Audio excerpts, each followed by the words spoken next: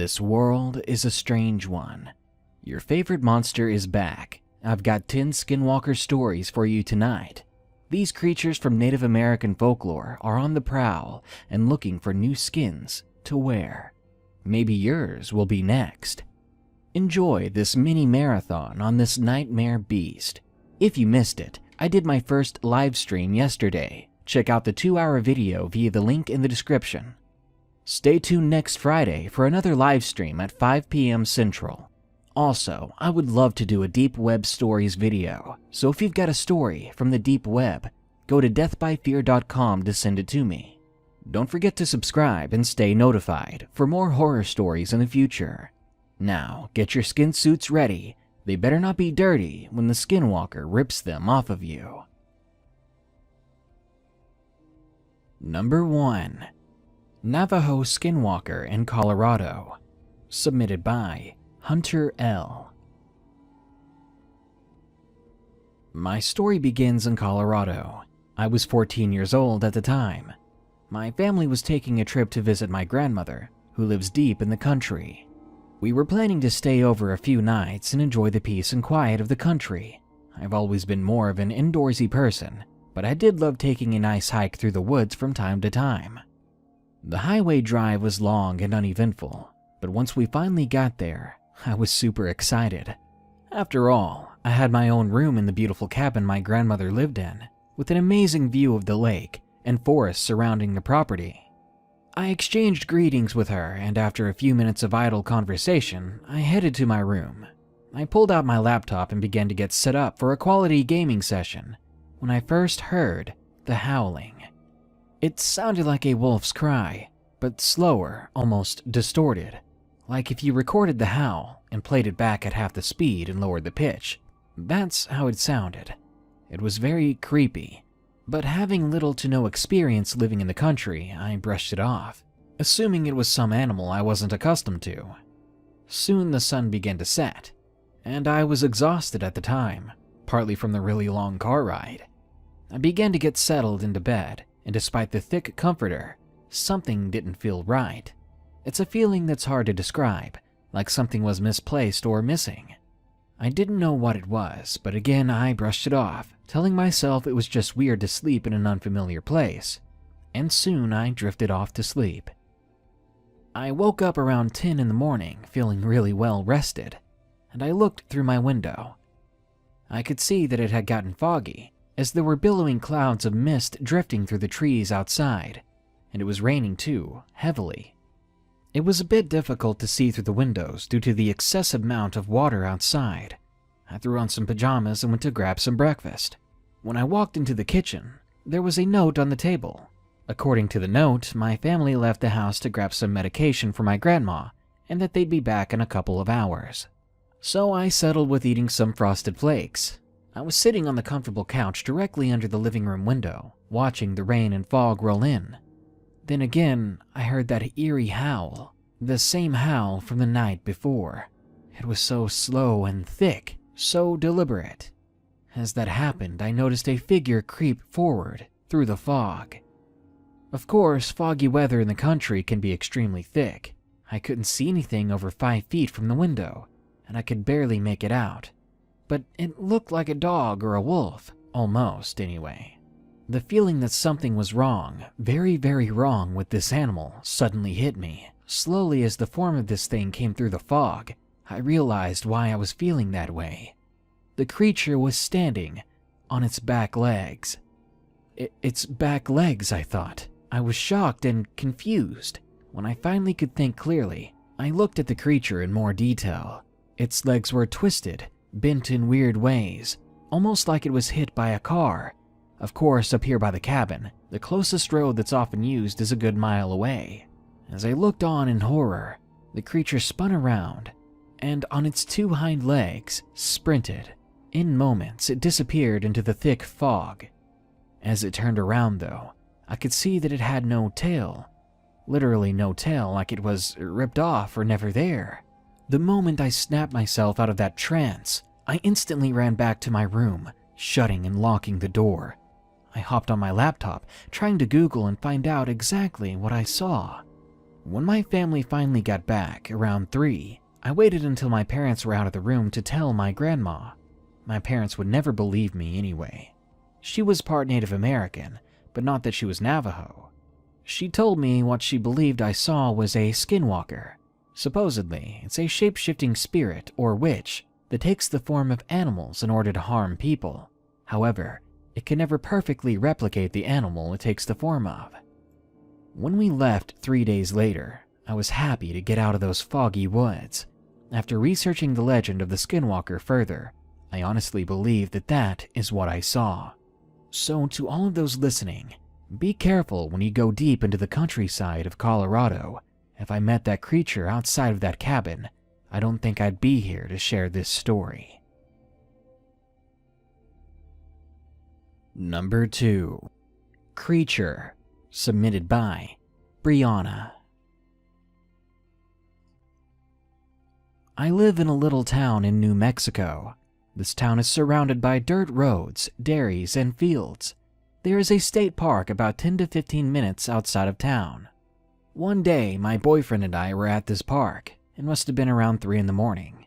We didn't really have anywhere else to hang out, so we would often go there to have some private time. We were about to leave, and we came up to this little intersection where the entrances were, and we see a vehicle turning in. So we sat and waited for the vehicle to pass, but the closer it came, the slower it got. It was a bit unnerving. I was getting nervous because we do have gangs out here. As the car approached, we noticed that the driver was an old lady. She was a tiny thing with curly white hair. And this is when things got weird. Remember, she's going very slow, so we got plenty of time to soak in this image of the lady. As she passed, she turned her head towards us. Her eyes were solid black. I swear to God, there were no whites to her eyes. Not like empty sockets, but as if she had black eyeballs, or maybe like each eye was just one solid pupil. We both froze as she slowly drove past. All the while, we were both filled with fear and dread. I'm not sure what we saw, but there were so many unanswered questions. Why would a little old woman be at the park 15 minutes outside of town at 3 in the morning? What was she doing there? Why was she driving so slow and just staring at us the whole time? We were very weirded out, and we started questioning what we saw, making excuses that we were just maybe tired, even though we both know what we saw. Well, a few months later, we drove out to the dirt roads to get away for a little bit. The sun was just setting. I knew we should have went home as soon as it got dark, but we decided to park and chill out.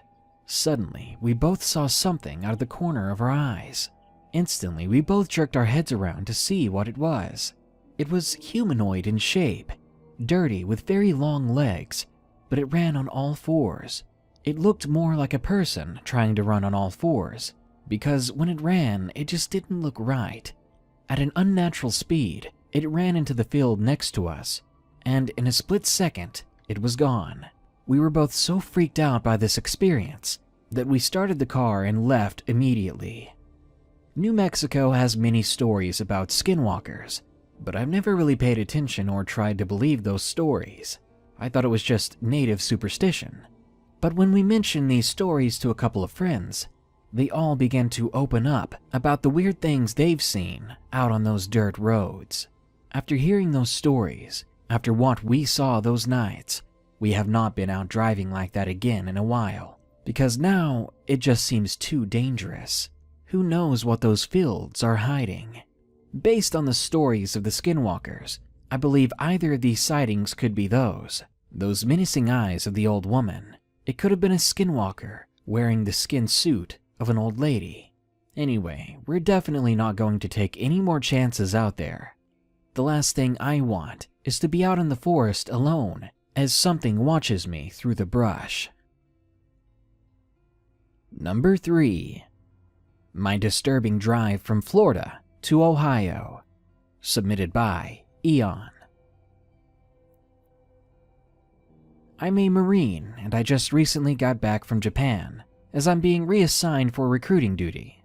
Upon my arrival back stateside, I found out I had to go to my next station early. Oh, there's nothing like hearing bad news right off the bat.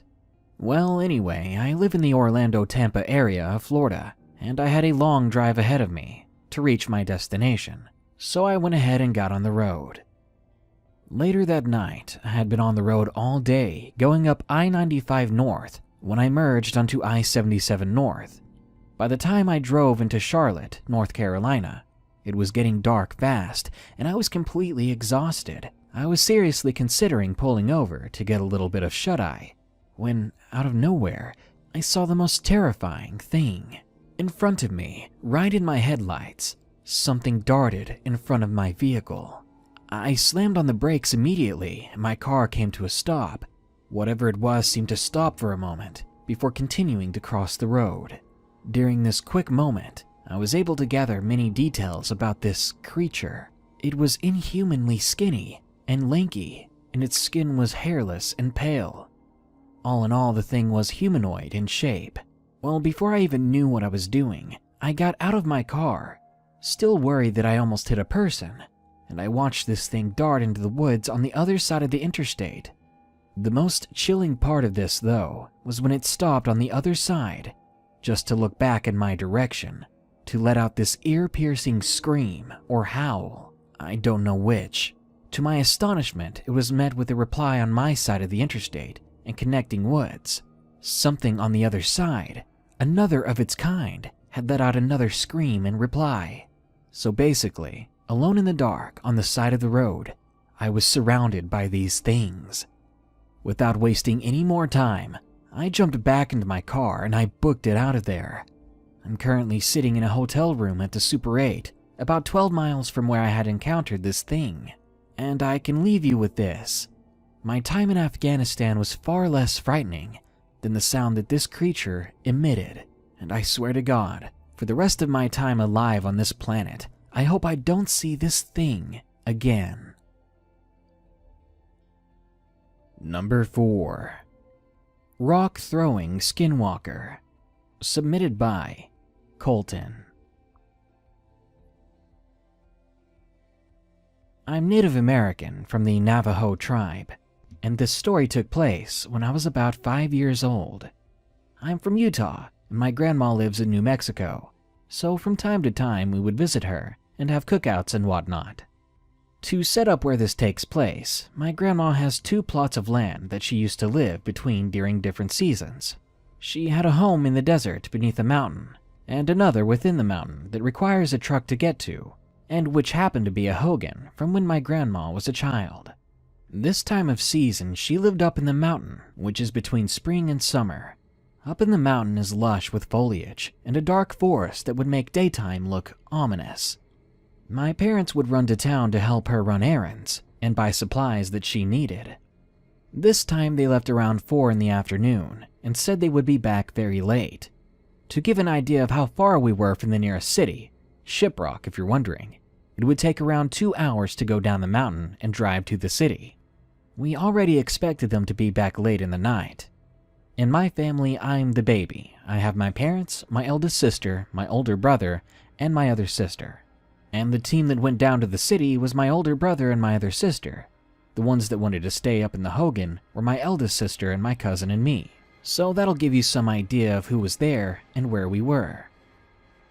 It's around 9 p.m. that night, and we're sitting in the hogan doing nothing because it's a moonless night outside, and it's pretty terrifying when you're 5 years old, and literally the only light is from a gas lantern. Suddenly, the dogs start barking at something. Soon this escalates to the sound of them fighting something, as if they were trying to defend themselves or fend something off. From the sound of the dogs fighting and whimpering, my sister is trying to see what's happening from the only window in the hogan. But of course she can't see anything, it's just that dark. My cousin and I are scared out of our minds because this never happened before. The dogs may bark or growl, but they never sounded so freaked out. They were acting like their lives were in danger, and even scarier after all the fighting. There was complete silence. After a couple of seconds, we heard what sounded like rocks being thrown at our little hogan. We began to panic because something got rid of the dogs and is now coming after us. My cousin lives in this hogan with my grandma, and they knew that a revolver was hiding in her drawer with her clothes. He tells my sister to grab it and tells her how to load it and arm it.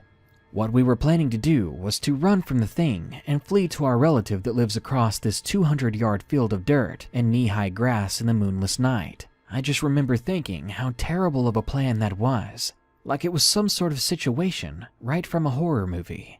I completely remember that feeling of sheer terror the moment we opened that door, only to be met by pitch blackness outside. My sister, armed with a revolver, followed up behind us, while my cousin with a bat led us. So we sprint outside, like a bunch of bats out of hell, and I'm trying to keep up and not lag behind, but it's hard. I don't remember running 200 yards so fast, but being a panicking 5-year-old kid, thinking he's about to be pounced on by some creature, probably helped me across the way. Thankfully, we arrive at my relative's house, and of course he's really mad that we're there so late, and he notices my sister with the gun. Long story short, she gets scolded for having the gun out and armed with kids around. He takes the gun and fires 3 times in the air and walks back to the Hogan. He stays with us until my parents come back. That's the most I can remember, and I know a lot of other creepy stuff happened at my grandma's, but that was by far the scariest, because who wants to run through an open field with the feeling of something chasing you? The next day when we checked on the dogs, or what was left of them, we saw a very disgusting sight. Something had killed them. Whatever that thing was, it finished off the dogs and began to throw rocks at our Hogan. I can only believe that it was trying to lure us out, which it successfully did, but I have no idea why it didn't attack us, because it literally had us in the palm of its hand. Number 5. Hunted, submitted by Justin. My friends and I love paranormal stuff, and we love being scared. We practically study this stuff. So by now we know about Wendigos, Skinwalkers, and many other demons. But until this one night, we never really knew what being scared meant. That night was about 3 weeks ago when me and my friends decided to go into the forest in my backyard. There were 3 of us, me, T, and Josh. They were staying the night at my house when Josh came up with the idea to go for a walk in the woods. This was surprising to T and I, as he was usually the one that was scared. He said it'd be fun to try to creep ourselves out in the dark. We agreed and got some flashlights, then headed out in my backyard. Now, in my backyard, there was no fence separating the forest. The forest was huge, and I still haven't seen the end of it from my usual walks, and that's even during the daytime. We all walked close together for about 5 minutes, when things started to happen. All of our flashlights began blinking and then just shut off. This couldn't have just been the batteries, because it happened at the same time. "What the heck?" we heard Josh say. Then he just took off back to the house. "Oh my God, Josh," I said under my breath. Suddenly, a twig snapped behind us. I turned toward it, trying to turn my flashlight on again, but nothing happened. T stepped closer to me, as we both stared into the dark forest in silence. I wanted to run, but something held me back, maybe a morbid curiosity. It took a moment for my eyes to adjust to the darkness, but soon I could see what made that twig snap. It was a tall creature with a hunched back. The ribs of this beast were showing, with flesh hanging from it. The head was of a deer skull, and instantly I knew what this might be. Perhaps a skinwalker or wendigo. It was like seeing something straight from your nightmares, something so unreal that you deny that you're seeing it. But it was there, so vivid. I'll never forget the sight of it. Honestly, things like wendigos and skinwalkers and creatures like that, they were just stories before.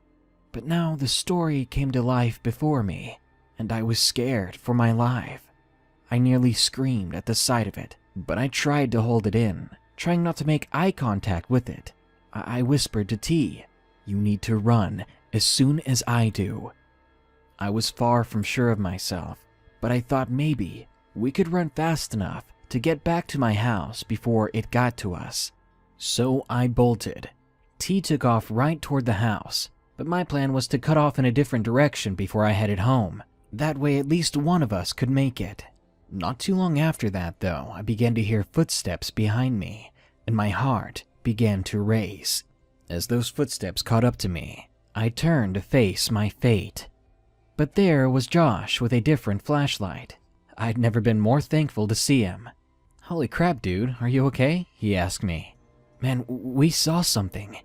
The look on his face said he didn't completely believe me, but he replied to me, "I just came back to look for you guys to make sure you're okay." Still completely terrified, I looked back deeper into the forest behind me when an ear-piercing screech broke through the air. I wanted to just be home. I've never heard anything like this before, and it sent chills down my body. Josh and I ran as fast as we could towards T in the house, but whenever we looked behind us, we heard footsteps coming from something else. We just kept running as fast as we could with something trailing close behind us, when suddenly my head caught an overhanging branch and it knocked me to the ground. Josh mustn't have seen because he just kept running. I lay there on the forest floor, scared, tired, and now in pain. I was too afraid to look behind me. I just knew that I would see that thing standing over me, waiting to kill me. Thankfully, the next thing I saw was T running through the bush back towards me. He actually came back for me. Before I could be filled with hope, though, T stopped in his tracks before he could reach me. He knelt down, and he didn't once take his eyes off of something behind me. His eyes were so wide and his mouth was open. What was he seeing? He looked so scared. It was almost more terrifying than actually seeing this thing, just knowing that it was right behind me. Then those same footsteps that were following us before, I heard them again, but this time, they were walking away. If I wanted to survive this was my chance. I got up and I sprinted to the house, T just barely in front of me. The whole way there, we didn't see or hear anything else. When we got back to the house, Josh was waiting at the back door with his head barely poking out of it. I rolled my eyes when I saw him, but none of us said another word for the rest of the night. We got inside, locked all the doors, and just sat there. We all waited for the sun to come up, the three of us in silent agreement that we should probably never go back in those woods again. Number 6. Wendigo or Skinwalker. Submitted by Anonymous. When I was a child, I remember playing hide and seek with my friends, who I still talk to this day. But it was back then that we stopped playing hide and seek because something happened. My house was backed by a forest of pine trees, so there wasn't a whole lot of brush and you could see about a mile in. Keep in mind we were about 3 miles away from any other houses, so it was often very quiet. As well as being very creepy at night, it also seemed very eerie during the day. I always got chills when I was out there. Yet that didn't stop us from camping, hunting, and just playing in the woods. So one summer evening, myself, my mom, dad, and friends, Jeff and Lily, had gone out to camp. What was special about this time was the fact that we went deeper than we've ever been into these woods. After hiking out, we set up camp, and by then it was already getting dark. We whined to my parents to let us play for almost 10 minutes until they said fine. So it was about 8, and it was dark out. We got some flashlights and we began our games. Of course, like always, I counted first. I began counting, all the while hearing giggles and running feet behind me. After 30 seconds, I turned and I listened. Now, keep in mind, it was summer. You should hear birds, frogs, and crickets. But at the time, I heard nothing. Not wanting to seem like a wuss, I sucked it up and started seeking. After a minute or so, I heard movement, and I instantly saw something that would scar me for the rest of my life. I saw a tall, pale creature, about 8 feet tall, and it was still hunched over. Its limbs were thin and elongated, with long, bony fingernails. Its hair was white and thin. The moment I saw it, I screamed so loud, it turned to me, and this thing, it actually spoke. It said to me, "Hush, child. I don't want to hurt you." Now, being a 12-year-old, I had some sense that I knew this thing was going to kill me. I tried to move, but I was completely petrified, so afraid that I could barely breathe. While stuck in a staring contest with this yellow-eyed creature, I tried to remember my way back. The second it took a step toward me, I grabbed my flashlight and I bolted back the way I came. As I was running, I could hear this thing behind me. I turned to see the spot where our camp had been, only to see the remnants of a fire. So instead, I headed home. When I was a few feet away from my yard, I hit a root and fell flat on my face. And I thought, honestly, that I was dead. But as I fell, my dad came out with a shotgun and screamed every possible swear out into the woods. Now, this whole time, I didn't hear footsteps behind me. I just ran. But then as I lay there facing my house, facing my father, only inches behind me, I heard the same voice as before. I'll be seeing you soon. I nearly fainted right there when I realized how close it had come to me. The voice was only a few inches behind me. As soon as I could get myself back up, I ran inside, running into my mother's arms and crying. Apparently, my family had seen this creature in the forest before me. They were unable to find me, and having to care for the other children, they had to get home fast. They had left me. A week later, we moved closer to the city, and we ditched all of our outdoor gear. I remember something a week later. We set up a trail cam, but no one dared to go out there. Ever since that night, I've been wondering what we saw. And to my understanding from my research, I think we may have seen a skinwalker. Mostly, I'm just glad to be alive, and I will never be going out there to see that thing again.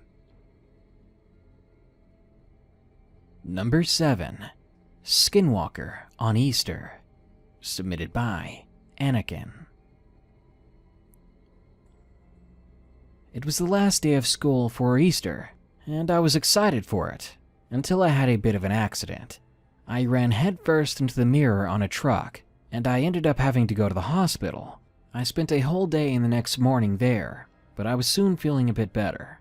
So the night before Easter, my cousin and I were walking to the nearest gas station to buy a few snacks and some junk food. I noticed on my right was a small patch of woods. My cousin then spoke up and said, "Dude, we should go in there." I just looked at him like he was a madman, but I agreed to go. Maybe it was just peer pressure. Boy, was that a bad idea. For one, my injury was making my head hurt, and then when we walked about 50 yards in, I began to hear something that sounded like something eating or thrashing at meat. I told this to my friend, and he told me to remain calm, that it was probably a bobcat or a coyote. I told him in this part of Michigan there's rarely anything like that. Then he said maybe it's a wolverine or something. But then again, this far north, I thought to myself, that's not likely. We ventured on though, trying to ignore the sound. Later, I hear something that sounded like my cousin, but he's right next to me. But coming from the trees nearby, I hear his same voice. "Dude, come over here." We both stopped in our tracks, now completely petrified. We both knew that that wasn't him. I could even see the look of terror on his face when he heard it. As we sat there thinking silently, wondering what we should do, we then saw something of a silhouette dart between trees in front of us. We turned tail and ran back to the gas station. But before we exited those woods, we could see the same silhouette darting between trees around us. Whatever it was easily keeping pace with us, and it seemed to be just toying with us. We ran harder, pushing ourselves to the limits. We didn't stop until we made it back to his house.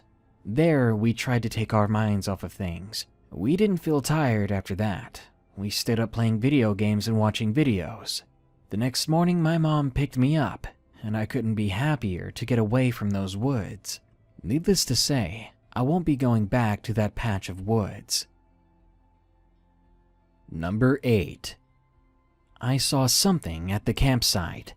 Submitted by Firebolt U. I was 15 years old, and I thought I was invincible. My mom forced me to go to the Boy Scouts, and it was my first camp out with them. Now, before this camp out, I already had a good amount of badges and was strong and sporty, but I was always up for something new. Well, we piled into the truck and were driven to the campsite. I still remember what the camp looked like. It was filled with chipped pieces of wood and was surrounded by forest. We started off with the usual, making a fire and playing manhunt with more people my age. As the sun began to set and our scoutmasters, let's call them Benjamin and Thomas, told us older kids to go into the forest and find some food, such as rabbits or birds to eat. So we went into the damp forest, unsupervised. We all split up so we could cover more ground. I decided to find some rabbit holes. I'd been around this area before with my parents, never camping though, so I knew where some rabbit holes were. I began to hum to myself as I walked. This is when I first saw something. In the distance, behind a tree, there was the silhouette of a deer with antlers. The antlers had many points, so I assumed it was a large buck. The thing was standing still, as if it was trying to listen. I never once saw it move, so I continued to walk slowly closer, thinking it'd be cool if I could get as close as possible to a wild deer. But as I gained some perspective on this creature, as the tree moved from my view, I realized that this was nothing natural. This was no ordinary animal. What I was seeing looked to be something standing on two legs, with a deer's head at the top, but the whole thing was all skin, leathery black skin, and this thing wasn't listening. It just had its head tilted down, facing the forest floor, as if it was a statue. I began to reason with myself that maybe it was some crazy artwork by some stranger. But then I saw it breathe. Without chancing it, without taking another step towards it, I turned around and I ran back to camp. I was so afraid that I was staggering and tripping the whole way. When I got back, I was too afraid to tell anyone. I just wanted to go home. I didn't know if anyone would believe me, but I know what I saw. Number 9. My Skinwalker Encounter, submitted by Paul 115. What I'm about to tell you happened 2 weeks ago. I was going on a trip to my grandparents' place, and that's about a 1-hour drive. The road leads through a huge forest, and nearly 45 minutes of the drive there. So I left with my parents at around 6 that night, and it was almost completely dark. So through the whole drive it was going to be night, I assumed. Half an hour went by and it was pitch black outside, and only our car's headlights and the moon's light were giving any light at all. Suddenly, as I was watching through the windows, I will mention that we were going slow just to avoid any slippery turns, I saw something, and I instantly regretted looking out that window. There in the dark of the woods was a pale white, almost human-like figure, and only by the light of the moon I could make out some features on its face. Then it moved its head towards our vehicle. I saw 2 red eyes. They were like portals directly to hell. I was terrified instantly. The creature let out a high-pitched screech that I could hear from within the car, and I knew that it was coming from this creature, because as it started, its jaw widened inhumanly so. My mom and dad turned their heads trying to find the source of the noise. They heard it too. After looking at my parents to see if they heard it, I looked back at the creature. It was now no longer sunk to the ground. It was now standing on its legs and was easily about 7 feet tall. The moment my dad saw it, he decided to throw caution out the window. He floored it. Then we watched as the creature got back on all fours, then charged into the woods, disappearing. Now this was a one-way road, and it went on straight for a few miles. But I swear the whole way, the same distance from the tree line to the road, we heard those screams over and over. Apparently, this creature was somehow keeping pace with us. When we finally arrived at my grandparents' place, we all got in the house as quickly as possible, completely forgetting any luggage that we had in the vehicle. Inside, we rushed through salutations, and we locked the door. And then we heard the screaming around the house. My grandparents' expressions were different than that of my parents, and instantly we all knew that my grandparents recognized this sound. The next few hours went by as we all sat in the living room, cuddled up together, and my dad and grandfather both had 12-gauge shotguns at the ready. After a long while, I somehow finally fell asleep. That night, though, I kept waking up in the middle of the night, over and over, every so often. But every time I did, I would look out the window, and there would be red eyes in different windows. Whatever was out there, it was moving from window to window, keeping a close eye on us, or maybe it was trying to find an entrance. When everyone was awake in the morning, everything seemed to go back to normal, and during our little getaway, we didn't hear anything or see anything else like that creature. I couldn't have been more thankful. To this day, I don't know what it was, but one fact remains. My grandparents know something, but they refuse to give any answers. And number 10, Until Dawn, submitted by X Seraphim X. My family and I were going to a family reunion on my uncle's ranch or farm. Every 5 years we would have the reunion, and every time I would awkwardly follow my parents around and stuff, talking to cousins that I've never met before. Anyway, some of the grown-ups decided it was a good idea to stay and spend the night, drinking. My parents decided to stay too, and I don't know what possessed them to put me in charge of the toddlers and teenagers, but those kids were like half my age, and 2 of them were older than me. I wasn't really up to it. Somehow we ended up sleeping outside in tents that were in a row, overlooking the thick bushes and trees outside. It was about 1 in the morning when all of us finally went to sleep, because last I checked all the phone lights were off. I woke up listening to eerie howls of pain coming from behind one of the tents. Now howls like this were normal, because there were a lot of coyotes on my uncle's ranch, but they wouldn't come this close to humans. I ended up listening to the howl. It slowly died off. I woke up again later, listening to the sound of odd ripping noises to the left. I got up and peeked my head outside of the tent, and what I saw shook me to my very soul. It looked like a deer on its hind legs, until I took a second glance. There, looming over a tent only a few feet away from me, was a tall and gray creature with dangling arms and horns on its head.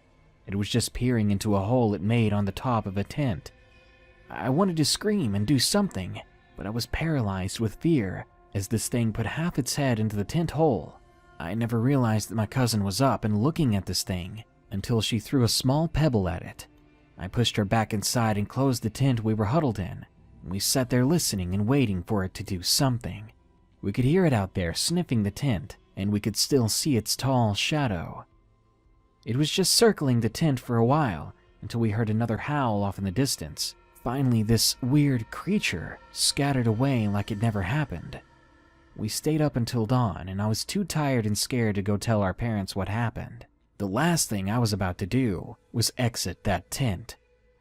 In the morning, some tents were ripped, and there was what appeared to be drool on some of the tents.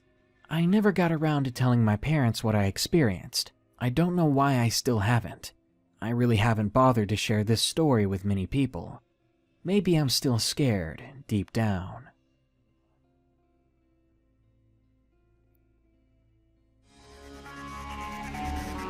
Skinwalkers are some of the scariest beings I've ever read about. These creatures are both ravenous and intelligent. Most creatures that show up on my channel are just that, animals. But skinwalkers are different. They know what they're doing, what they want. They'll try to trick you, try to lure you in any way possible to that quiet spot in the middle of the woods. Just remember, if you step even 1 foot toward that noise, you won't be coming back. In fact, no other living soul will probably ever see you again.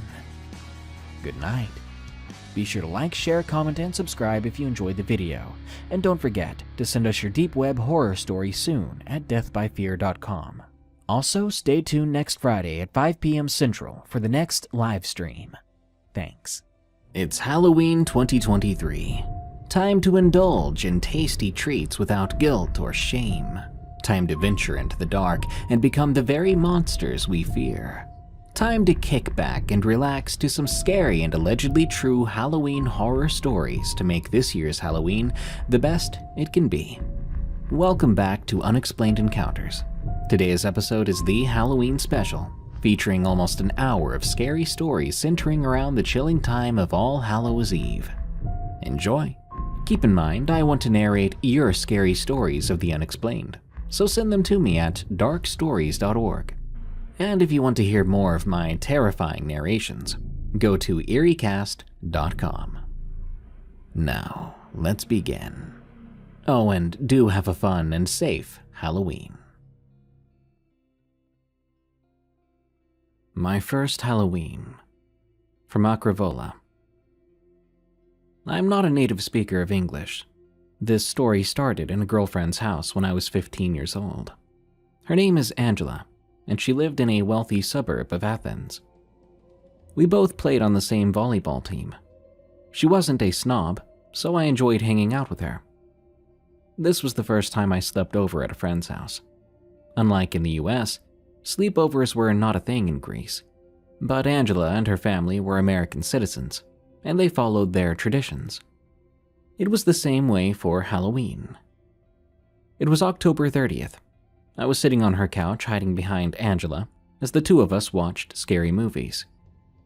I think she enjoyed teasing me for how scared I would get, even more than she enjoyed the movies themselves, most of which she'd seen a number of times before. 2 hours before midnight, I heard the front door open, and I jumped up.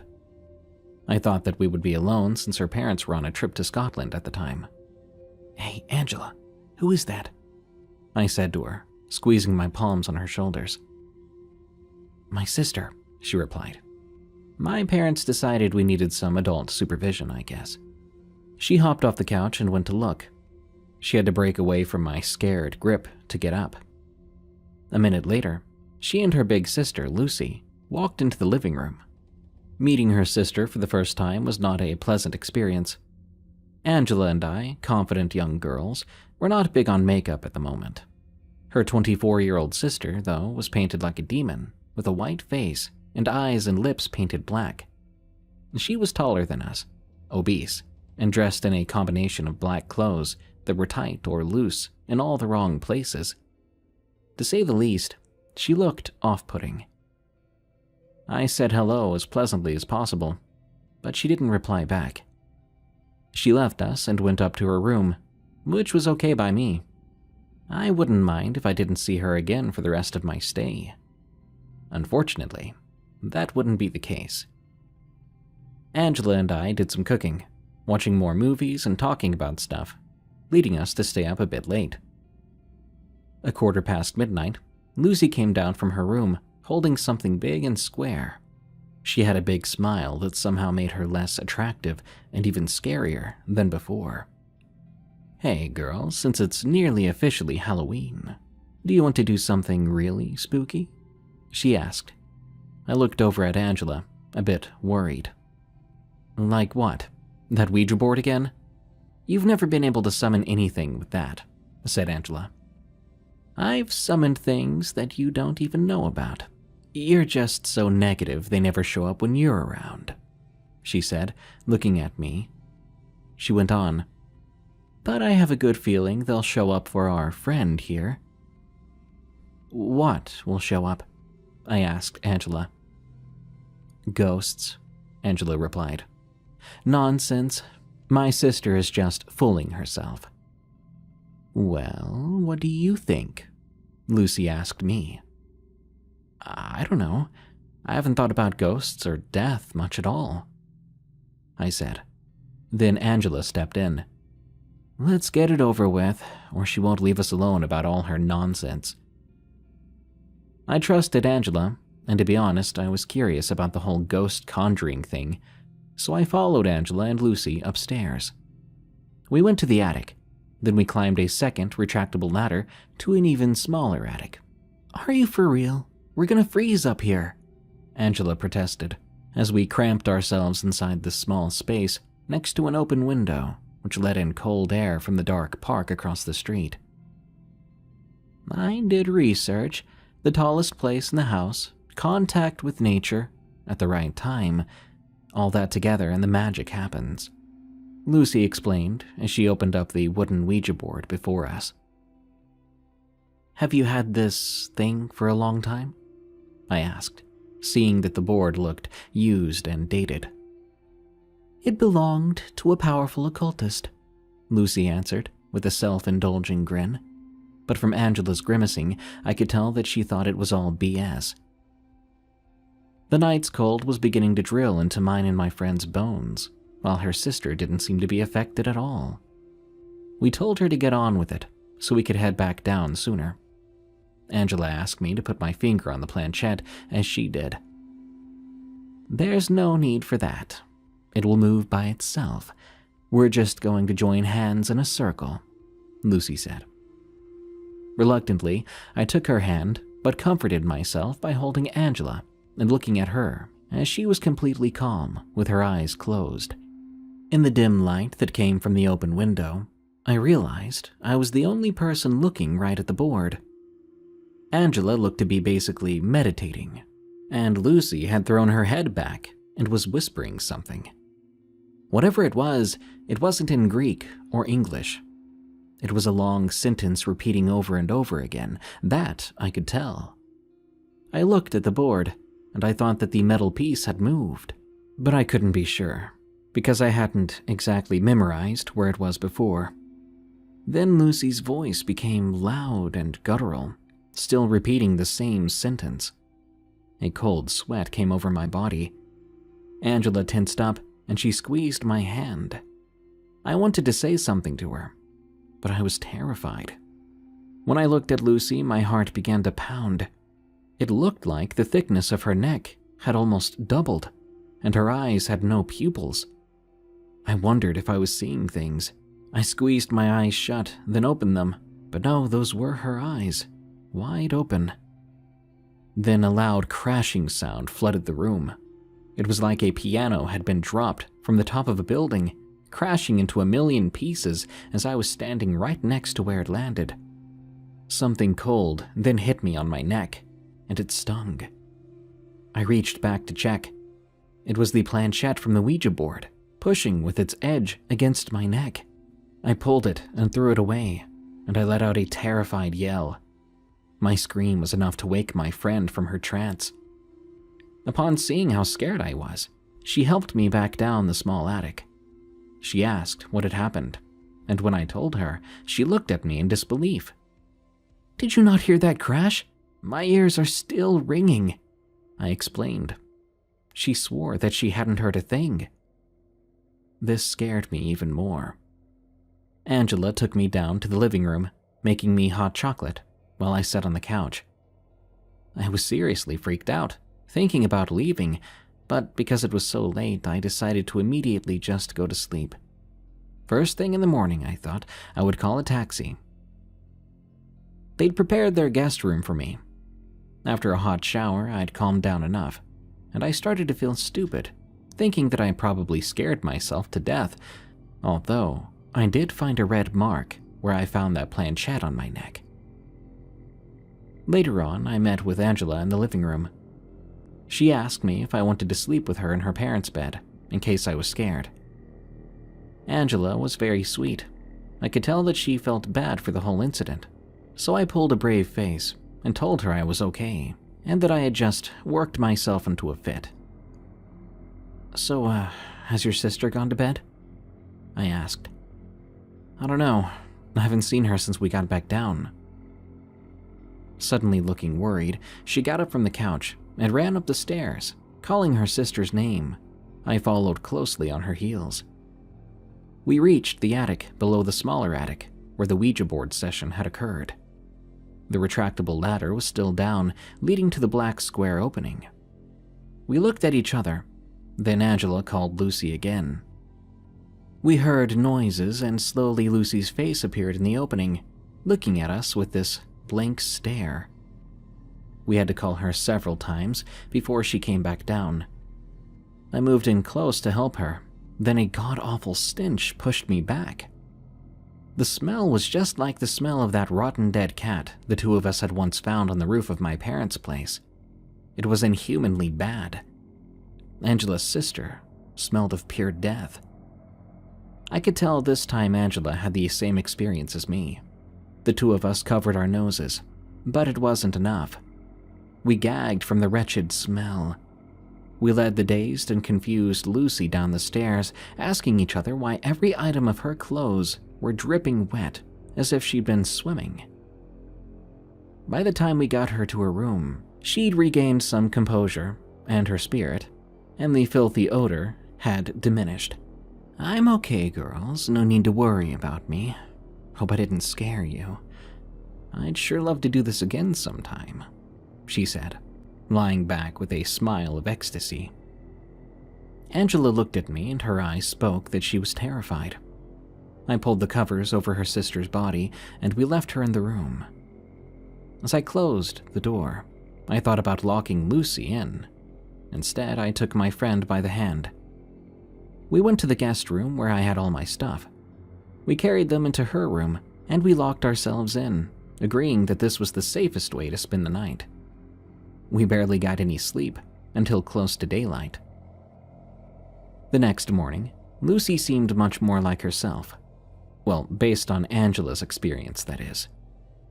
I was to spend 2 more nights at their home, but I decided I would head back to my parents early. Lucy understood, and we all remained friends.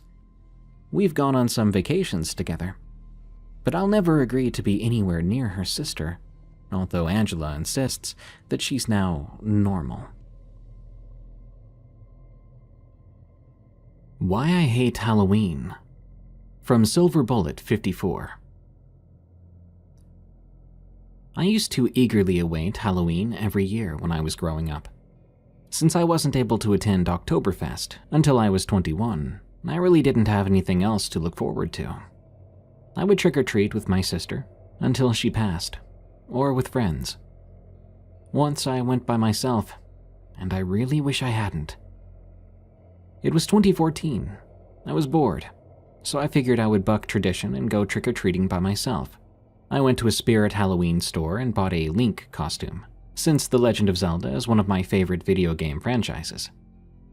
I saw a few other people there, and figured they were bored or going to a party. So I paid for my things and left. I decided to leave at 5, and when I walked outside, I saw a few other people starting early. I quickly called a couple of friends. One of them had apparently dressed as Laughing Jack, and the other was Clockwork, from Creepypasta stories. We were talking via FaceTime, and at one point one of my friends asked, "Who did you convince to dress as a demon?" When I asked what he meant, he replied, "Don't play dumb. There's someone standing next to you dressed like a demon." I looked over to my left, but I didn't see anything. I almost looked to my right, but before I turned that way, I felt a chill on the back of my neck. I knew if I turned my head completely, I would see something that I didn't want to see. I decided to just do my trick-or-treating to get my mind off of things. A few people I knew said it was great that I was doing it one last time, but I wasn't able to smile about it, because the whole night I felt a nauseating feeling, and it felt like someone was following me. That same dreadful sensation that if I turned my head, I would see something terrifying followed me. After a couple of hours, I had a giant amount of junk food, so I was ready to go back home. I took a deep breath and turned around. That was a mistake. What I saw wasn't scary at first. It looked like perhaps an 8-year-old kid, and we just stared at each other. He looked at an old house that I just peeked inside to see if there were any occupants. Then he turned back to me, and he said something with a voice that sounded more animalistic than human. I never went to your house, so don't go to mine. I was about to say something. Then the boy blinked, and when I saw his eyes again, they were red. At that very same moment, a scent hit me. It smelled of sulfur. I was so scared I actually froze there on the spot. Do you want me in your house? He or it then demanded to know. It must have been loud, because a few kids turned towards me then. They screamed and ran away. I quickly shook my head, and this weird kid growled, then vanished. I probably broke Usain Bolt's record, judging by how fast I ran back home. I jumped inside my house and slammed the door shut. I know it was a demon. And I also knew that after that, I was done trick-or-treating for good. Nowadays, it's only Oktoberfest for me.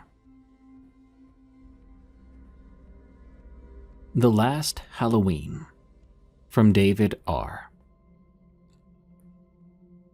Halloween has never been the same for me since that fateful night, back in 1983. It's been about 40 years now, but I still get chills when I think back to the last time I ever went trick-or-treating on Halloween night as a kid. I grew up in a suburban neighborhood right outside of Chicago. It was a pretty typical middle-class area. Rows of brick houses and ranch styles, big trees lining the streets. Other than the occasional storm, things were peaceful and uneventful. But that all changed when I was 14 years old. It was October 31st, and as usual, I was looking forward to trick-or-treating with my friends, Mike and Eddie. We had our costumes all picked out. I was going as Jason from Friday the 13th. Mike was a typical vampire, and Eddie was dressed up like David Bowie. My friends came over around 6, just as it was getting dark. We gathered up our pillowcases and headed out to start making our way through the neighborhood. Things started normally enough. We hit up all the familiar houses, getting the usual candy offerings. Mini Snickers, packets of Smarties, Tootsie Rolls, and whatnot. After about an hour of walking up and down the streets, our bags were getting pretty heavy with candy loot. We were planning to hit a few more houses on our block and then call it a night. We came up on this one old Victorian-style house in the corner that was always decorated really nice for Halloween. It had fake tombstones and cobwebs all over the yard. But when we walked up the path, there were no lights on. No one answered the door, even after repeated rings of the doorbell and knocks. Disappointed, we turned to leave, but that's when Mike stopped us. He said he'd heard at school a rumor about an old man who lived here. Apparently, decades ago, the man's young son had gone missing on Halloween night, never to be seen again. According to legend, the grieving father refused to celebrate the holiday ever again following the disappearance. Now, maybe Mike was just trying to mess with Eddie and me with a creepy story, but there was something so unsettling about that dark, empty house looming over us. I felt compelled to prove him wrong. I figured the old man had probably just stepped out, and we got there too late. Without thinking, I said we should check the backyard real quick. My two friends hesitated, but eventually followed behind as I made my way along the fence toward the back gate. The gate creaked open easily, and we stepped onto the stretch of overgrown grass behind the house. I headed straight for the back door, hoping to see a light on somewhere inside. But the whole house was pitch black. As we stood there on the back step, considering our options, a piercing scream shattered the silence. It was high-pitched and agonizing.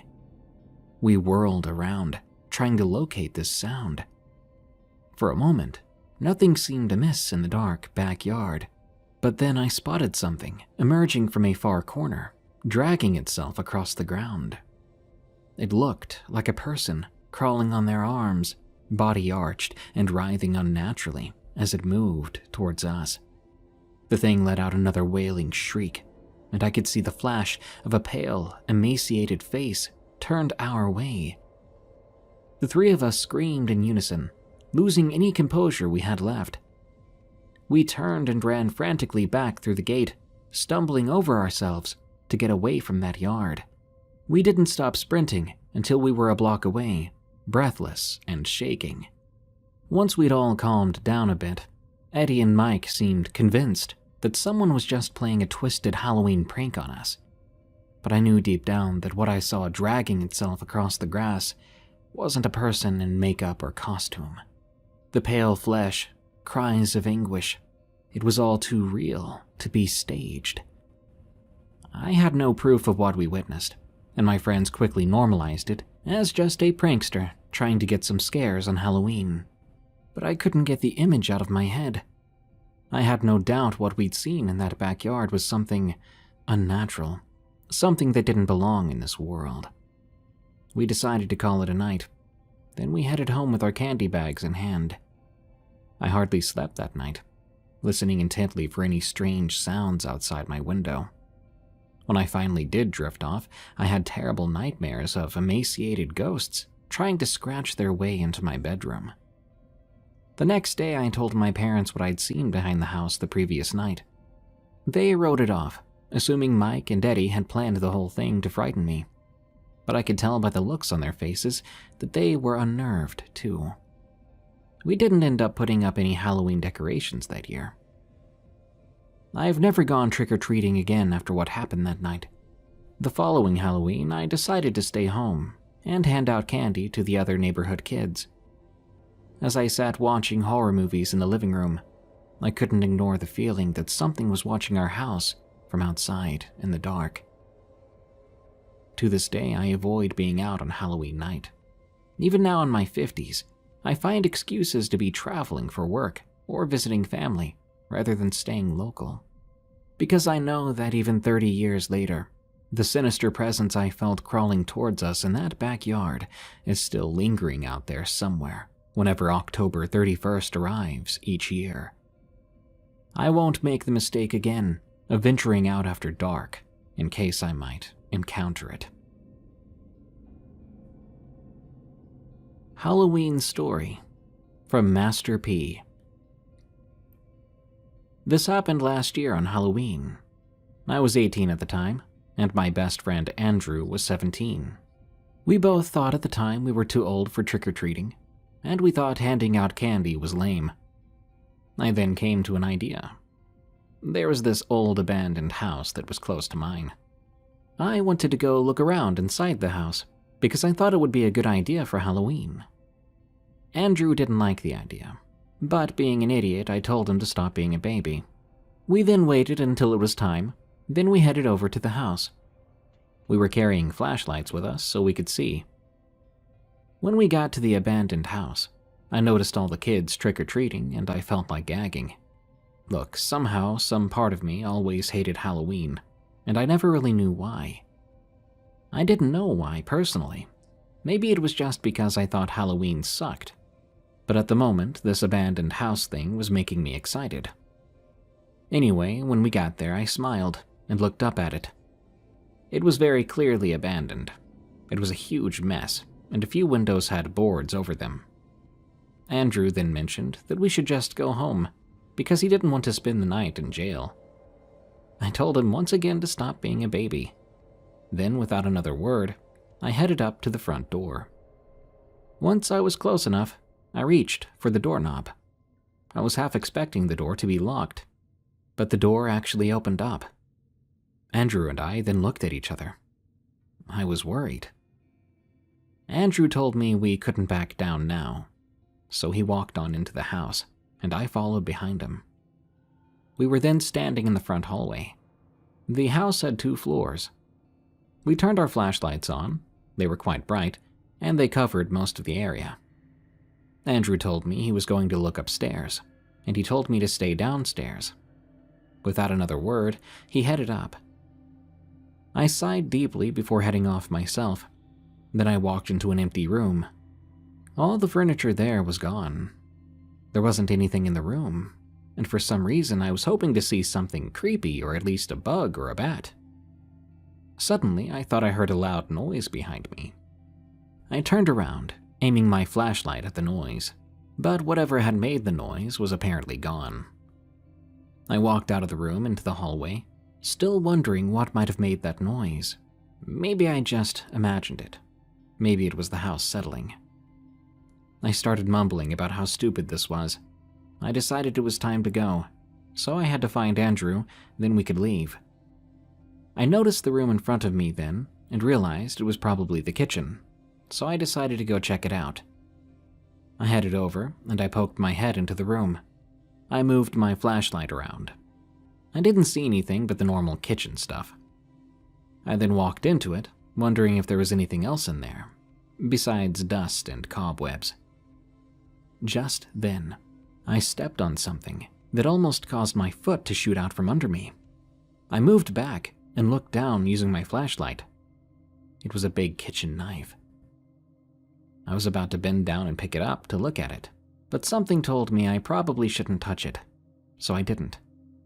I kept wondering why a knife was inside this abandoned house, but I didn't question it, At worst, I figured when they moved out, the previous owners dropped the knife. I headed out of the kitchen and back to the hallway. That was when I heard a loud scream. It was Andrew. I ran upstairs, continuing to hear him yelling about something. He sounded terrified. When I got to where the screaming was, it was a dark, empty bedroom. I used my flashlight, and I soon found Andrew. He was sitting in the back corner of the room. But then I noticed someone else was in the room with us. For one reason or another, the other person did not notice me, or at least they didn't react to me, and I saw Andrew holding his flashlight like a teddy bear. I cleared my throat. Finally, the other person turned around. Whoever this was taller than both me and Andrew. I couldn't tell if it was a male or female, because they had some kind of creepy Halloween mask on, but they didn't seem to be armed. "Leave him alone," I shouted at the person, which was probably a bad idea, because the person laughed, and I could feel anger bubbling up inside of me. I knew that what I was about to do was a stupid idea, but it was the only thing I could think of. I threw my flashlight as hard as I could at this person. It hit them in the face, which made them shout out. This gave Andrew enough time to get away. The two of us ran downstairs, and I could hear the person yelling at us. We didn't look back. We just ran out of the house and down the street before stopping. We were at the sidewalk then, bent over and panting. I groaned under my breath. Andrew pulled out his phone, saying that he was going to call the police about what happened. A moment later, Andrew looked annoyed. He told me the police thought it was a joke, or unimportant, and they hung up on him. I was annoyed because we both knew this wasn't a trick or a prank. We went back to the safety of my house. I wondered then if that person may have been using the old abandoned house as a hideout or their own living space. And if the person was a thief, or worse, like a murderer, perhaps that was their base of operations. After this event, Andrew and I decided we weren't going to do anything crazy for Halloween. We instead helped my parents hand out candy. The time I worked in a haunted Halloween orchard. From Alice May 18. I'm a 26-year-old female. This happened about a decade ago. I still remember it like it was yesterday. A little information first. When I was 13, I was 5'10" and was often mistaken for at least 16 years old. At the time, I lived with my uncle, Jared, along with his wife, 2 daughters, and my grandma. Jared started his own business as a pool and spa man, including repairs and cleaning, and lifting heavy chemicals and other supplies for his business. He's very good at his job. He's one of those guys people generally like and get along with. We live in Southern California in a nice area, and many rich people live here because the weather is usually sunny and rarely gets more than about 80 degrees Fahrenheit all year long, despite changing seasons. Naturally, he has quite a few customers that are pretty wealthy. One of these customers was a middle-aged woman. She invited my uncle to attend a huge Halloween party that she was hosting at her place. She said that he and his family were welcomed as guests. You see, my uncle was and still is to this day a huge fan of Halloween, as well as a fan of scaring people. That was something we've always had in common. So when he heard she was going to have a haunted maze in her avocado orchard, he took her up on her offer and invited me as well. Though I'm not big into parties, I didn't hesitate to say yes, since I would be working the haunted orchard with him. The party was fun and they had good catered food, but I mostly stuck to my family members, trying my best to enjoy the party. But I was much more excited about working the maze. About an hour before the maze opened up, my uncle and I went to go and get ready in our costumes. He went off to one of the vacant parts of her huge house, while I went to get ready in the guest house. My job was to be more of a distraction for the people to pass by in the maze. I was dressed in a shorter Victorian-era dress, with fake stage blood covering my body and clothes. Overall, I looked as if I'd been hung by a noose from one of the orchard trees. The plan was to have small groups going into the maze, one group at a time, and I was to be still, drawing people's sights away from Jared, who dressed as Michael Myers with an actual chainsaw, which didn't really match his character. He was right across the path from me, hidden in the shadows. He would then rev up the chainsaw, and people would run screaming while he chased them down the path. Half an hour into the job, and everything went without a hitch. But that didn't last. I heard some loud talking down the dark path, so I got back into character, amused by people's drunken screams. I could hear about 5 different voices then. They all sounded like men. Their words were slurred, so I assumed they'd been drinking. The hostess had served alcohol at the party, so I didn't think twice on it. A lot of people drank before going into the maze. I had an uneasy feeling growing in my gut, but I completely ignored it. After all, I was a naive 13-year-old girl who thought she would be safe at a private party. I remember thinking that my uncle had been nearby, so I wasn't all too worried. "Well, looky there," one of them said. I heard someone laugh and make catcalls. "She's a cutie." I remember my breath freezing in my chest, and my uneasiness returned. I was the only person visible, so I knew that they had to be talking to me. I tried to look out into the dark, but I couldn't see anyone due to a spotlight that was shining on me from my feet. It wasn't until they were about 15 feet away that I finally see the outlines of these men. "Wow, she is," another man said as they walked closer to me. I was past the point of unease and just plain scared, so much so that I completely froze in fear. Though taller than most, I was still just a kid, and all 5 of these men were about my height or taller. There was no way to fight off or run from them. The men approached me, and I remember they completely reeked of booze.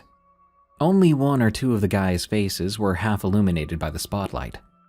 The others' faces were at an angle where they were completely black from the shadow, and I remember cursing the spotlight for shining directly in my face. "Hey there, baby," one of them said, getting closer to me. He was literally only inches from me as he and another guy reached out their hands to touch me.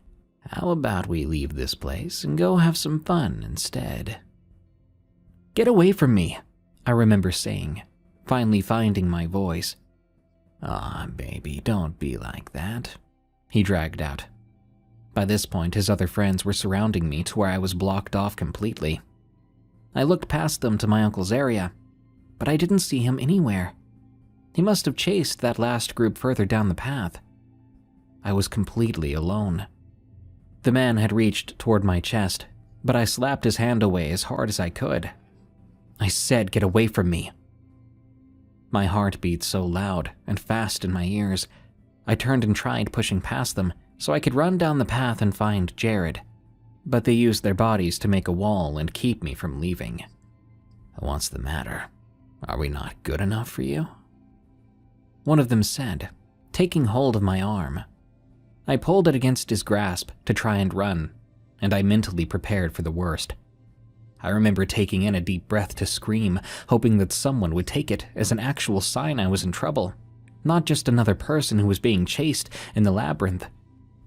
Then suddenly, I heard the beginning rev of a chainsaw, and all the men looked off in the darkness, where my uncle's figure as Michael Myers appeared in the reflecting glow from my spotlight. I'd never been so grateful to see a serial killer icon in my life. "What are you doing to my niece?" he demanded, rapidly stepping closer to them. I remember being so relieved to the point of almost crying, but I stopped myself. From the look on these men's faces, this 6'4" man, who was strongly built, due to the job he worked 6 to 7 days a week, dressed in an orange prison jumpsuit, a Michael Myers mask, and a very real chainsaw in his hands, translated to someone who could easily mess them up for messing with his niece. They started to back away from me, but one guy smiled nervously and said, "Hey man, it's cool, we're just leaving." Then he turned to me, and he said with this eerie, disturbing smile, "We'll see you later, babe." His hand brushed lightly over my stomach. I froze again, chills running up and down my spine. The man then ran off down the path, my uncle cussing at them and threatening to call the cops as they scurried off even faster. He would have run after them, Probably would have done something drastic too, if I hadn't run over into his arms and began to cry. I was shaking violently as the adrenaline wore off. He hugged me, then pulled out his cell phone to call my grandma. She soon arrived, and all three of us went to go and find the hostess to tell her what happened. Sadly, I don't think she was able to do anything, due to me only being able to give vague descriptions of the men, as they were mostly in shadow. And if she did, and I certainly didn't hear anything about it. Even to this day, I can't help but think what could have happened to me that night if Jared hadn't shown up when he did. There's been a couple of times where the lady has thrown more Halloween parties. I still go and work for the haunted maze, but I'm never in direct view anymore. I will actively partake in scaring the people. I've yet to be harassed like that ever again while working there, especially since I found out my true scare tactic, crawling like a fast-moving grudge towards people. I have 3 pieces of advice to anyone who works in a haunted attraction of sorts. 1. Just because you work there doesn't mean people won't start trouble with you, even during a private event. 2. Always be close to another worker, just in case something happens. And 3. Always be aware of your surroundings. Just because you're the one doing the scaring doesn't mean you won't be the one to have experienced traumatic events by the end of the night. The Treehouse, from Dark Rider 88. Halloween was always my favorite holiday growing up. Dressing up, eating candy, pulling pranks. What's not to love? But ever since that one Halloween night when I was 12 years old, I've never looked at October 31st the same way again. I grew up in a quiet suburb of Denver full of families and kids my age. My parents had moved there when I was young, because it seemed like such a safe, friendly neighborhood. And it was, for the most part. But maybe nowhere is totally safe from the darker side of things. Anyway, Halloween was a big deal in our community. Everyone would decorate their houses, and kids would spend weeks picking out costumes and planning trick-or-treat routes to hit the best candy spots. My friends and I loved sorting through our halls after a long night knocking on doors.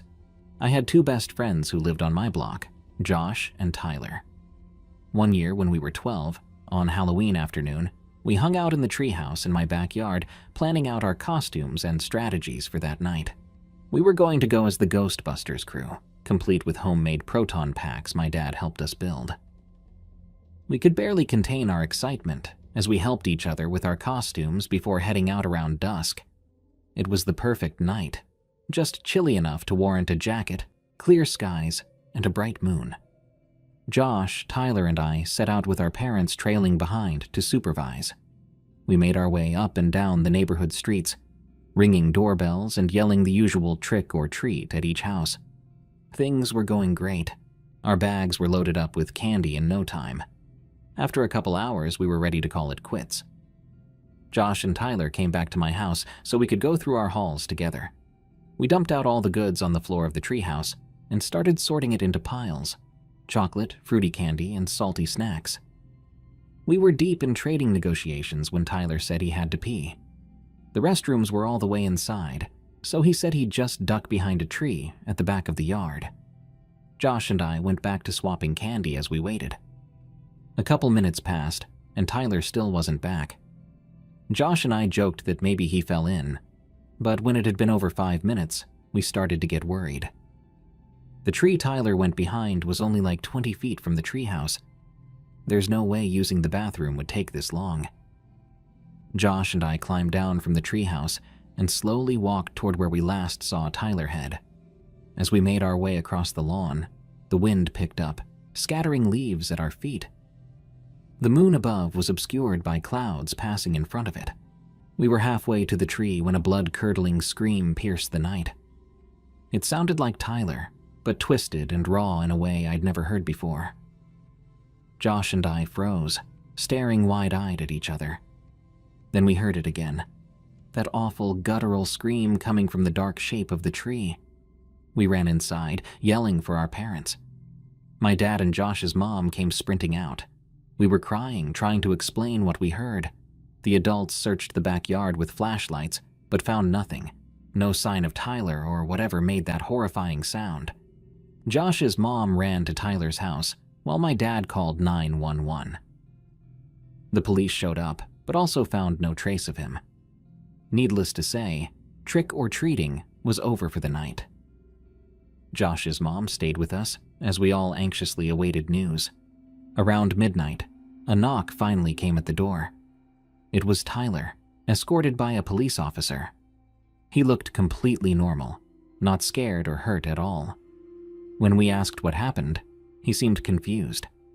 Tyler said he just went to pee behind the tree and came right back, but we weren't in the treehouse anymore. He assumed we went inside without him. Of course, we were incredulous. There's no way Tyler could have made it back to the treehouse without us seeing him in that tiny backyard.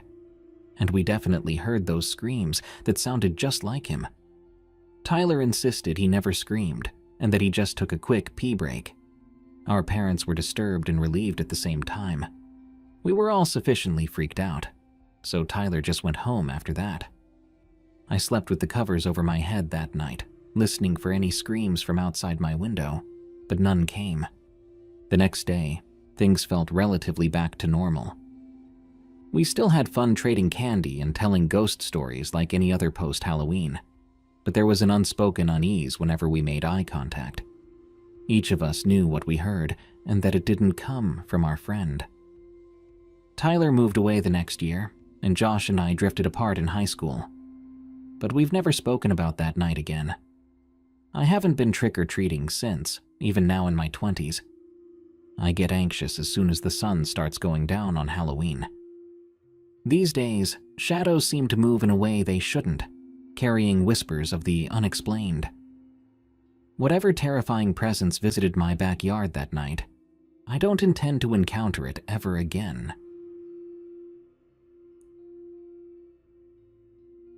The Clown, from Saris, Victoria. This story took place back in 2016, during the clown craze that was going on. My local church has a Halloween-themed carnival every year, and my friends and I decided it would be fun to help out with setting up the carnival and helping run the games.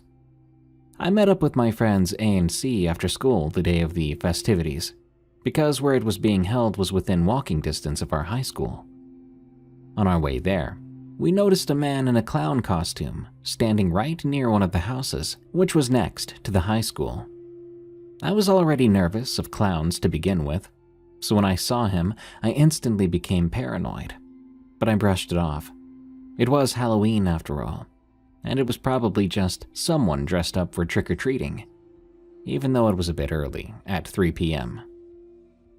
We continued walking on down to the clearing where the carnival was being held. We helped things get set up and got into our costumes. Before long, we were having a great time. At about 7 p.m., there weren't that many people left showing up, so we took off walking around the downtown area, more specifically one of the nearby streets. They go all out for Halloween here, and A really wanted to see the decorations. C and I agreed, so off we went. There were skeletons and headstone decorations and tall inflatables as far as the eye could see. We were mesmerized by it all. It took us a minute to notice the same clown guy from earlier standing near one of the headstones. His costume had fiery orange hair, and the makeup on the mask was funny, as if he just painted over the makeup that was already on it. His clothing was black and white striped, with a huge black and white polka dot neck collar. I was creeped out at that point, but A and C thought it would be marvelous to taunt him and make fun of his costume. I was like, guys, you shouldn't do that. Let's just go. After throwing a few more insults, they gave in to my pleas. We turned and walked back in the direction we came from, away from that clown. Now, there's a store at the end of the street, and a little further down is a donut shop. But in between the two was a long path that went right through a wooded area that had little to no lighting at all, and was very creepy at night. C spoke up, saying, "Why don't we walk this way? There's no cars, so we'd be less likely to get run over." As if that would happen, A said. We started walking carefully down the path, beginning to talk about the typical stuff teenage girls talk about. Boys we liked, people we couldn't stand, so on and so forth. We heard footsteps fast approaching behind us. We turned around. There was the same clown we'd already seen twice that night. But instead of just standing still and staring at us, he was now running at a full sprint towards us. He was waving what looked to be a butcher knife above his head, like some sort of maniac. We took off as fast as we could, running toward where the carnival was being held. He was catching up quick though, when, by the grace of God, he must have tripped over a fallen branch. Because when we turned around, he was slowly getting back up off the ground. We did not waste the opportunity. We took off, finally making it back to the carnival. When we got there, we explained to our pastor what happened. He ended up calling the police. Eventually, an officer showed up, taking our statements and searching the nearby area. He found nothing, save for the knife the clown had laid in the dirt where he'd fallen. Our pastor took us home, as we were too scared to be out anymore. This may not be the scariest story, but it's definitely one that has stuck with me for years. I'm 22 now, and to this day, I'm absolutely terrified of clowns.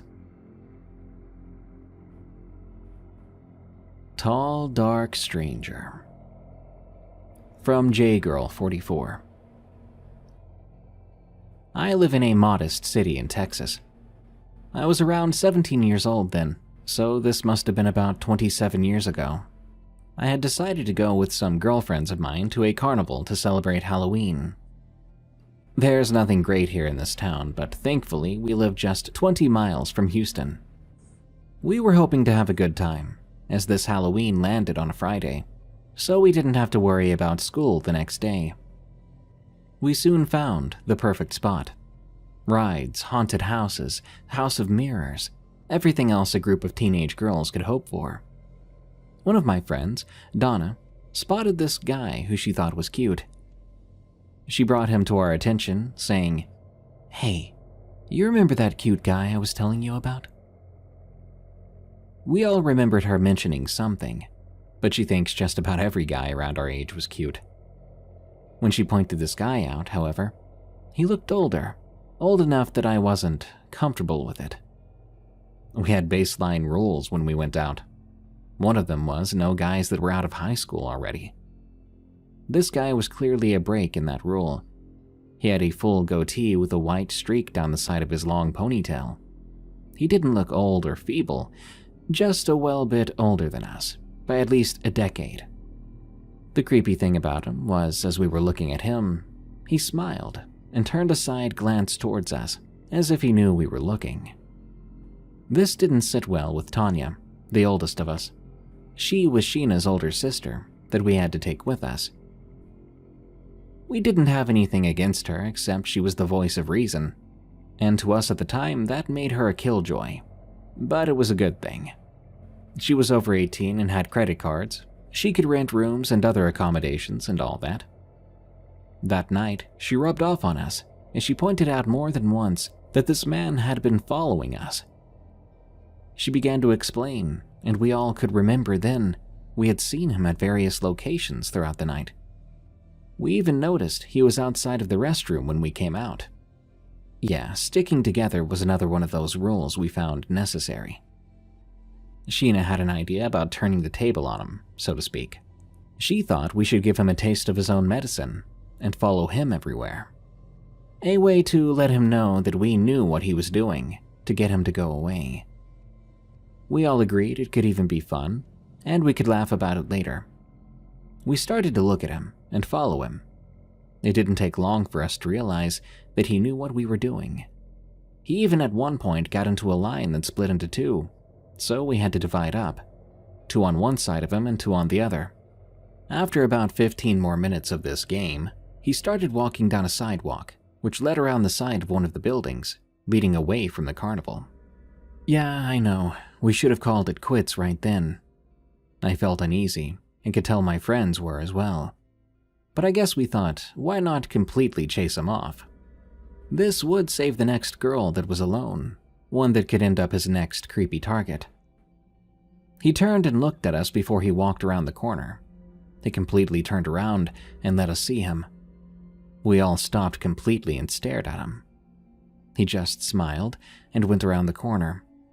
We made the decision to see what he was up to. We continued around the corner after him. Now here's the strange thing. He was gone. Nowhere in sight. We walked around that corner only a few seconds later, and this guy was completely gone, despite this area being a dead end with no doors. There were no dumpsters or anything, just 3 brick walls close to 20 feet tall. Literally, physically nowhere to go. Needless to say, we were shaken, so we called it a night. That was more than enough for us.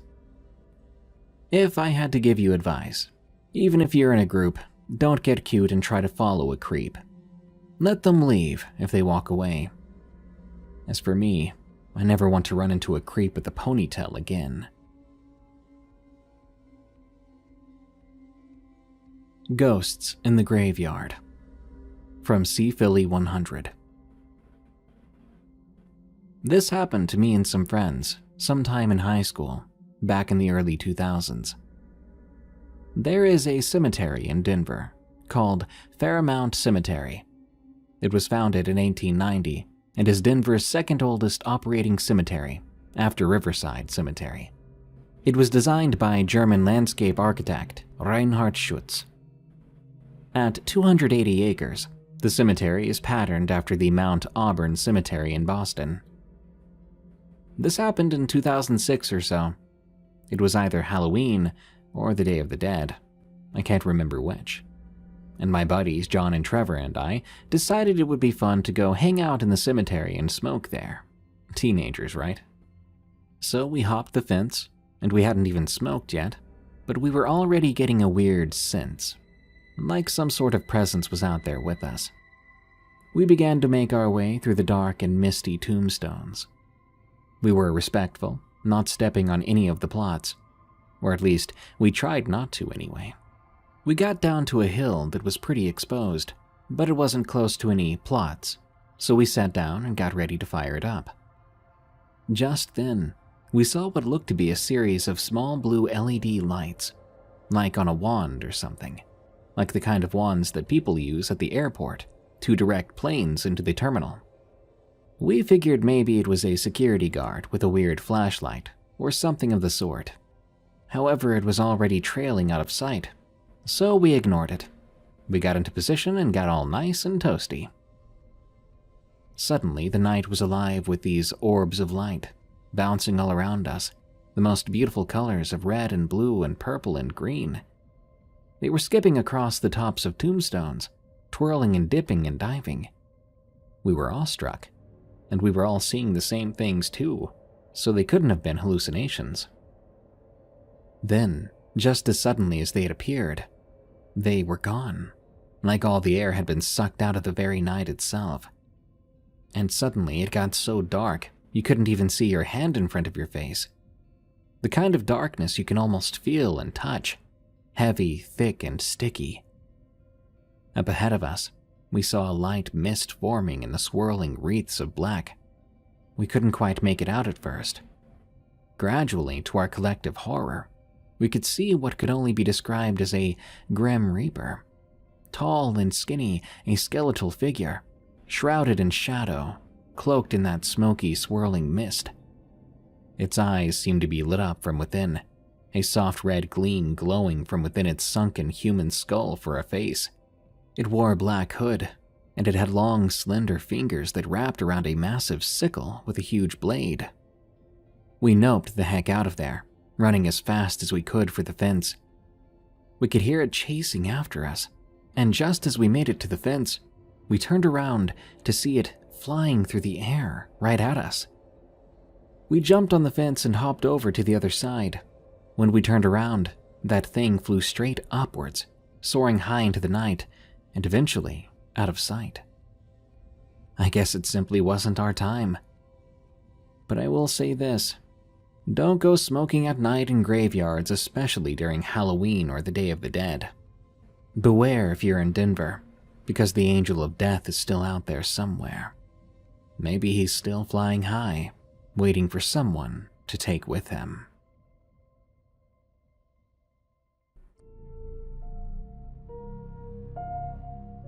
Thank you for listening to Unexplained Encounters. If you enjoy this show, think about supporting us. There are several ways you can. Search for EerieCast on your favorite podcast app and follow our other scary shows, especially the other two I host, Tales from the Break Room and Camping Horrors. Leave Unexplained Encounters a rating on Spotify and a review on Apple Podcasts. The more we get, the higher we climb in the charts. Get some cool merch at eeriecast.store, or unlock tons of cool extras like exclusive audiobooks and music tracks, ad-free access to all our shows, and a huge 20% discount on all our merch, all for less than $3 a month by signing up for EerieCast Plus at eeriecast.com/plus. Thank you. Until next time, send me your scariest stories of the unexplained at darkstories.org so I can narrate them in a future episode.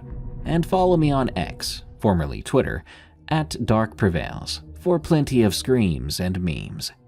Stay safe out there and stay creepy, because this world is a strange one.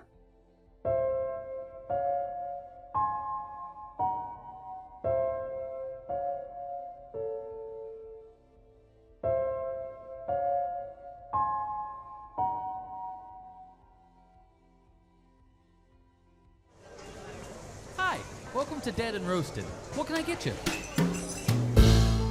Dang, I've gotta say, the new Tales from the Break Room coffee, Morning Brew, is my favorite coffee right now. Yes, this is a shameless self-promo, but it's genuinely good. Get yours before we run out at eeriecast.store. Join me, Morning Brew drinkers, as I have a very fun and scary episode today, full of state trooper horror, Japanese demons, and more. These are Tales from the Break Room. And don't forget to leave us a rating on Spotify and Apple Podcasts if you haven't done so yet. Thanks. Mile Marker 22. From Motto Man. I work as a state trooper in a rural portion of a mountainous state. The job is generally quite boring. In rural areas, we get a lot of calls for service, for farm animals blocking roadways, crashes, and occasional lost children or senior citizens. Every once in a while, the boredom is halted by a moment of sheer terror. I work as an interdiction trooper, which really means that my primary responsibility is to intercept vehicles suspected to be of human or drug trafficking origin. A special set of tools I was equipped with consisted of night vision goggles and a drug dog, a yellow lab named Hutch. Hutch is not intimidating whatsoever, and is quite friendly. His job was only to sniff for narcotics. A lot of the job of an interdiction officer is spent in the median, just looking for unusual circumstances, namely out-of-state license plates, rental vehicles, stuff that is not normally seen in rural parts of the state. I was also issued a large Ford Expedition, which is a different patrol vehicle than most. It has more space for Hutch, and allows me to have access to extra gear and power tools needed to search vehicles. It was a particularly frigid winter evening, though snow had not yet fallen anywhere other than the mountains. As such, the skies were clear, and the roadways were dry. I was sitting in the median of the highway when I noticed a set of headlights that appeared to be traveling at a high rate of speed. My radar gave off a reading of over 100 miles per hour on a 70-mile-per-hour highway. I turned on my overhead emergency lights, and the vehicle immediately began to slow. I caught up to the vehicle, a red Volkswagen, and it pulled over onto the shoulder of the highway. I turned on my takedown lights and my spotlight. I could see that the vehicle had 3 occupants. They appeared to all be college-aged females. I walked up, shining my flashlight into the mirror so that I couldn't be easily spotted. I spoke to the driver, who I noticed had just pulled her shirt down to be a little more revealing, a trick that some women attempt to get out of tickets. But in this case, it was not successful. All three women were friendly, overly friendly, something I found to be consistent with manipulative behavior. They were trying to be friendly to get me to let my guard down. I soon noticed the smell of alcohol coming from the vehicle, and I noticed that the driver's license of the driver indicated she was under the age of 21. I said, "Any reason you're driving so fast?" She answered, "We're out of school for the holiday. We're just trying to get home by a reasonable hour to be with our families." She did sound genuine. When I was about to respond by asking if she'd been drinking, I heard dispatch in my ear. "Any units in the area of mile marker 22 in the canyon? I have numerous 911 reports of a low-flying aircraft that may be crashing. I need units to respond code 3. I knew I was the only one working, and I would have been the only one in close proximity otherwise. I informed dispatch I'm clearing my stop and will be responding to the area. The girl was smiling, knowing she was about to get away with whatever illicit activity she was committing. "Thank you for your service," she said as I walked away. The girls laughed. I ran to my car and started the siren. Then I headed towards the canyon, leaving the red Volkswagen behind me. I was still 20 minutes away from this call for service, even with my sirens on. As I entered the canyon, I remembered that I don't always have radio signal out here, due to these cliffs.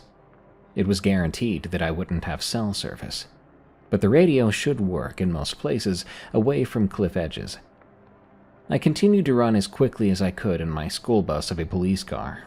At approximately mile marker 20, I attempted to pick up my radio to inform dispatch that I was in the area of the emergency, but I noticed that the radio didn't give any tones when I attempted to key up. I looked down and saw the screen fizzle out. I took out my handheld radio and found I couldn't even switch it on or off.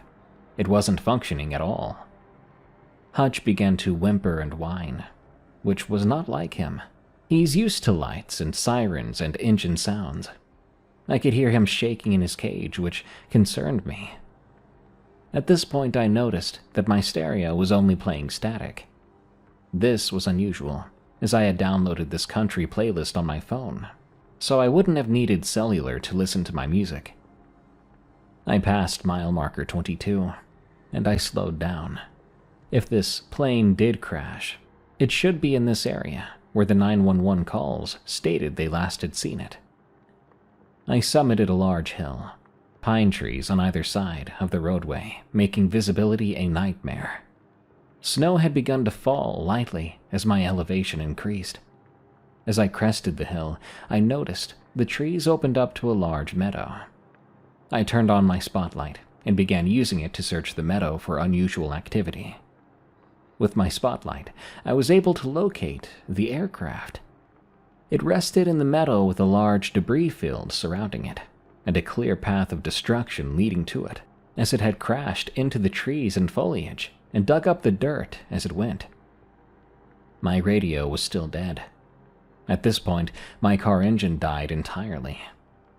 I pulled out my phone, trying to call dispatch directly. As I tried to dial, the keypad went haywire.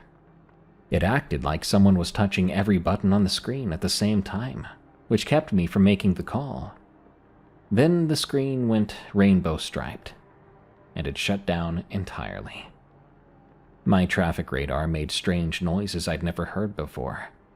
Then there was a snap sound, and I noticed a little puff of smoke coming from the radar antenna. It was toast. I had no time for that. I ran back to my expedition and grabbed my medical bag. Then I began to run to the aircraft, which was about 300 feet off the roadway. As I was running to the craft, I noticed it didn't have any wings. Well, it had crashed after all, so maybe it lost its wings when it hit the trees. The craft was about twice as long as my expedition, but only about half as tall. I couldn't locate any engines. The thing was cigar-shaped. I ran up to it and began trying to find the occupants. Thing is, I couldn't find any windows or doors anywhere. I stood against the side of the craft, and I felt a slight warmth coming from it, but it made no noise. I found this strange writing on the side of the craft. Reminded me of hieroglyphics. I also noticed an insignia on the side that did not appear to be consistent with American military. Just then, the field was illuminated completely, and I was overwhelmed by the sound of a dual-rotor helicopter. I looked up, and I saw a Chinook helicopter orbiting the field, keeping the spotlight on the craft and myself. I was very concerned then. I'd responded to an airplane crash before, and it was nothing like this. I could hear Hutch barking from my vehicle. I noticed a lot of activity on the roadway. Several military trucks had just pulled up and surrounded my vehicle, and about 24 soldiers climbed out of those trucks. They had rifles slung, and 4 of them ran towards me, telling me to keep my hands away from my sidearm. The first one that reached me immediately took my sidearm out of my holster. The next grabbed my arm, telling me I needed to sit in my vehicle until I was told I could leave. I got a good look at the 4 men that were escorting me to my car. They wore military camo and had plate carrier vests with extra magazines. They had helmets on that also had night vision goggles equipped. Slung over the shoulder was an H&K MP7 submachine gun. They had no patches or insignia, aside from American flags on the front of their plate carriers. These definitely weren't some National Guard nerds. They opened my car door and made sure I sat down in the car. One stayed by the door of my car to make sure I didn't leave. I noticed the other soldiers were clearing the field and woodline around the craft. Then, a military semi-truck pulled up, which was pulling a large flatbed trailer with a crane. A second semi pulled up, and this one had a large military-style fifth-wheel camper trailer. It had what appeared to be a satellite relay on the top, and a large generator running in the back to power it. I assumed this was some sort of mobile command post. Hutch was going absolutely hysterical in the back. Behind me, I noticed the soldiers had set up a blockade on the highway. I then saw red and blue police lights near the blockade. How long had my radio not been functioning? If I had missed dispatch trying to check in on me, they likely sent other units looking for me to make sure I was alive, but I'd missed it. I attempted to use my radio then, but it still wasn't functioning. I watched in my mirror as a silhouette approached me, unmistakably a state trooper, campaign hat and all. It was my sergeant. For this guy to come out was unusual. You hardly ever saw him on the road. He said to me, "You okay, trooper?" I said, "Yeah, I'm good. Who are these guys?" He responded, "I was called about the downed craft, and I was told I needed to come and speak to you. Be here in case any media show up." Speak to me about what? Did I do something wrong? "I don't think so, son, but I don't know who these guys are. It's best we just do what they say for now." This unsettled me. I'm not trying to get involved in anything. I just needed to check for casualties. That's why I was here. "They took my gun," I told him. Sarge told me, "We'll get it back, but don't do anything hasty. This is all very strange. I've never seen any airplane like that before. It's shaped like a tic-tac. Where are the engines?" Just then, 2 men in suits approached us. They did not introduce themselves. I noticed they both were about a whole head taller than my Sarge, who was 6 feet. They both had Sig Sauer P226s holstered on their belts, with no visible badges. Their shoes looked neatly shined, and they made very uncomfortable eye contact with me. "What did you see?" I got the strong impression I wasn't supposed to have seen anything, so I replied, "Nothing, sir." One of them responded, "Good. All you saw here was a small passenger aircraft that had a malfunction." They turned to my sergeant, who looked unsettled. "Can you take his dash camera footage? We're gonna need it. Do not download it for your records." My dash camera had a storage device in the dash of my truck. You can only access it with a special key. He pulled out the key and inserted it into my dash. then pulled out the large storage component entirely, handing it over. One of the suited men opened the passenger door of my truck and took my body cam out. Then they both walked away. "What the hell is all this?" my Sarge asked. After about an hour, the craft was loaded onto the flatbed, covered by tarps. The helicopter was still orbiting. We were told to leave the canyon and to not follow the convoy, so we did as we were instructed. We drove back to the office in town where my LT stood waiting for us. "The hell happened?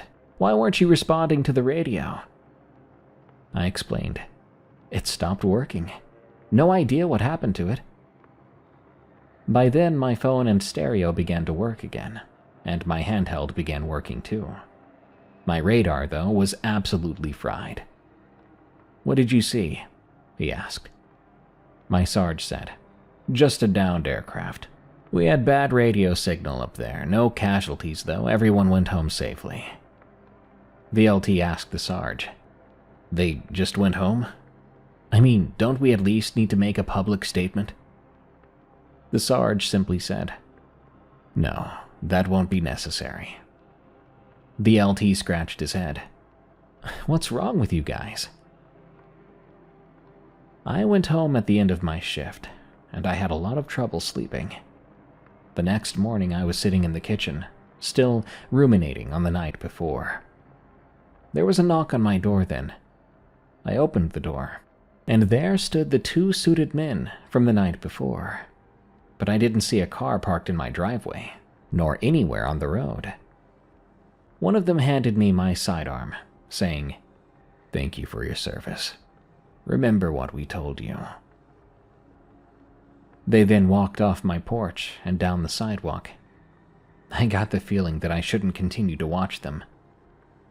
When I got to work later that day, my dash camera storage unit was in my locker, along with my body cam. I plugged them both in. They'd been wiped clean. No records of anything that happened that evening after the traffic stop I made with that car full of drunk girls. The LT is back to pretending I don't exist. The worst part is I'm too afraid to tell anyone, because I just can't place it, but there's something unnerving about those suited men. I don't want to encounter them again. Banks of Matoyo, from Salty Snowman.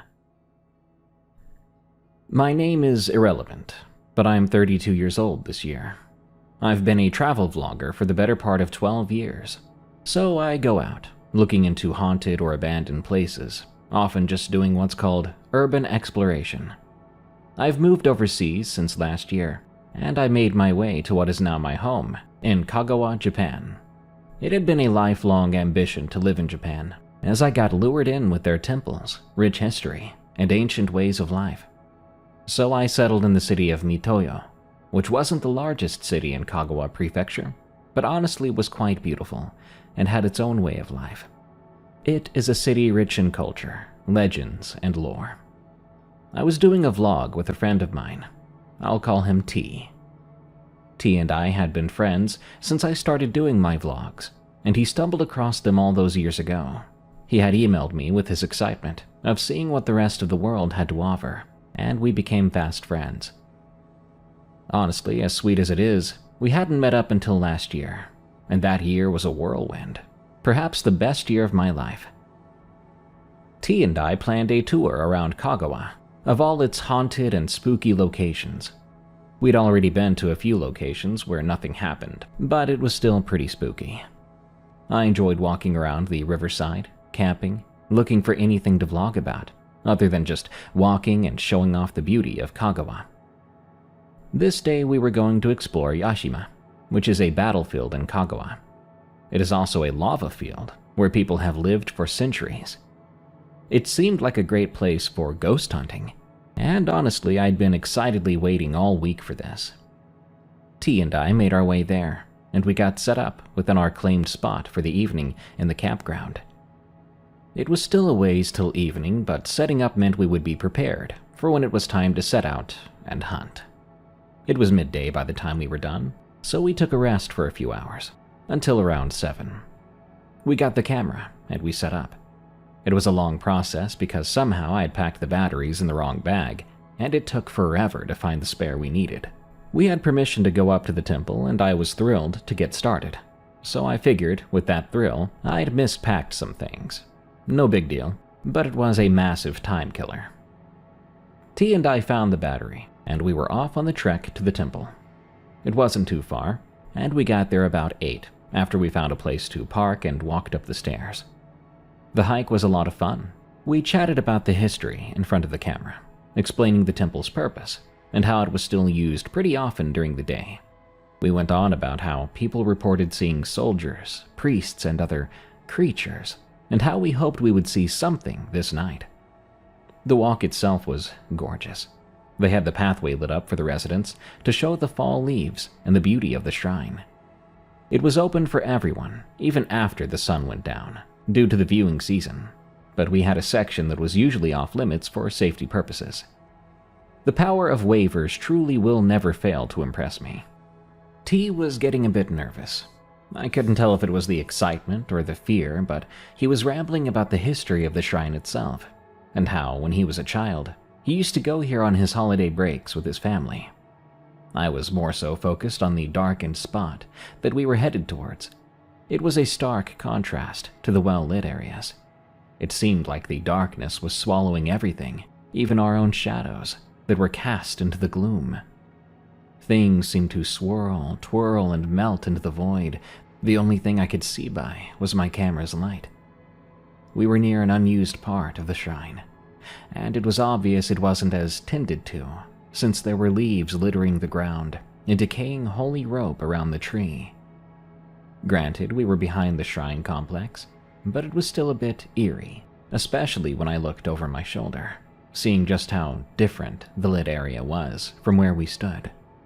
I heard rustling and turned my attention back towards the tree. In the branches I spotted a tanuki, which by itself really wasn't unusual. It was just a bigger version of a raccoon, really. It startled me, sure, but it was something pretty common in the area, so nothing unusual about it. And that moment had T chuckling, tossing acorns up at the raccoon to drive it away. Lovely, I thought. Just what I needed. Cursed by a temple raccoon. I rolled my eyes at T before chuckling under my breath. My friend was a child at heart, and I loved him for it. He could turn any scary situation into something to laugh at. I kept walking with T behind me until we reached a flat area out of sight of the temple lights, and we set up an extra camera, which was shooting in infrared, to see what our eyes couldn't.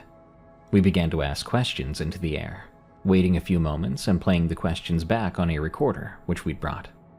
And aside from what small sounds could be heard, we hadn't heard any words, just things that sounded like sighs or maybe small gasps, which could easily be dismissed as us exhaling or small gusts of wind that we couldn't feel at the time. I broke out our snacks and looked at the time.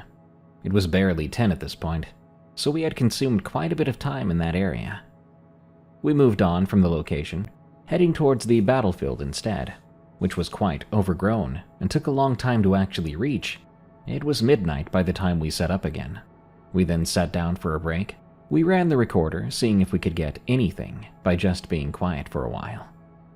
The cameras were running for the vlog, and I kept tossing a few jokes to T, who was getting a bit tired, if his yawning was anything to go by.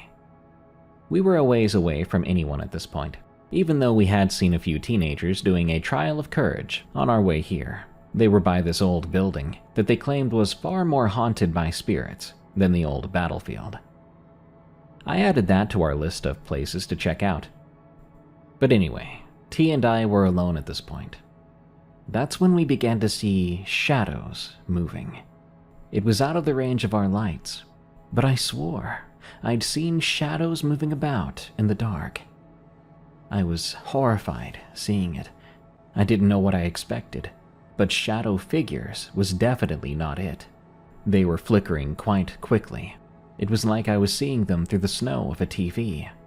They were distorted, and everything about them seemed blurred, no longer of our world. They appeared more like projections onto our area. I wasn't even sure what I was seeing. but I heard T react with silent prayers as he pointed his own camera at the sight. He was trembling by now as he aimed the camera. I was standing on shaky legs, trying to get closer with the recorder in my hand. I heard nothing though. The figure simply rushed by, but replaying the recorder later, I heard screams, running, and what I guessed was bodies colliding. Honestly, the playback was far scarier than seeing the silent shadows. T followed me reluctantly, spewing forth prayers and noises of discomfort whenever a shadow got too close. I stopped when we reached a point of the field where we could no longer walk due to brambles. I had foolishly decided to wear shorts. But past the brambles, into the slightly overgrown part bordering a construction site, we saw more, figures rushing towards us. These were tall, hulking figures that dashed out of the shadows. We ran then. We were absolutely booking it back to the car.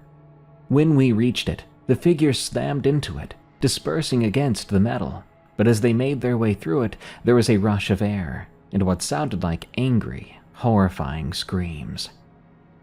We made our way back to the camp we set up. We went through our findings, and T refused to ever come back to that area again. And for once, I agreed. That Old Theater, from Indestructible. This happened when I was 17 years old.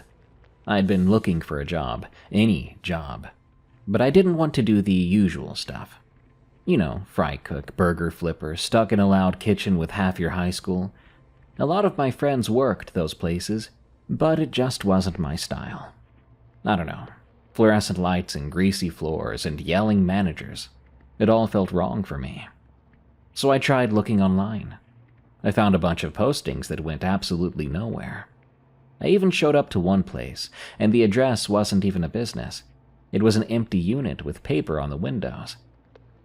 After a couple of weeks of that nonsense, I was about to surrender and put on a fast food hat when my neighbor told me he knew a guy who was hiring. He said it was hard labor, but the pay was good. And honestly, at that point, good money sounded like heaven. So I met up with the guy. I'll call him Mr. Danner. Mr. Danner told me he'd bought our town's old theater, the one that had been shut down for like 30 years. Everyone in town knew about it. Faded posters still stuck behind dusty glass, marquee lights long dead, that kind of thing. But apparently he had big plans. He'd bought the two businesses on either side of the theater and wanted to knock the walls down, adding extra screening rooms, making the old main theater the centerpiece, a huge one with a balcony and everything. He said nobody made theaters with balconies anymore, and he wanted something classic. So that summer, I started working for him. He stuck me on simple stuff at first, unbolting old seats, moving them out on these little dollies he had. We stripped out the whole place, molding, trim, dusty curtains, everything. The crown molding looked older than anybody working there. Crews were up on lifts, tearing down the big stuff, while I was just doing my thing on the ground. And truthfully, I didn't mind. I had my little tool bag he gave me, and it felt good just having a job where I didn't have to smell like fryer oil when I got home. After a couple of weeks, the main theater was completely gutted. They'd already cut a hallway and were building those new rooms on the sides. 4 new theaters in total. The heavy construction stuff was almost ready for the next team to come in.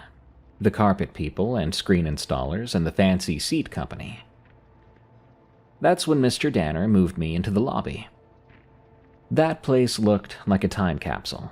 There was an old popcorn machine with that greasy yellow glass and faded movie signs. There was some kind of metal roaster thing on the counter. I had to ask him what that was.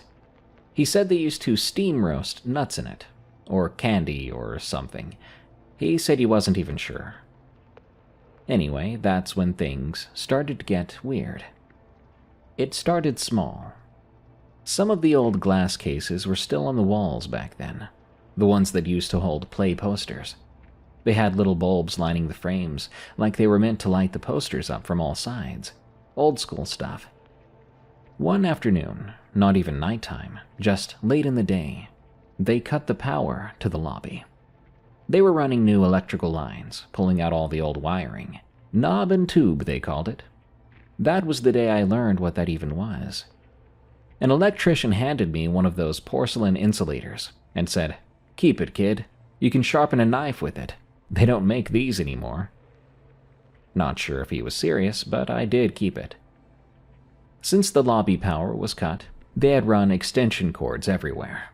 Lights strung across the stage and hanging off ladders, just enough to see what you're doing.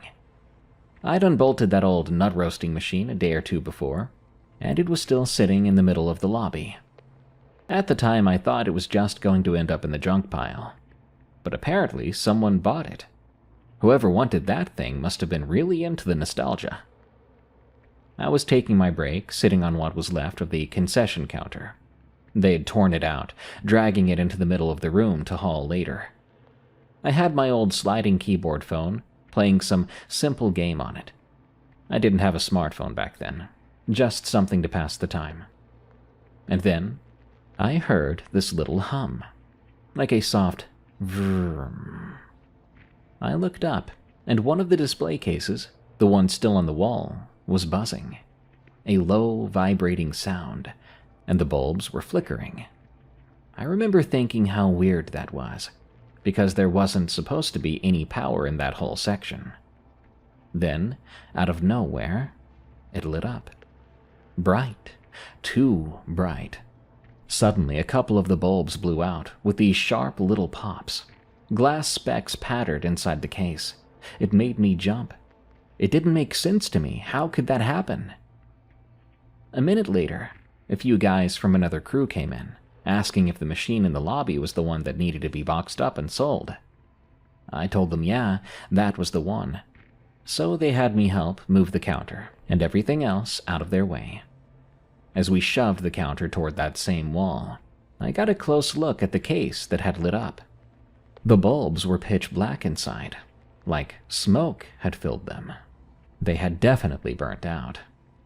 After they wheeled the roaster out, I swept up the area.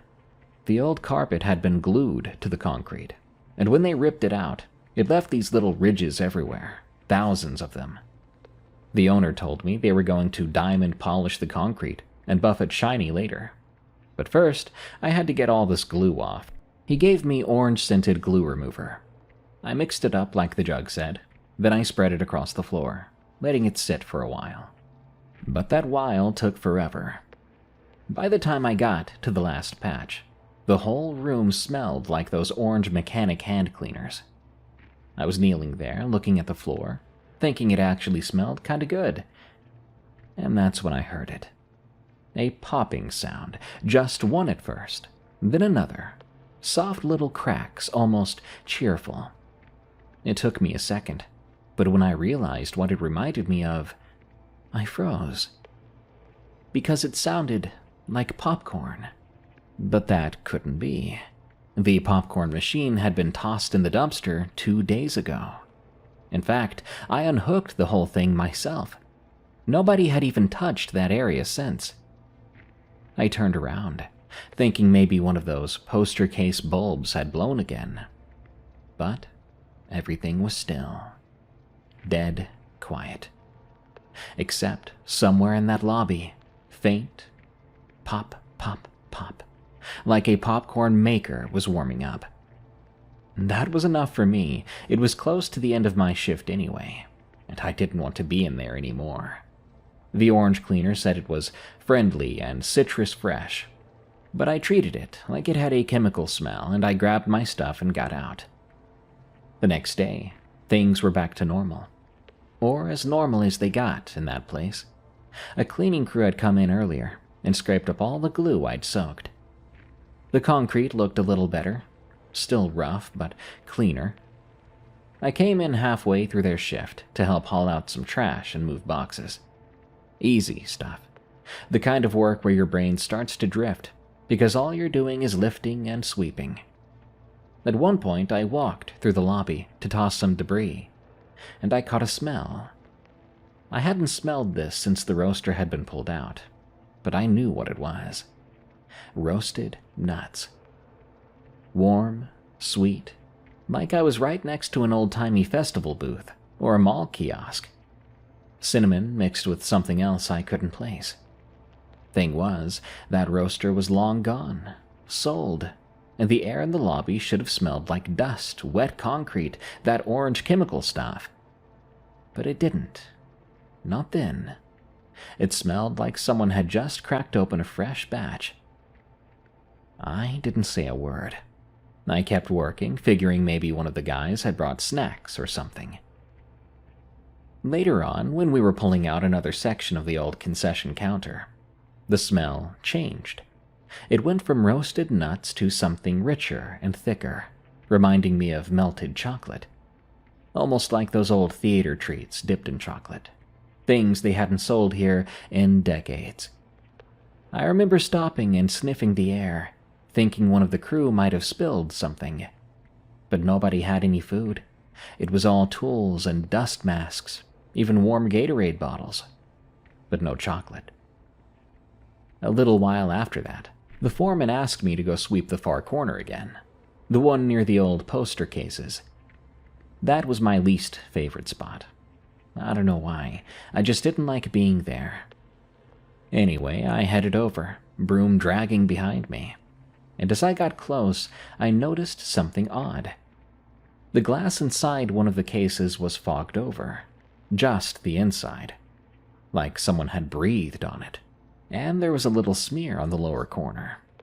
Maybe it was a handprint, except it was too smudged to be sure. I hoped one of the guys had brushed by it earlier, but again, no one ever went near those things unless they were taking one down. I turned away and kept sweeping.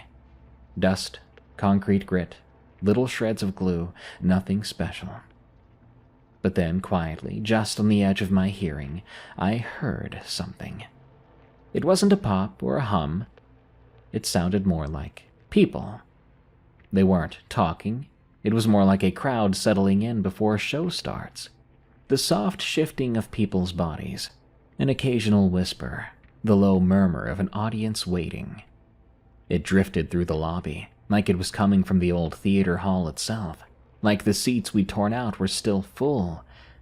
I stood there, with my broom, holding my breath, listening. The murmur faded, then came back, but then faded again.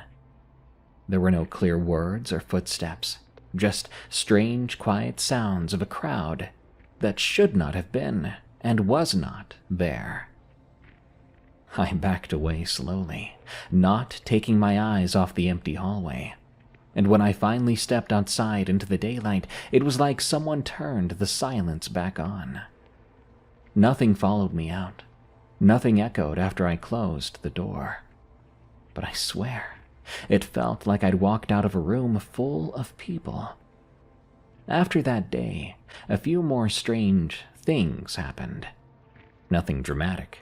Nothing you could really point to, just little things.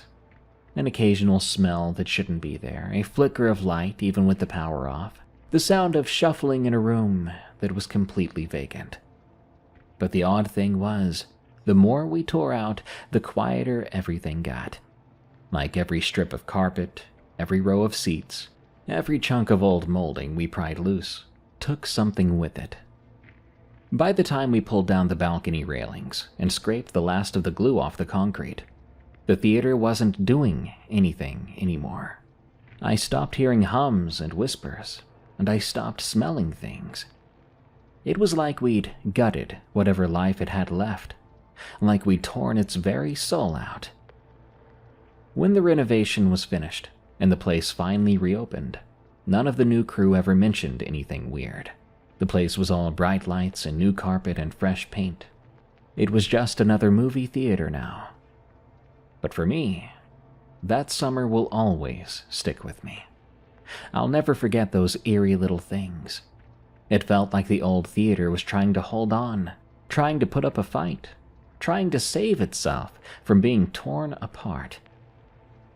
I'm not sure if you believe in that sort of thing, but I was there, and I'll never forget it. The Plaster Man, from Billy Towers. I'm a construction worker, or rather, a deconstruction worker.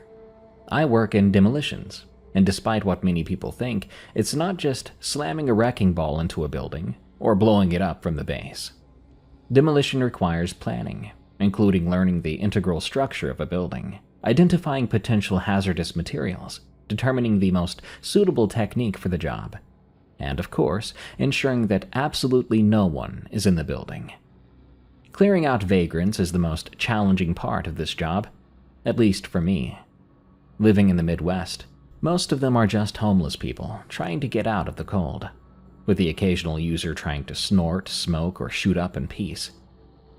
Whatever the case, it doesn't feel great telling someone who was once peacefully asleep that they now have to clear out, or risk getting blown sky high or buried under rubble. That's how I used to feel, until I got the plaster factory job. This happened bright and early at 6 in the morning. Well, bright is an overstatement, because the sun wouldn't rise for another hour and a half, but it happened in the morning. My work crew and I gathered around the plaster factory, a rundown construction material plant that hadn't been used in over 40 years. It was anyone's guess how it was still standing, but it was. And now it was our job to tear it down that day. Initial sweeps of the building showed no signs of anyone staying there. But despite this, I could not shake the feeling that every time I entered the place, I felt like I wasn't alone, like I was being watched. I also swore I heard breathing, short, raspy breaths that barely registered above a whisper. My coworkers explained it away. Sometimes the foundation shifts, and when the foundation shifts, it makes noises, they said. I guess that just comes with old creepy buildings, which is why I was glad to see it being torn down. Our site manager gave us our assignments, and I, of course, and 3 other poor souls, were chosen to do one last sweep before the charges were finally set. When we walked into the building, the feeling of being watched immediately came over me again, like the walls themselves had eyes. I was ready to leave before we even started. 2 of the 3 went off to the east, and the last and I went off to the west to perform a full sweep. My coworker, whom I learned is named Josh, went up a narrow staircase and found ourselves in the old office area of the plant. We looked under desks, in cabinets, and in closets, and came up empty. Nothing but old files and cans of plaster. Just as we were about to leave, Josh turned to a nearby wall and stared at it. When I asked him what was wrong, he said that he felt the wall was looking at him. That alone had me ready to walk out, to get everyone in here and have the place stripped down to the studs. Quick narrator's note, I had to switch microphones because that one was giving me problems, so it might sound a little different here on out. He slowly inched closer to the wall, watching for the debris on the floor until he was right next to it. His radio buzzed. Then it spoke with the voice of our site manager, asking for our location. I turned to the wall, only to see 2 eyes open from the wall, staring at Josh. Josh looked up and screamed as a mouth formed from the wall, and it screamed in response. Soon 2 legs loosened themselves from the wall, along with a torso and 2 arms, one of the hands holding a hammer. He was completely naked, which is how I knew they were a he. Every part of his body had been covered in plaster. I stood in stunned silence as the man covered in plaster raised his hammer at Josh, who was now screaming and backing away frantically. This plaster man swung his hammer down on Josh's head, cracking his skull and dropping Josh to the floor limp. The plaster man turned to me with a plaster-covered face and yelled for me to get out. I didn't need to be told twice. I turned around and immediately went for the hallway. Just as I'd made it to the top of the stairs, I heard the sound of something shaking, maybe something cracking. I turned around quickly to see the plaster man crash through the drywall of the office rooms into the hallway. I stared, frozen in fear, as I watched blood trickle down the plaster man's face. His right shoulder was limp, dangling loosely. I think he dislocated it when he rammed through the wall. He grabbed his arm with his left hand and popped his shoulder back in with a growl. He screamed again, this time at both a high pitch and a low tone, for me to get out. I stumbled backward and found myself falling down the stairs. I tumbled and tossed on each step before I hit the landing. I groaned before I picked myself up to see the plaster man dashing down the stairs after me. I turned and ran back to the main entrance, the plaster man close on my heels. I opened the main door and ran out, stopping to catch my breath when I thought I was far enough away. I turned, and there was the plaster man at the threshold of the door, panting as he glared at me. It didn't take much convincing to get the site manager to call the proper authorities. After a violent but brief encounter, they were able to apprehend the plaster man and get Josh to safety. Josh suffered a concussion and had to get 37 stitches. Plaster man was also sent to the hospital, but I'm not really sure what happened to him after that. What I do know is that the next time I check for people in a building, I'm not taking just one person, and I'll definitely be taking closer looks at the walls. Uber Legend from B.W. Newman. Some time ago, I was listening to another of the podcasts on this network about skinwalkers and how they seem to be adapting, manipulating technology. It slotted a lot of pieces into place for me about an incident that occurred a few years ago when I was driving for Uber. This isn't one of those tales of a lonely stretch of road and something nefarious keeping pace with my car, but it might be something just as embedded in our collective paranormal experiences. A phantom hitchhiker. Only she wasn't a hitchhiker. A phantom, maybe. Likely, but not a hitchhiker. Not really. Like I said, I'd been driving for Uber. I accepted this ride. There were account details and everything. Both locations were real. Granted, the pickup location was a bit strange, but nothing hair-raising. The spot had been recently raised for a box store bonanza. You know the type, like a strip mall only on Texan-sized steroids. The area used to be one of those post-war neighborhoods, small family homes built for returning GIs and their future progeny. I mean, all that PTSD concentrated into one geographic area. Who knows? Maybe something took root, frayed the edges of that liminal veil. More likely, the economy took a dip. The rich ditched, and just as the place was about to slip into official urban decay, a developer came in to save the day. Poetic, no? Anyway, when the call came in, those houses had been rubble for a long while, and you could just make out the shadowy shapes of heavy machinery on the outskirts of the property. In short, this was not an ideal place for adolescent antics, but given that it wasn't far from a commercial/residential area, it wasn't the oddest place to request a ride from either. It was quiet and secluded, but also very well lit. It had been a Goldilocks kind of night. Not too slow, not too harried. A balanced smattering of talkers and window gazers. But now I was ready to go home. So when the app offered me one more ride, I nearly declined. But I noticed her destination was in the same direction as my place. So I figured one more ride couldn't hurt. I envisioned a quick drop-off at one of the fancy condos I assumed she lived at, then heading home to close the night off with a much-deserved nightcap. When I pulled up, she opened the door and closed it again. There was no walking through walls nonsense, or 1 second she's outside and the next she's sitting in the back seat, staring creepily at me through the rearview mirror. There were no overt red flags. At least, nothing I could clock at the time. Looking back, one could argue there were a few key moments, seasoned with a little spooky spice, but nothing that a dose of rationale couldn't clear up. For example, this had been a cool but dry spring night. The weather had not been calling for rain, and yet this girl was soggy. Not like fell into a pool kind of wet, more like she took a few sprints through the community sprinkler system. I didn't really think too much about it. We were all young once. We've gotten up to all manner of ridiculous mischief once or twice.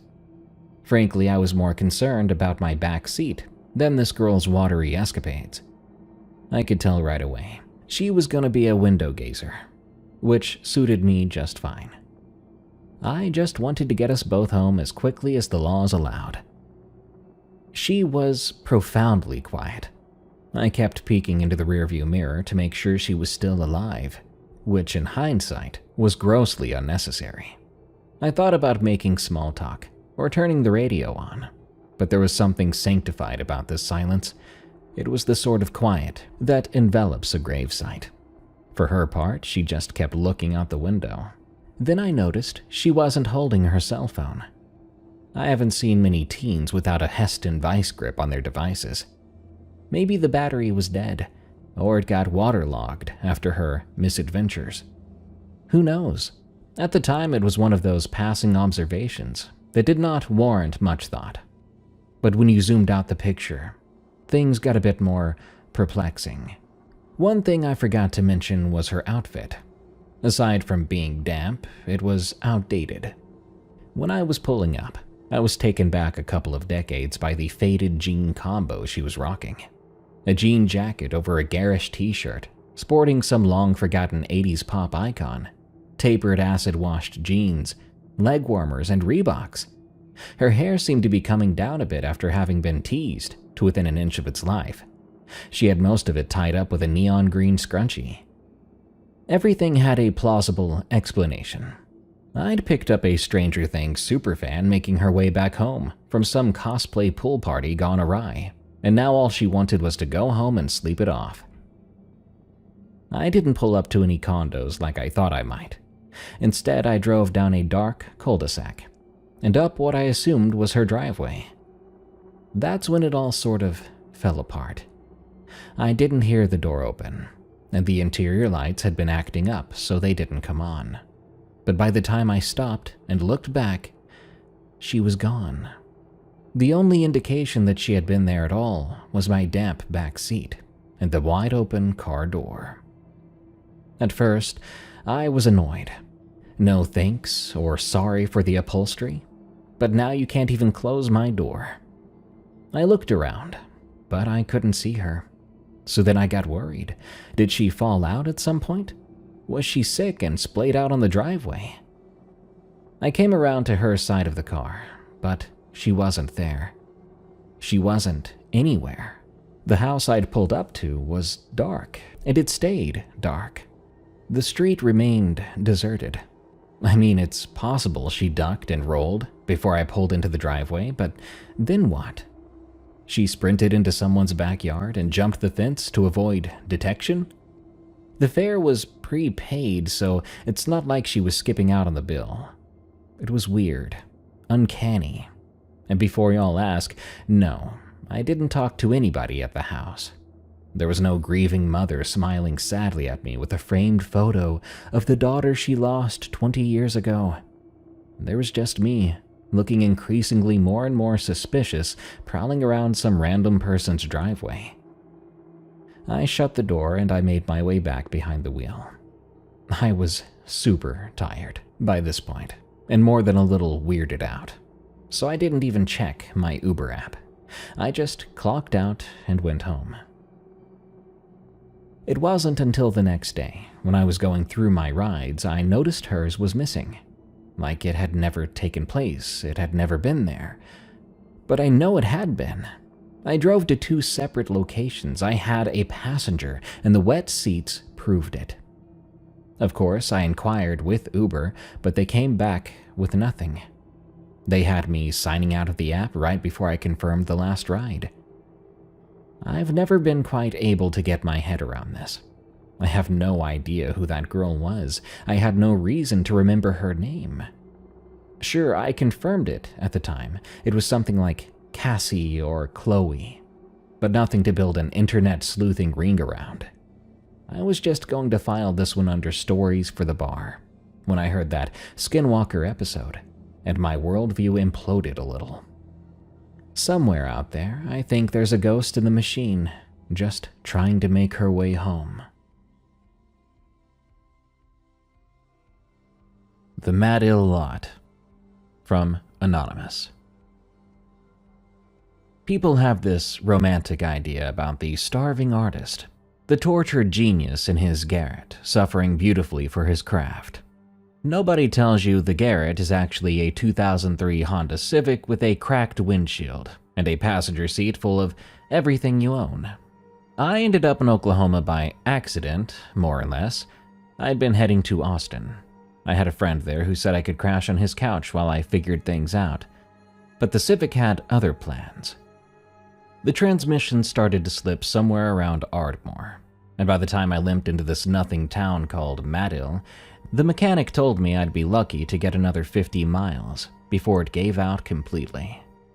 I could still drive it around town if I babied it, but the highway to Austin might as well have been the moon.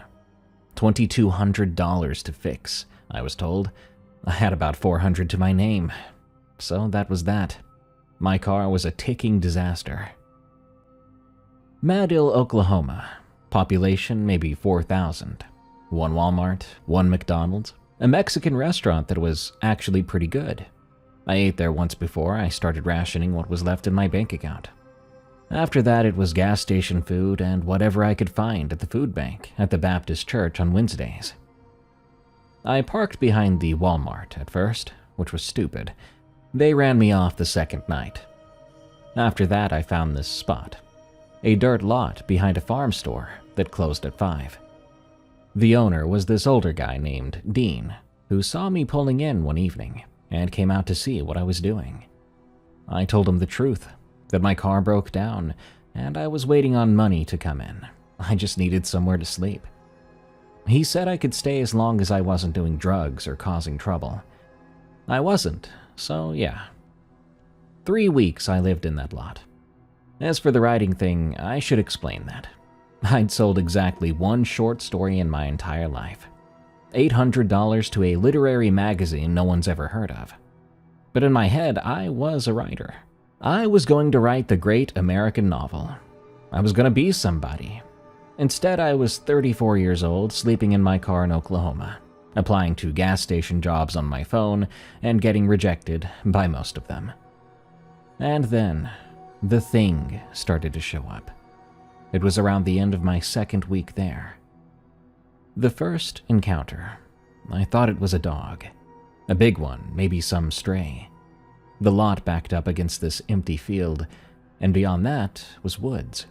Decent-sized patch of timber that ran along some creek. I'd see deer sometimes in the early mornings, coming out to graze in the field. Dogs weren't unusual either in a rural area like this. People just let their dogs run about. But this wasn't moving like a dog. I was trying to sleep. It was maybe 2 in the morning, hot as heck, even with the windows cracked, and I kept hearing this sound, a sniffing sound like a pig rummaging around, a grunt and a huff. I sat up and looked out the back window. There was this shape out in the field. It was about 50 feet from the car. It was down on all fours, nose to the ground, working its way across the grass in strange little circles. The moon was bright enough that I could see it pretty well, and my first thought was, that's a big freaking pig. My second thought was, oh, that's not a pig. The back legs were longer than the front, so it moved with this weird rocking motion, hindquarters higher than the shoulders. The snout was long, more like an anteater than a pig, and it swept left and right as it probed the ground in front of it. I don't know how long I watched it, but eventually it moved off toward the tree line and disappeared into the woods. That was a rough night for sleep, I'll tell you that. The night after, it was closer. Around the same time, the same sounds. But this time, when I looked out, it was only about 20 feet from the car. It was still snuffling around in those strange circles.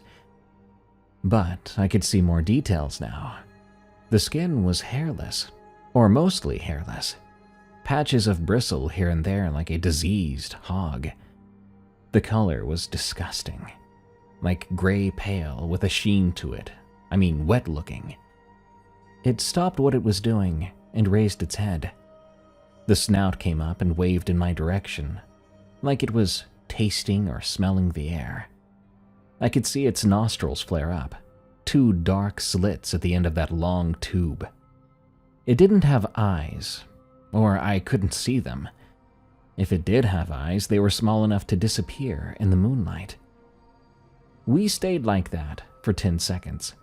I was in the car trying not to breathe, and that thing was in the field, snout pointed at me like some sort of dreadful antenna.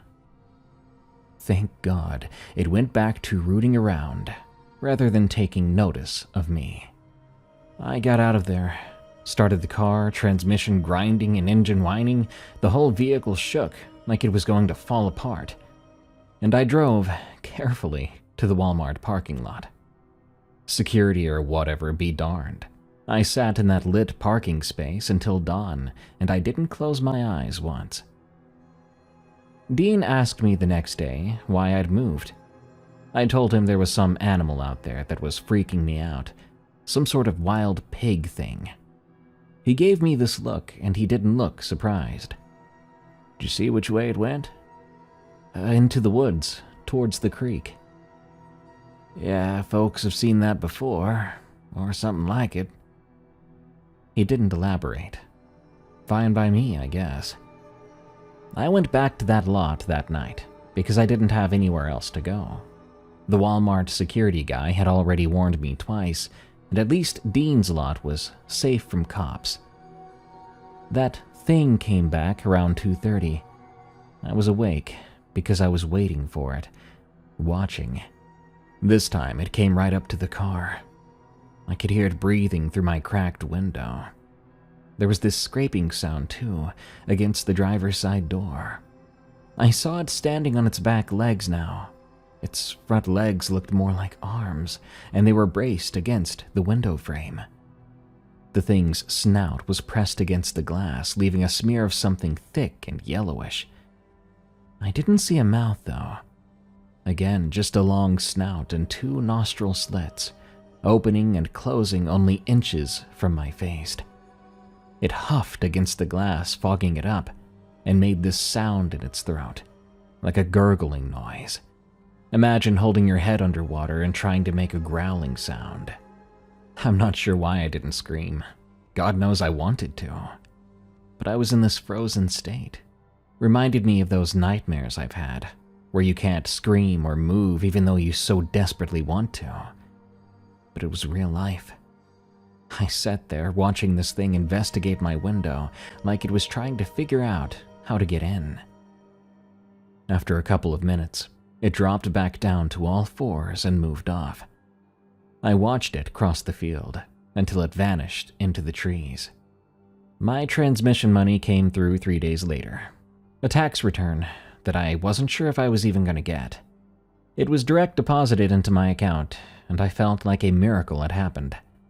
I was at the mechanic shop before they opened, and I was luckily out of Madill by noon. I didn't even say goodbye to Dean, which I still feel guilty about because he had been so good to me. That was about 8 months back. I'm in Austin now on my friend's couch like I planned, and I still haven't found a real job. I'm doing DoorDash now, and it's enough to keep me off the streets. I haven't tried to write anything since I left Oklahoma. One time I tried to Google Madill, Oklahoma, strange animal sightings, or Oklahoma pig creature, or variations of that, but I still haven't found anything like what I saw.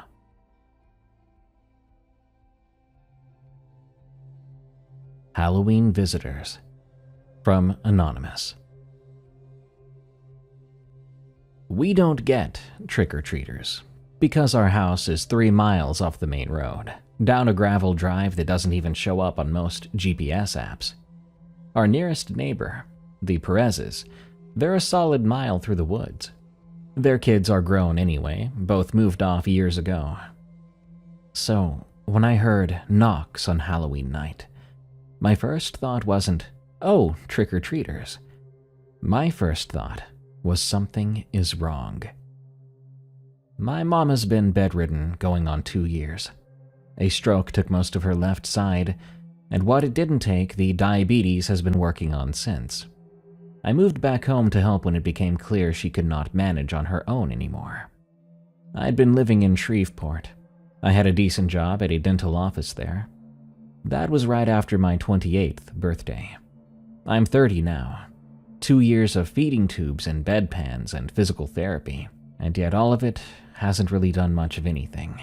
I've cooked her meals for 2 years now, but she can barely swallow, and we're both just pretending that we don't know how this ends. The house is my grandmother's originally. She left it to my mama when she passed. It's pretty old and sits on about 40 acres of East Texas pine woods.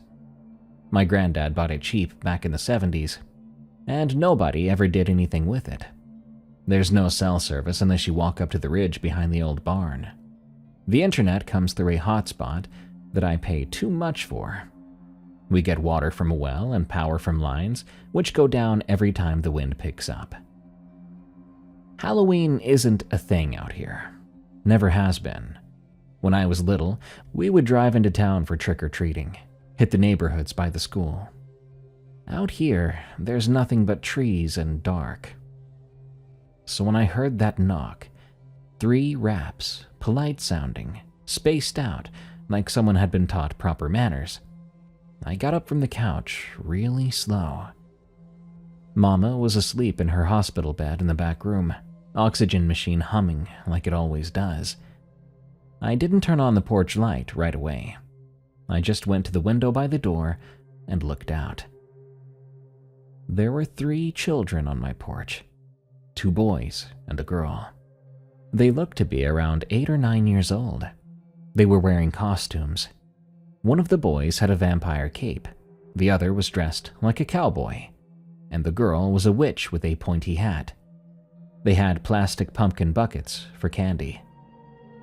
I just stood there, trying to figure out how they even got here. No car in the driveway, no headlights on the road. The closest neighbor is a mile away through thick woods, and it was already full dark. Maybe 7:30. No kid is walking 3 miles down an unlit gravel road on Halloween night, even if their parents allowed it. Nobody even knows this house is out here. They knocked again. The same 3 polite raps. I should have just not answered. That's what I tell myself now.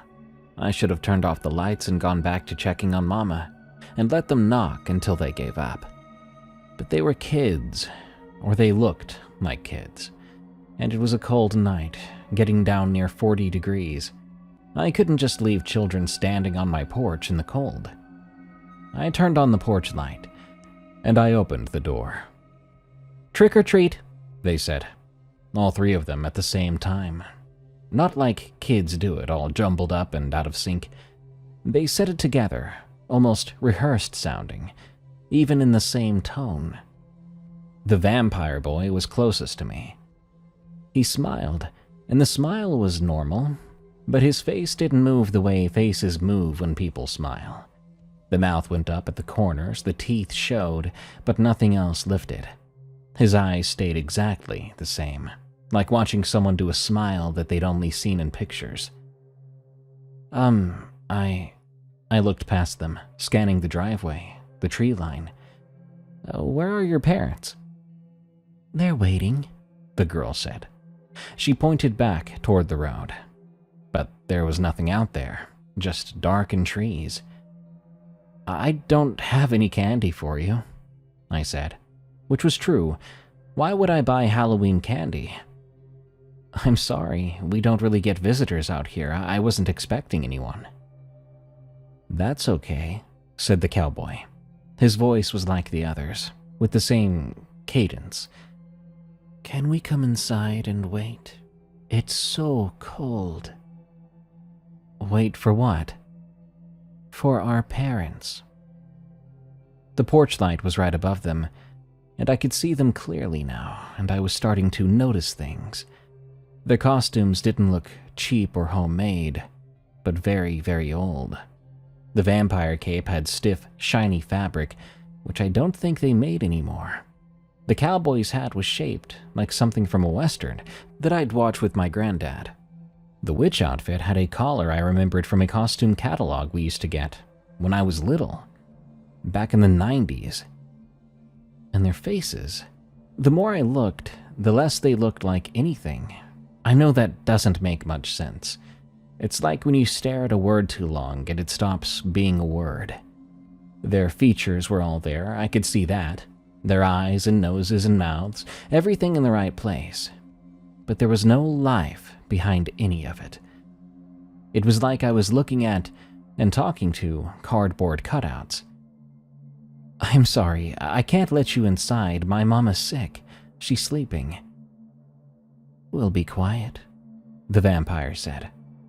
"We just need to come inside and wait." They still hadn't blinked, not one of them. I'd been standing there at least 2 minutes by then, and not one of them had blinked a single time. "You need to go back to your parents." I began to close the door.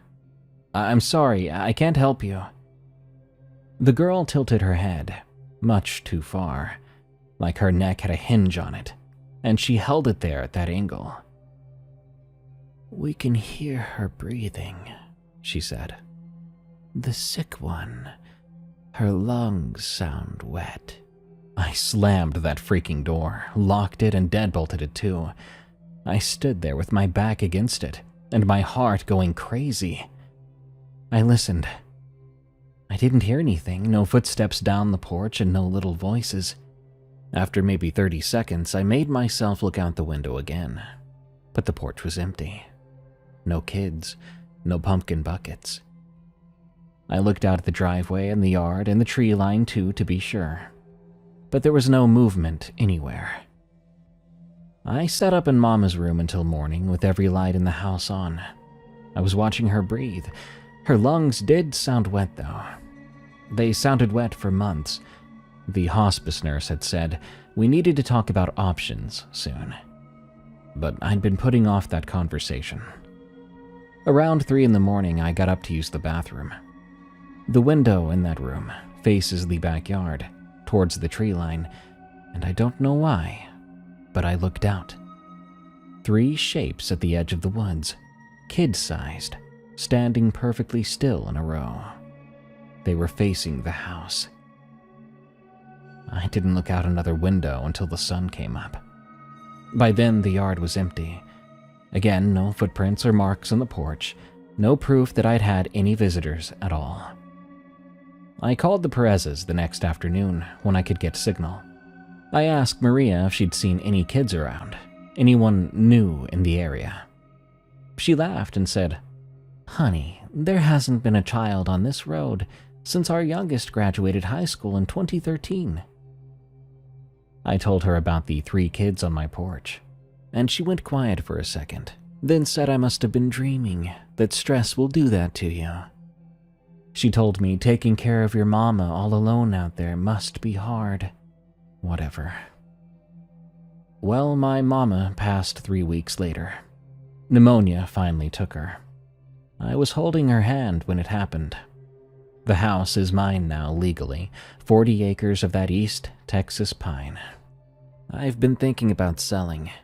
A developer came by last spring asking about the land, and he left his card on the porch. I keep picking it up, telling myself to call. But every time I get close to doing it, I think about those 3 kids standing at the tree line, waiting. And I think about whoever buys this place, moving in, not knowing what happened here. So the card stays on the counter, and I stay in this house. Job Shadow Day. From The One They Call Lewis. My school does Career Shadow Day every year, and if you don't know what that is, you're supposed to follow someone around at their job for a morning. Most kids shadow their parents, but my mom works from home doing medical billing, and my dad drives trucks long haul. So neither of those were options for me. However, my best friend Cody said I could shadow his dad. He's a pastor at a Baptist church over on the west side of town. I figured that would be easy points. Just sit in an office, maybe help set up some chairs. Done by lunch. Cody warned me it would be boring. He was right about that part, at least.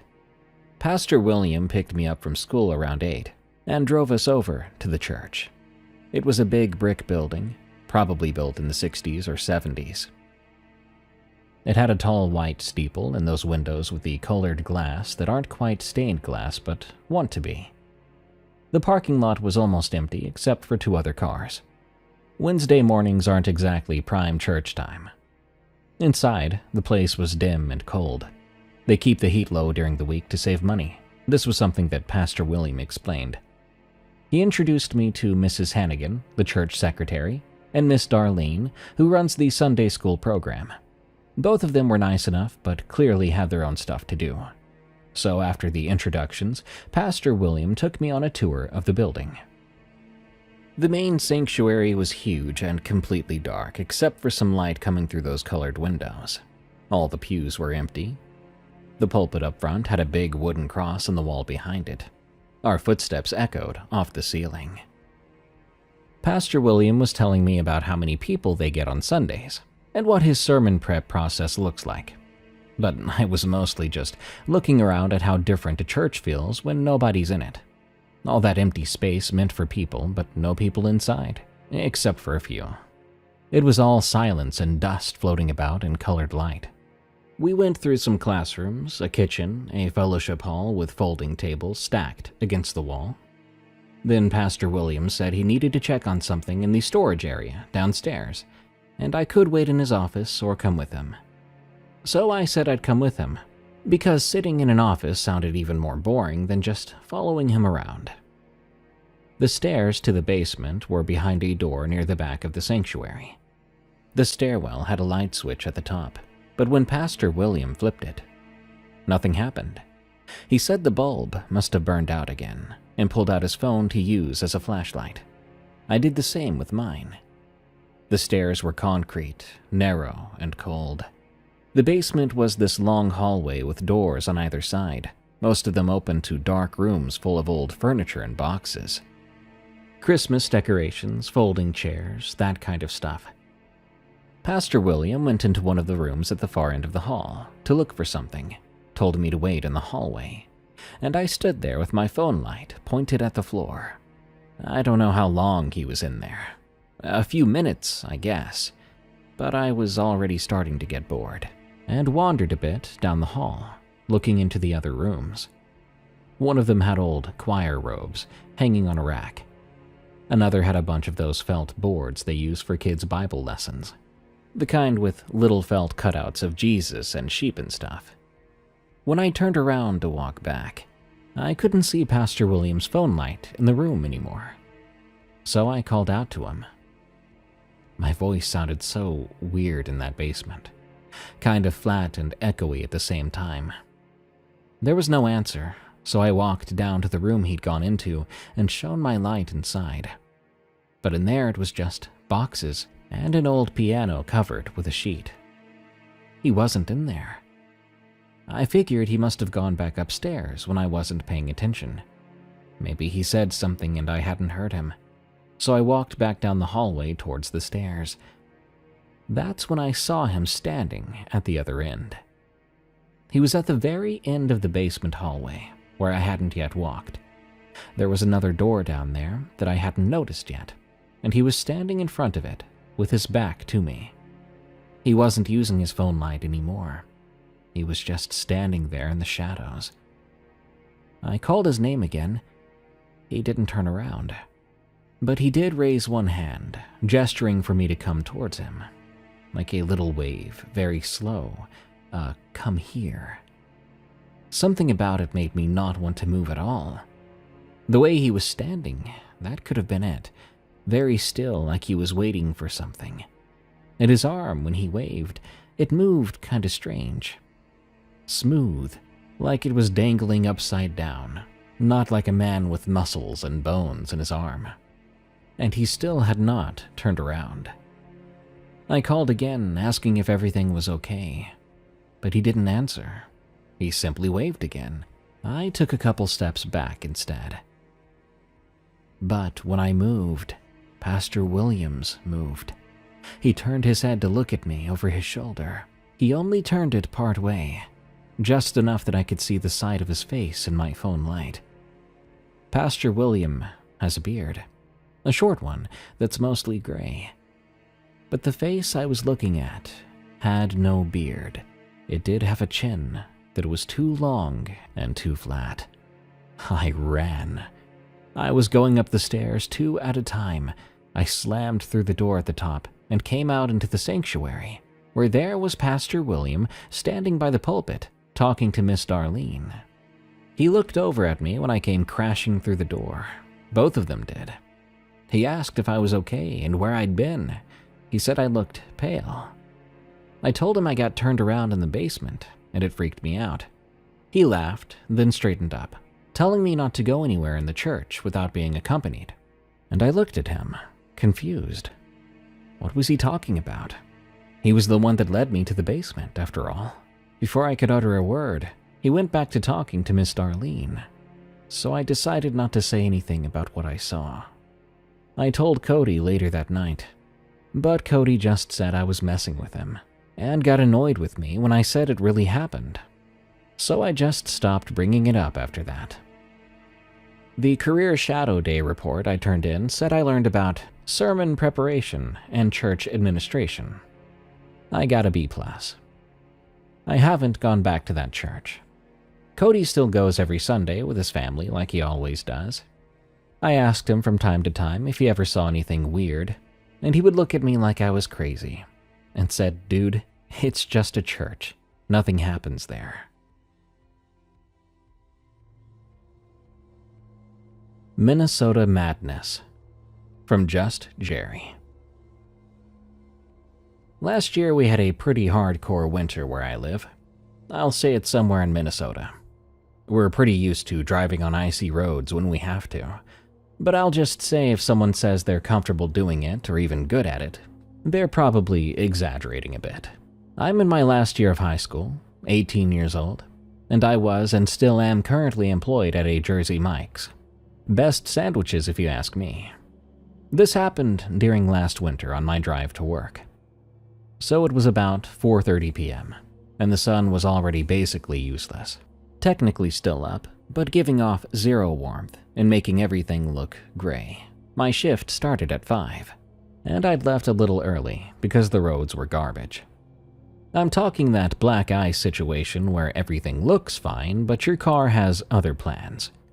I was driving my mom's old Subaru, which honestly handles pretty well in the snow, but I was still going about 35 on the highway because I'm not trying to die for a part-time job. The radio was playing some generic pop station, and I had long since zoned out because I drive this same route so many times. That's when I noticed a man standing on the side of the road. He wasn't walking or thumbing for a ride, he was completely still, facing the tree line. He was maybe 20 feet from the shoulder. He was so still I nearly mistook him for a statue. But as I approached, I could see the faint haze of breath coming from him in clouds. I decided to slow down, not stop, because I was curious as to what this guy was doing or what he might have been staring at. I slowed down enough to see, but not enough to make it too obvious, because then I would look like the creep. As I did, I noticed just how absolutely still he was. It was so bizarre. A person has slight sways or subtle corrections to their balance, and obviously their chest and shoulders will rise and fall as they breathe. But this guy, he was motionless. In fact, I was so bewildered by this, I didn't notice I'd completely stopped a few yards away from him. But I swear his shoulders, chest, nothing was moving. But his breath was still coming. That was the part that made my stomach sink. His breath was still coming out in those visible puffs, but his body wasn't doing anything to produce it. I sat there with my foot on the brake, trying to make sense of what I was looking at. My brain kept cycling through explanations. Perhaps he was wearing really thick layers and I couldn't see the movement. Maybe it was a prank, and someone had set up a dummy with a kind of fog machine. Yeah, I know, that second one is really stupid, but I was desperate to know. The thing is, he was wearing a dark hoodie and jeans, normal clothes, not bulky at all. And then, my car chugged outside. I'm not even sure why. Did it backfire all of a sudden? Whatever it was, it caused the man to turn his head. But he didn't turn his body. His head rotated towards me, smooth and slow, while the rest of him stayed completely in place. Think that scene from The Exorcism. Something you'd hope to never see in real life. His face was very pale, and he was smiling. I don't mean a friendly smile or even a creepy grin. Just wide and weird. I hit the gas, and my tires spun on the ice before catching. I drove so quickly to work, I'm surprised I didn't slide off the road or ram into someone. Honestly, horrible of me, but I was freaked out, horrified. My mind was racing with excuses for what I just saw. The man just turned to look at me. Nothing wrong with that. The rest of what I thought I saw was an illusion. Yeah, white surroundings and his dark hoodie made me think otherwise. Right? At work, I told my coworkers about the event. They seemed very into the story. I mean, not a lot happens in this town, and we are a close-knit bunch, so they weren't going to disbelieve me if I was serious. In fact, after the shift ended, one of them asked if I could drop him off along the way. This particular coworker lived along the same road as me. We did this often, actually. I'll call this coworker Jacob. Jacob had brought his car in that day, but didn't mind riding with me if I didn't, as he wanted to see if this guy would still be there. I told him he was insane, but honestly, I wanted to know too. The not knowing was eating at me. We clocked out around 9:30, and by then it was pitch black out. Minnesota winters mean the sun clocks out way before you do. We got in my mom's Subaru, and Jacob was already making jokes about it, saying stuff about how we're going to find Slender Man or whatever. I laughed, hoping quietly that it wasn't actually Slender Man. After that, he got an idea, and he scrolled through Reddit, finding Skinwalker stories to share with me. I laughed and told him to shut up, because he was actually creeping me out. As we got closer to the spot, I began to feel this heavy dread settle into my chest. Though I wanted to know what I'd seen before, I suddenly started to feel like I didn't want to see that guy again. I really didn't, but I also couldn't stop myself from slowing down as we approached for some reason. Jacob put his phone down and leaned forward, scanning the trees. "Man, there's no one here," he said. And he was right. The spot was empty. I felt relief wash over me, and I was about to speed back up when Jacob grabbed me by the arm, startling me. "Wait, stop the car." I hit the brakes. "What?" He pointed toward the trees, about 40 feet into the woods, barely visible in my headlights. But someone was standing there, watching. Same guy, same hoodie, same posture. But now he was deeper in the woods, and somehow that made it worse. Jacob whispered, "Dude, is that him?" I couldn't answer. My throat had closed up. We both sat there staring, and the figure stared back. At least I think it did. It was hard to tell. But knowing what his head could do, maybe I was wrong about that. Jacob reached for the door handle, but I grabbed his wrist so fast I probably left a bruise. "What are you doing?" I asked. He looked at me with weird excitement in his eyes. "Dude, I gotta get a closer look. See what this guy's about." I told him absolutely not, that was not the deal. He argued with me, but I began to pull away, so he didn't really have a choice. The next time we both glanced at the man, he was running straight at us. Jacob yelled, "Just go, go, go, go!" I floored it, my tires spinning on some ice for a few seconds, and I thought we weren't going to make it. But thankfully, the tires took, and we finally took off. About 5 minutes later, after we were done freaking out, we started laughing. I dropped Jacob off at his house, and he made me promise to text him when I got home, and I did. Later on, we talked about it for a few hours that night, trying to figure out what we saw. He was convinced it was some local weirdo messing with people. I wanted to believe that. I really did. The next morning, I woke up to a text from Jacob. It was a photo. He had gone back alone in the middle of the night. The picture was dark and grainy, clearly taken with his phone's flash. It showed the tree line from the road. No one was there. But in the bottom corner of the image, almost out of frame, there was a hand, pale, fingers slightly curled. It was right next to his car door. I called him immediately. He didn't pick up. I drove to his house and his car was in the driveway. His parents said he was still asleep. So I went up to his room, and there he was, just fine. He gave me a good scare. He was groggy and confused, but fine. But here's where it gets really creepy. I showed him the photo on my phone, telling him that he was a psycho going out there alone to see this man again. He looked at the photo on my phone, and he said that he had no memory of taking it. He checked his camera roll, and I looked too. It wasn't there. I had no idea what was going on, and I still don't.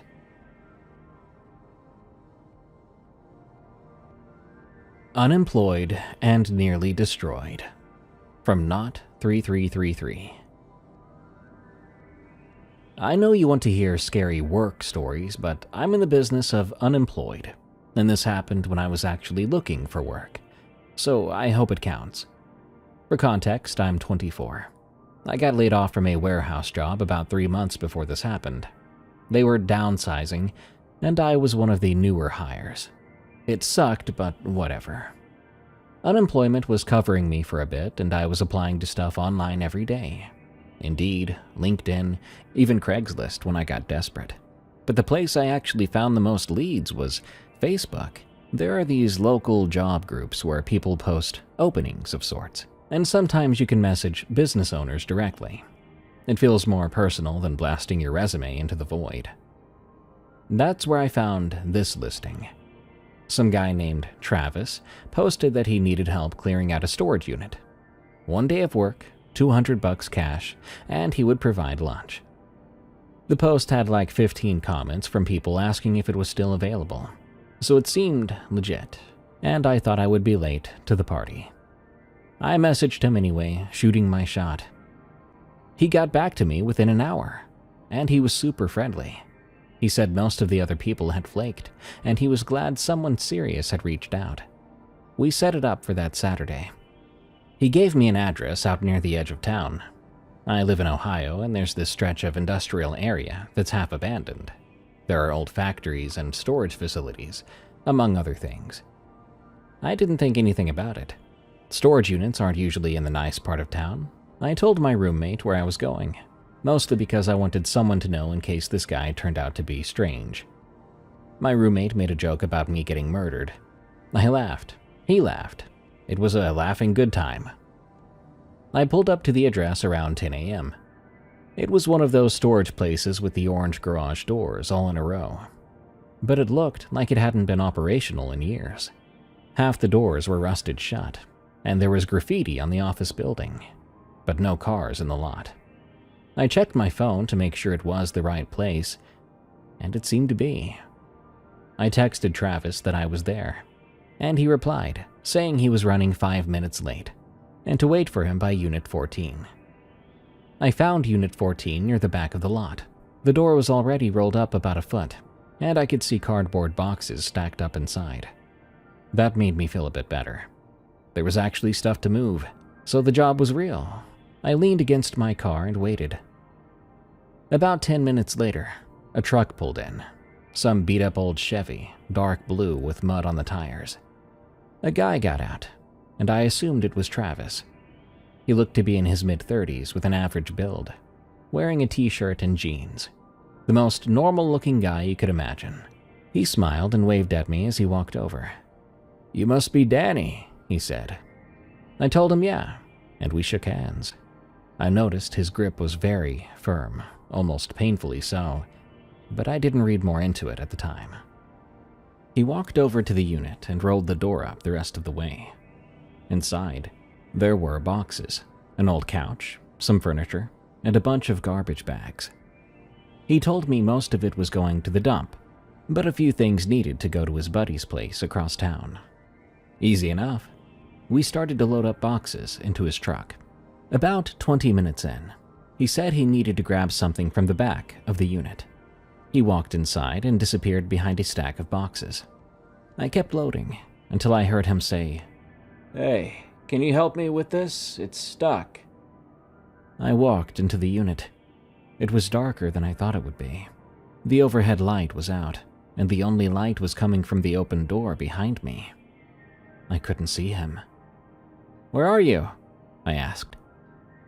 There was no response. I took a few more steps, but then I heard the door rolling down behind me. Surprised, I spun around and saw him standing by the entrance, pulling the door shut. I ran toward it, but he was faster. The door slammed down, and I heard a padlock click into place. Complete darkness. I couldn't see a thing. I began to bang on the door, yelling for him to let me out, but nothing happened. I then heard his voice, muffled through the metal. "Toss your wallet and your keys under the door and I'll let you out." I couldn't believe what I was hearing. This guy had set this whole thing up to rob me. Or worse. The job listing, the friendly messages, all of it. I told him to go screw himself. Probably not the smartest thing to say in my position, but I was panicking. He didn't respond for a while, and then I heard him walk away. I stood there in the dark, trying to figure out what to do. My phone. I still had my phone. I pulled it out, and the screen lit up the space around me. I had 1 bar of signal. I called 911 and whispered the situation as best I could. The operator said they were sending someone, but I had no idea how long that was going to take. Soon after, I heard the footsteps coming back. And I heard something else. A sloshing sound. Liquid. He began to pour something along the base of the door, and I could smell it almost immediately. Gasoline. I completely lost it. I started screaming, kicking the door, throwing my body against it, and I could hear him laughing on the other side. He said if I didn't slide my stuff under the door in the next 30 seconds, he was going to light everything up. I believed him. I got down on my knees and shoved my wallet and keys through the gap. I heard him pick them up. Then I heard his truck start. He left. He actually left. I stayed in that unit, trembling, until the cops showed up about 15 minutes later. They cut the lock and got me out. The gasoline was real. It was pulled along the front of the unit. If he had actually lit it, I wouldn't be here, and I would have died a very painful death. They luckily caught him 2 days later trying to sell my car. I wasn't his first victim, but I was the first who had called the cops in time. The others had been too embarrassed or scared to report it. Likely sketchier folk who were more desperate, or people who were on drugs, afraid to call the authorities. But one of them had told the police he had actually set a small fire before leaving, and that person got burned pretty bad. I don't look for job openings on Facebook anymore. I don't care how desperate things get. And every time I see one of those posts now, I screenshot it, and I send it to the local police tip line. Probably nothing ever comes of it, but it makes me feel like I'm doing something.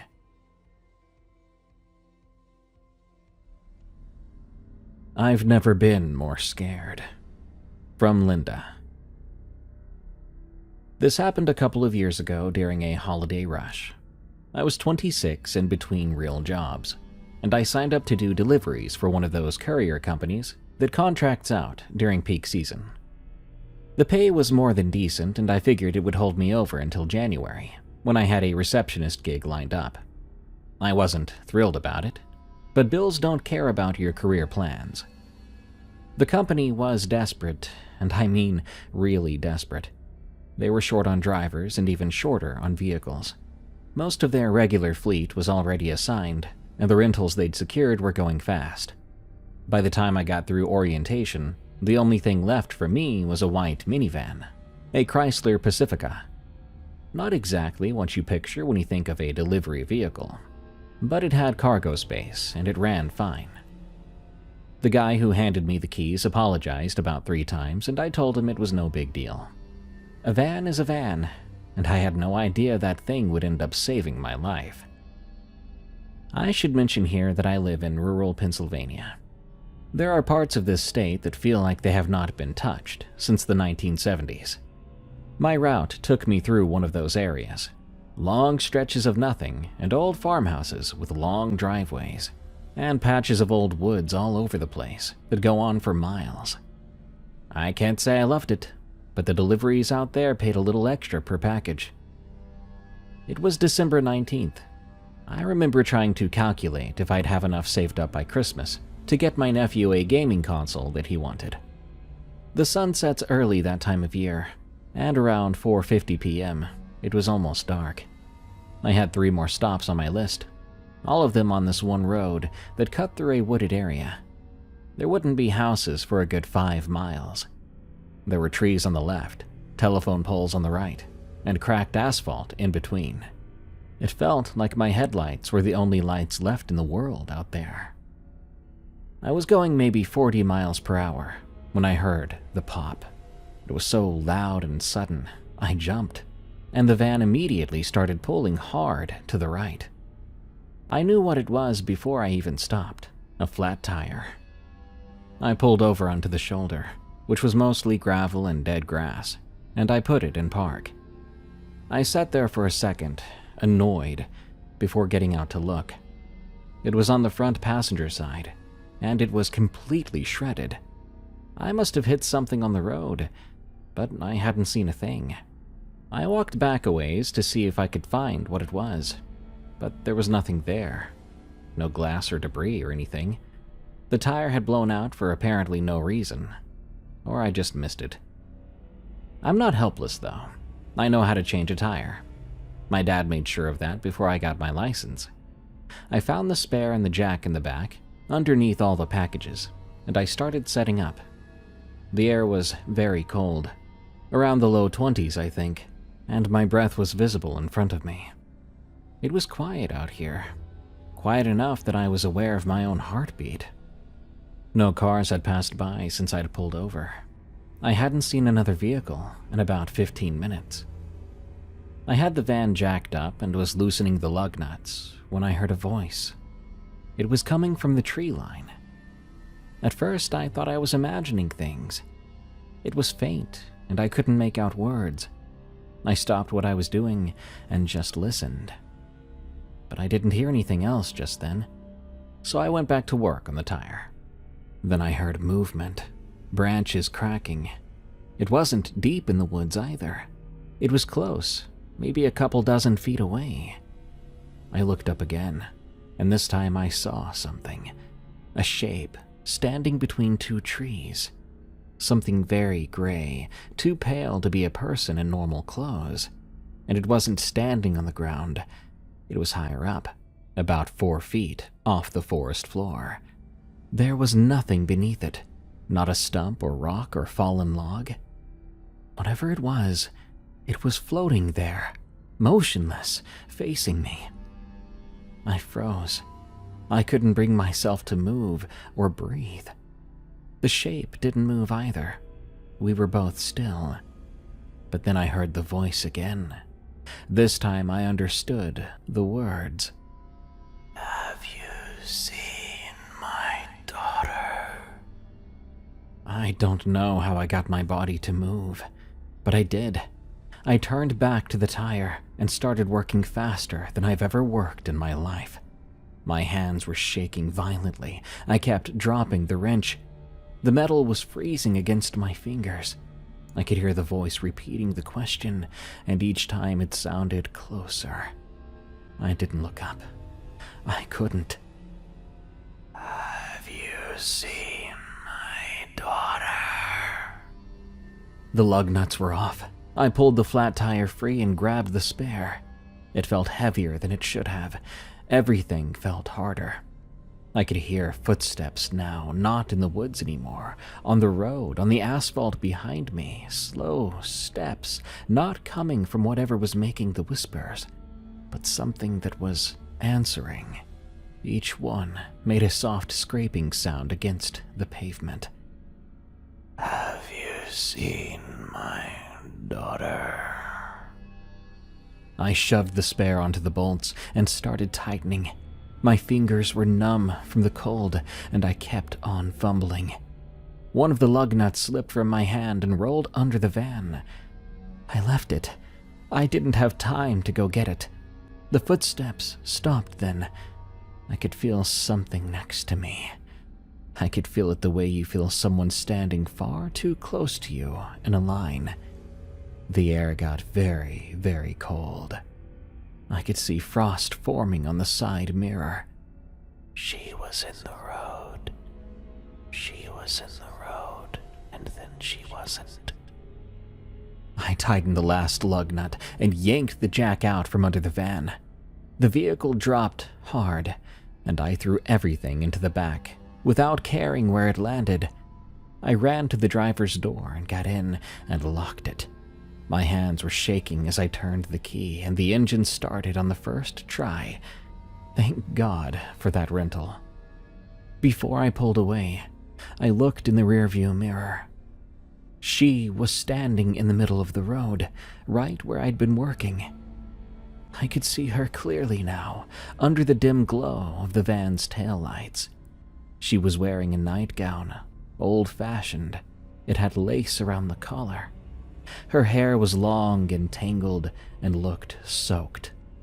Her face was pale and gaunt, and her eyes were completely black.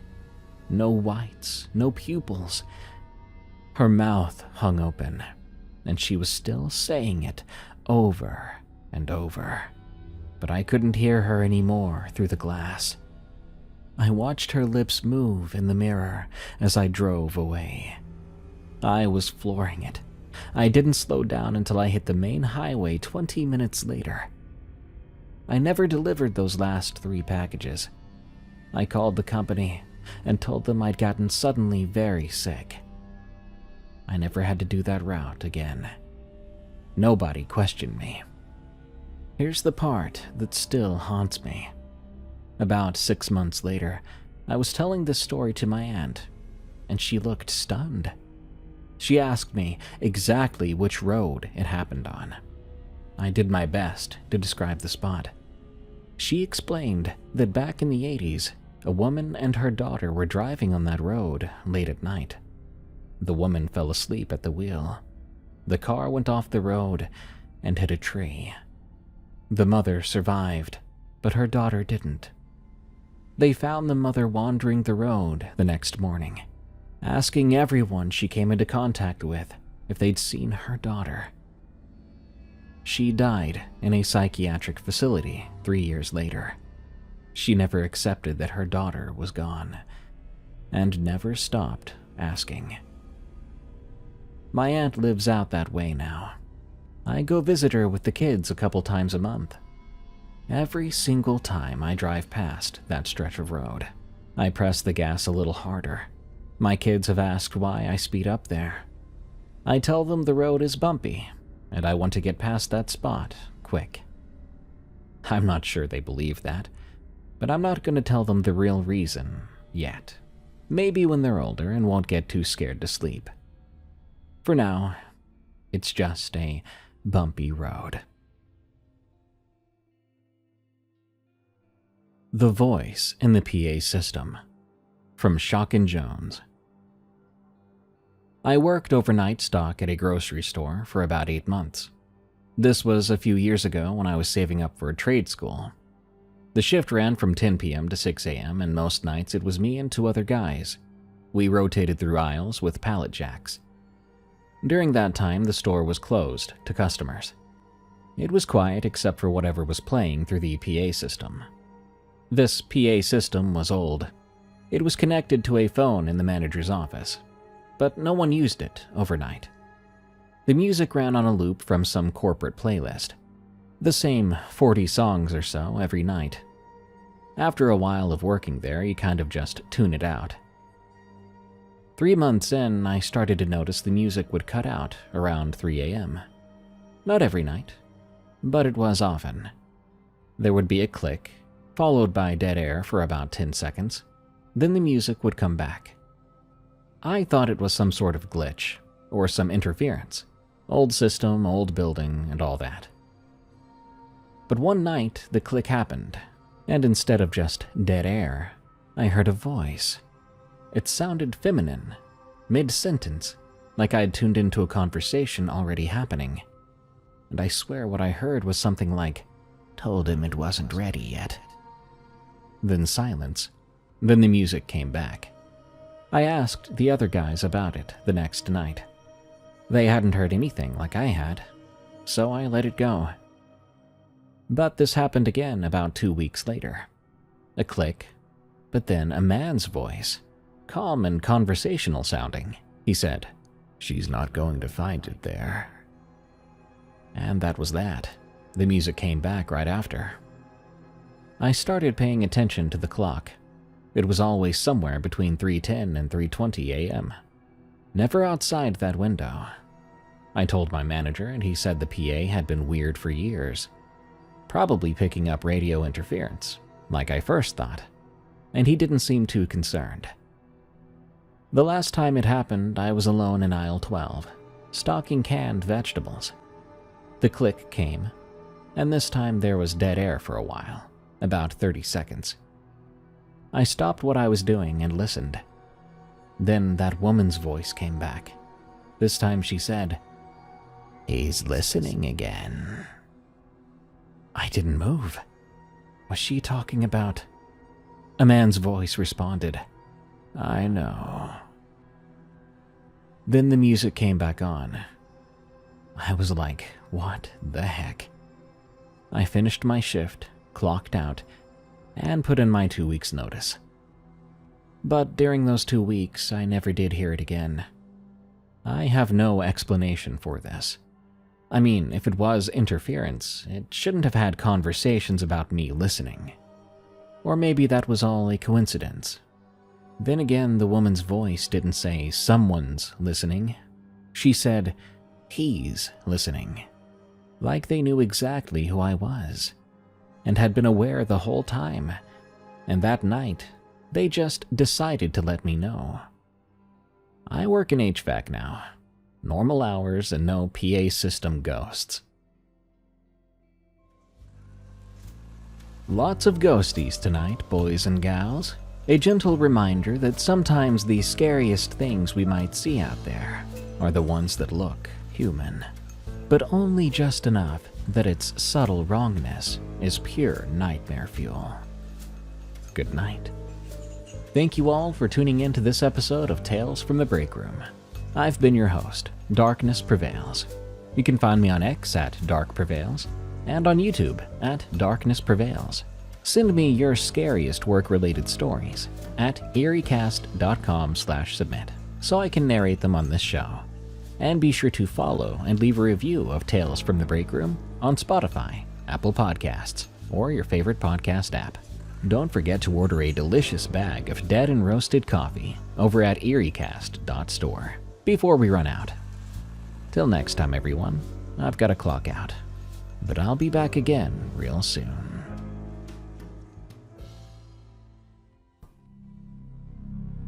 We like to believe we live in a world where everything is normal. Horror movies are just movies. Urban legends are just legends. But there seems to be something underground in the wilds of California that might have you rethinking the way you see the world altogether. This story, titled "The Things in the Ground," from a user by the name of Riveting33, shows us that true horror is real, and it's simply waiting deep under your feet, waiting for the right moment. I've been listening to your podcast for a few years now. I started during the lockdowns when I was working from home, and needed something to fill the quiet. I burned through your whole back catalog in maybe 3 months, then started over from the beginning. I'm not sure what that says about me, but I heard your Alaskan tree god episode last week. Good stuff, by the way, and I haven't been able to stop thinking about it. Not that I thought it was a lie or crazy, but the opposite. I believed every word of it, and that's what's been keeping me up. You see, I saw something too, back in 2012 when I was 17. Me and 4 friends out in the desert in Southern California. We were doing things we weren't supposed to be doing in places we weren't supposed to be. And something came up out of the ground and tried to kill us. Now, whatever it was, it definitely wasn't like the Alaskan tree god thing, but it was the same level of wrongness. That feeling of looking at something that should not exist. So I figured maybe it was time to write this down, because who knows, maybe someone else will find this familiar and write their own story, and maybe we aren't the only ones who have encountered it. The name's Corey. I'm 28 now. I work as an electrician, but when I was 17, I saw something that I still can't explain. Here is what happened. During the summer of 2012, I was between junior and senior years, and I was absolutely convinced I would live forever. My best friend since 6th grade was a kid named Tyler Reese, and together we discovered the greatest hobby in the world: illegal night riding. I should explain what that means. Tyler's family had money. Technically not rich, but very comfortable. And for his 16th birthday, they bought him a Yamaha dirt bike. A beautiful machine, way nicer than anything I could afford. I had a beat-up Honda that I'd bought with 2 summers of lawn mowing money. And our friends Danny and Owen had these old ATVs they'd picked up secondhand. Clunkers, but they ran. The legal places to ride were boring. Designated trails with really low speed limits. Park rangers that would hassle you for everything you did. So we started to explore. Tyler would spend hours on Google Earth looking for spots, like dry lake beds or abandoned quarries, some stretches of BLM land where nobody ever went. We'd load up his truck after dark, drive out to wherever he'd found, and ride until 2 or 3 in the morning. Was it illegal? Mostly, yeah. Trespassing, riding without permits, noise violations, probably a dozen other things we didn't even know about. Did we care? Not even a little. We were 17. We were invincible. And there's nothing like flying across the desert at night with the stars stretched out above you, your headlight cutting through the black in front of you, and the cold air hitting your face. It's the closest thing to freedom I've ever felt. There were 5 of us that night. Me and Tyler on our dirt bikes, Danny and Owen on the ATVs, and Tyler's girlfriend, Keely, who'd ride on the back of Tyler's bike, and somehow never complained about the dust or the cold or the hours of sitting on an uncomfortable seat. She was impressive. Keely really was something else. Most girls I knew back then would have wanted nothing to do with our stupid desert adventures. But Keely was different. She was practical and tough and didn't scare easy. She'd grown up on a ranch outside of Barstow and had probably seen more harsh country by the time she was 12 than most people do in their whole lives. Tyler was lucky to have her. We all knew it, including him. Danny was the type of guy who could not shut up if his life depended on it. The guy just couldn't help himself. It was just how he processed his thoughts. Out loud. Owen was an anxiety-ridden guy, always waiting for the worst things to happen. We gave him a hard time about it, the way friends do, but he was solid still, reliable. When things got serious, Owen was the guy you wanted watching your back, even if his confidence was lacking. Then there was me. I'm not sure how to describe myself. I was just a normal kid, I guess, nothing special. I liked riding and I liked my friends, and I loved the way the desert felt at night. That's about all I can say about me. The night I'm talking about was a Friday in late July. It was hot as heck during the day. Maybe 115, even 120 in the sun, but once the sun went down, it cooled off fast. By 9 o'clock, it was almost pleasant. By midnight, it'd be downright cold. That's the desert for you.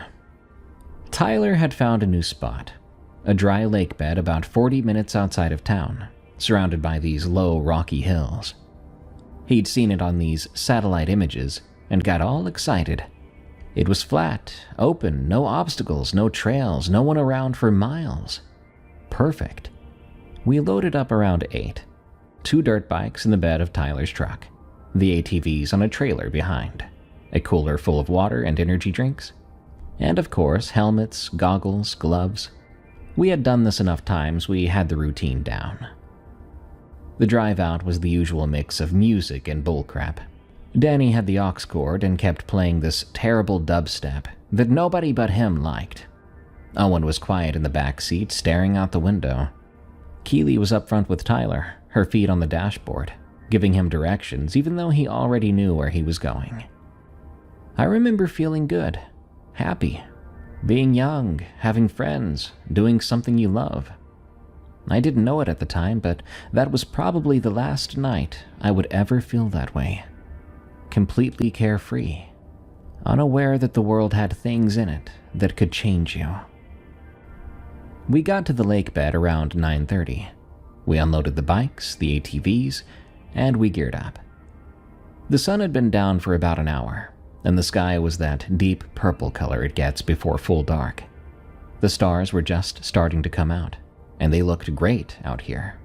"All right," Tyler said, pulling on his gloves. "Same rules as always. Stay in sight of each other. If you break down, kill your engine and wait, someone will come back for you. And if you see headlights that aren't ours, scatter and meet back at the truck." "Yes, Mom," Danny said. "I'm serious. I don't want to have to explain to someone's parents why their kid got arrested for trespassing on federal land." "Has that ever actually happened?" Keely asked. "No, and I want to keep it that way." We started riding. God, it was beautiful out there. The lake bed was perfectly flat, better than we had hoped, full of hard-packed dirt that was almost like pavement. You could open up the throttle and just go. Nothing in your way, nothing to worry about. The hills rose up around us like the walls of an arena, black shapes against stars. The only sounds were our engines and the wind.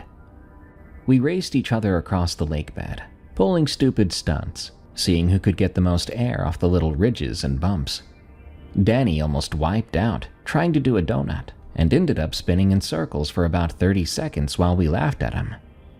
Owen, despite being the nervous one, turned out to be the best at wheelies. He could hold one for 100 yards without breaking a sweat. At around 10:30, I stopped to adjust my goggles. The strap had been digging into the back of my head, and I needed to loosen it. I killed my engine and sat there for a minute, enjoying the silence. And it was at that moment I felt something. The ground was vibrating. I was like, is this just me? Maybe some residual buzz from the bike, my body still humming from the ride? But it wasn't. There was something beneath me, something in the ground itself. There was a low, rhythmic thrumming, vibrating my feet, going up my legs and into my chest. I looked around. The others were still riding, their headlights sweeping across the lake bed. They hadn't noticed anything. Then Danny killed his engine. He'd stopped maybe 50 yards away to take a leak, and I saw him freeze, saw him look down at the ground. "Hey!" he shouted. "Do you guys feel that?" One by one, the others stopped. Tyler, then Keely, then Owen. The engines died, the headlights pointed in different directions, and in the sudden quiet, we could all feel it. Something was moving beneath us.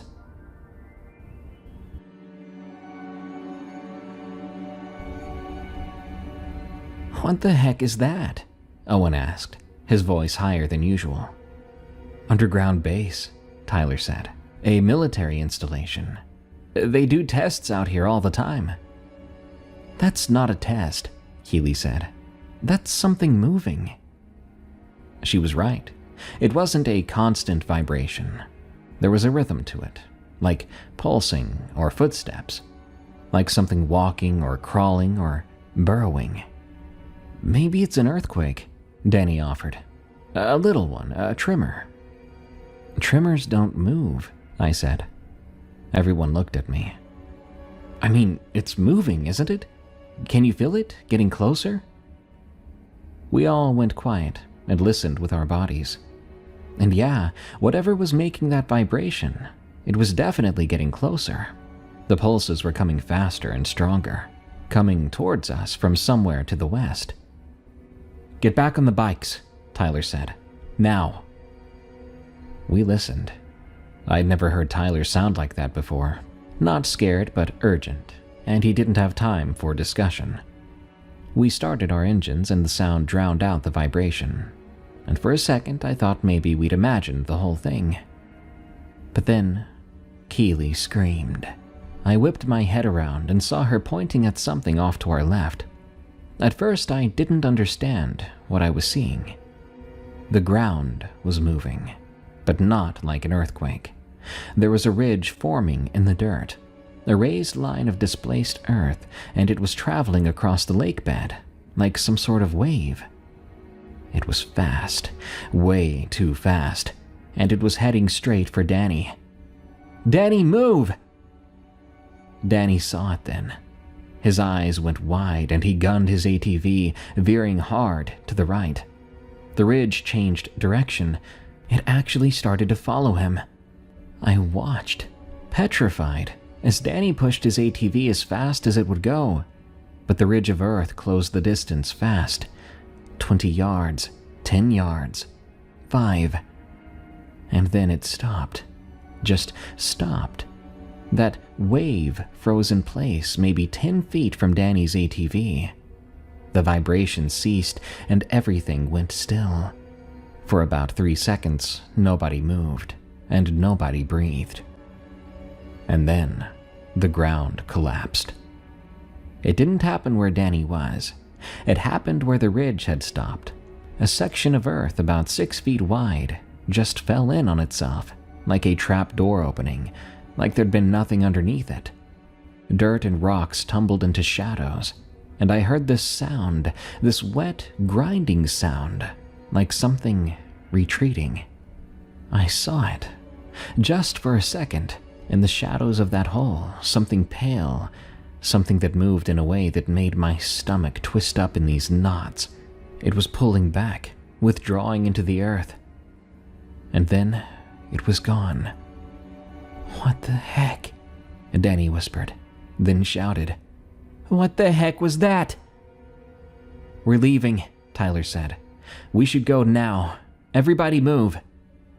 We turned our bikes toward where we'd left Tyler's truck and started to ride, fast, dangerously.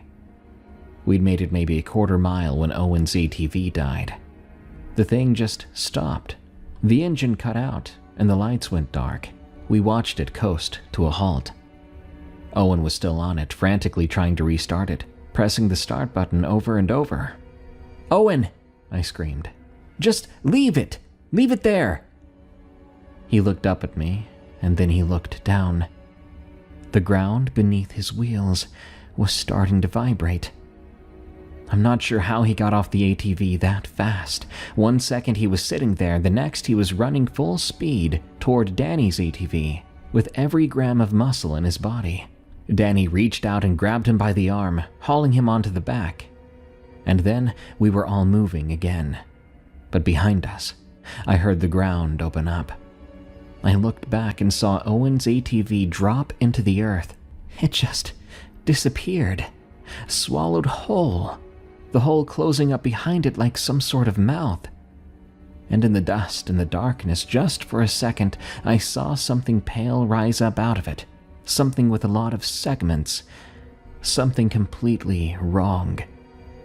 Then it was gone, pulled back into the ground, and we were racing across the lake bed with no idea where we were going. Just away, out of there as fast as we could, away from the thing that seemed to be hunting us. We rode blind for a long time. I don't mean that literally. We had our headlights, but we weren't navigating anymore. We were just fleeing, pointing our bikes away from where we'd been and opening the throttle, praying that whatever was beneath us could not keep up. It wasn't until Tyler finally slowed down and signaled for us to stop that I realized we had no idea where we were. The lake bed all looked the same, flat and featureless, the hills rising up in every direction, the sense of freedom gone, replaced by a sense of imprisonment. We'd come in from the southeast, parking the truck near a gap in the hills that Tyler had marked on his phone. But in the chaos of our escape, we'd gotten completely turned around. I couldn't tell which direction was which. The stars weren't helping. I'd never learned to navigate by the stars. And even if I had, I was too panicked to think clearly. "Where's the truck?" Danny asked. He was breathing hard, and Owen was still clinging to his back, arms wrapped around Danny's waist. "I don't know," Tyler said. "What do you mean you don't know?" "I mean I don't know, Danny. I was a little busy trying not to get swallowed by the freaking ground." Okay. Danny ran a hand through his hair. "Phones. Yeah, we check our phones. GPS." We all checked our pockets. I watched Danny's face fall as he pulled his out and tried to turn it on. "Of course it's dead," he said. "Forgot to charge it." Keely checked hers, pressed the button. Nothing. "Sorry. It was already at like 40% when we left, and I used it for the drive." Tyler's screen lit up. "Mine's good. 12%, but I've got no signal." Owen was the last to check. His hands were a trembling mess. He nearly dropped the phone twice. 34%, he said. "But no signal here either." "We need to get somewhere higher," Tyler said. "Those hills, we get up on those ridges, maybe we can get a bar, figure out where we are." Nobody had a better idea, so we started to move again, slower this time, heading toward the nearest hill. Our engines seemed impossibly loud now, and every few seconds my whole body would tense up as I mistook every new vibration as the ground possibly opening up beneath me. But it did vibrate, I think, twice during that ride. It was distant, far off to our left somewhere, and it wasn't coming any closer. Not yet. Whatever was down there, it seemed to be circling the edges of the lake bed. I'm not sure why. We made it to the base of the hill and killed our engines. The silence out there was nauseating. You could hear everything. The wind, insects, the sound of your breathing, and beneath it all, if you listened hard enough, there was the faint rhythmic pulse coming from somewhere underground. "We climb," Tyler said. "Leave the bikes here. They'll be fine." "And if they're not?" Danny asked. "Then we walk home." "Would you rather be on it when it gets swallowed?" Danny shook his head slowly. "Then come on." The climb was brutal. The hill wasn't that tall, maybe 100 up to 150 feet, but the terrain was all loose rock and brush, and we had to make the trip in the dark. Danny twisted his ankle about halfway up, stepping wrong on a rock that shifted under his weight. I could tell he thought it was the thing for a second, underground. He half screamed, but after Owen caught him mid-fall, he realized it was nothing. "I'm fine," Danny said through gritted teeth. "It's fine, just keep going." Keely scraped her palms raw on a fall near the top, caught herself on a jagged piece of rock. I could see blood on her hands in the moonlight, dark and shiny. But she didn't complain, just wiped it on her jeans and kept climbing. We made it to the ridge around midnight. I remember checking my watch, an old digital Casio my dad had bought me, and I saw the numbers glow in the dark. 12:07 a.m. Below us, the lake bed stretched out like a pale scar in the moonlight. From here I could see our vehicles at the base of the hill, 3 motionless silhouettes clustered together.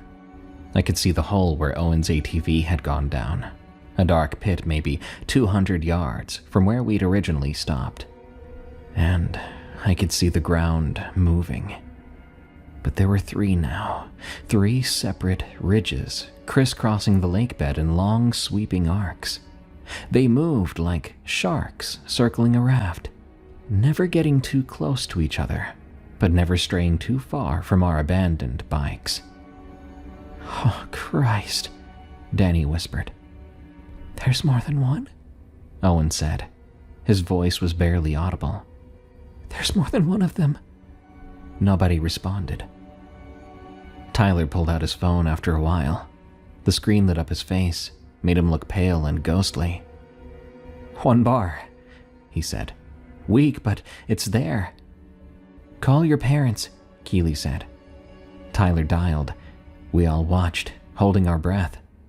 He put the phone to his ear and waited. His expression didn't change. "Crap, voicemail," he said. He tried again. Same result. "They're asleep. Phones are probably in the kitchen. They do that." "Try mine," Owen said, and gave Tyler the number. Same thing. Voicemail. "Okay, our parents are in bed. That's normal. That's fine. Just call 911. Owen looked at me. "And what are we gonna say, man? There's a monster chasing us?" "Not necessarily. We tell them we're stranded. We tell them something is stalking us, a wild animal. They'll send someone. They have to." "They're gonna think we're pranking them." "You got a better idea?" Owen didn't. He took his phone from Tyler and stared at it. I think he was trying to figure out what to say without sounding crazy. Then he dialed. I couldn't hear the other end of the conversation, but I could hear Owen's side, and that was enough. "Hi, yes, I need help. We're stranded in the desert, outside of..." He looked at Tyler, who mouthed a location. He told them, then said, "We're on BLM land, a dry lake bed surrounded by a bunch of hills." A pause. "No, we're not injured. Not yet, but there's something out here, an animal. It's been stalking us." Another pause, longer this time. "I don't know what kind. It's big, it moves underground like like a really big snake. Maybe, but it's not a snake, it's been chasing us." I watched Owen's face as the dispatcher asked questions he couldn't answer. I could imagine. What does it look like? I don't know. How big is it? I don't know. Big enough to swallow an ATV. Is it venomous? How would I know that? "She's giving me advice," Owen said to us, covering the phone. "For predatory animals, make noise, make yourself look big, don't run." Danny rolled his eyes. "Does she have advice for something that hunts from underground? If not, maybe she's got a nice chili recipe we could try out." Owen didn't respond. He went back to the dispatcher. "We're on a ridge, a hill overlooking the lake bed. No, I don't know the exact coordinates. We drove about 40 minutes from... Yes, we'll stay on the line." He stayed on the line. We all sat there on the ridge, watching the things below circle our vehicles, listening to Owen murmur responses to questions that we couldn't hear. Questions that probably didn't matter. The dispatcher was trying to help. I'm sure she was doing everything by the book, but the book didn't have a chapter on this. They're sending someone," Owen said. "A unit to search the area. She says we should stay where we are." "How long?" Tyler asked. She doesn't know. They have to figure out where we are first.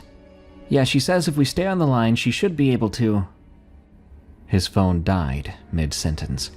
The screen just went dark, and that was it. Our last connection to the outside world. Gone. Owen stared at the dead phone in his hand. Then he slowly put it back in his pocket and didn't say anything. We sat on the ridge until almost 2 in the morning. We were all too tired, too scared to talk.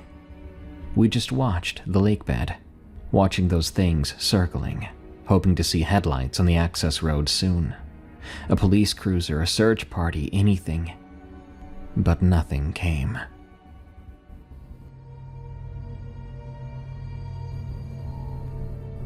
Around 1:30, the ridges in the earth stopped moving. One by one, they went still, sinking back into the ground. The lake bed looked normal again, just flat, empty dirt under the stars. "Maybe they left," Danny said. "Maybe they're sleeping," Keely said. "Do they sleep?" Nobody knew. Tyler stood up.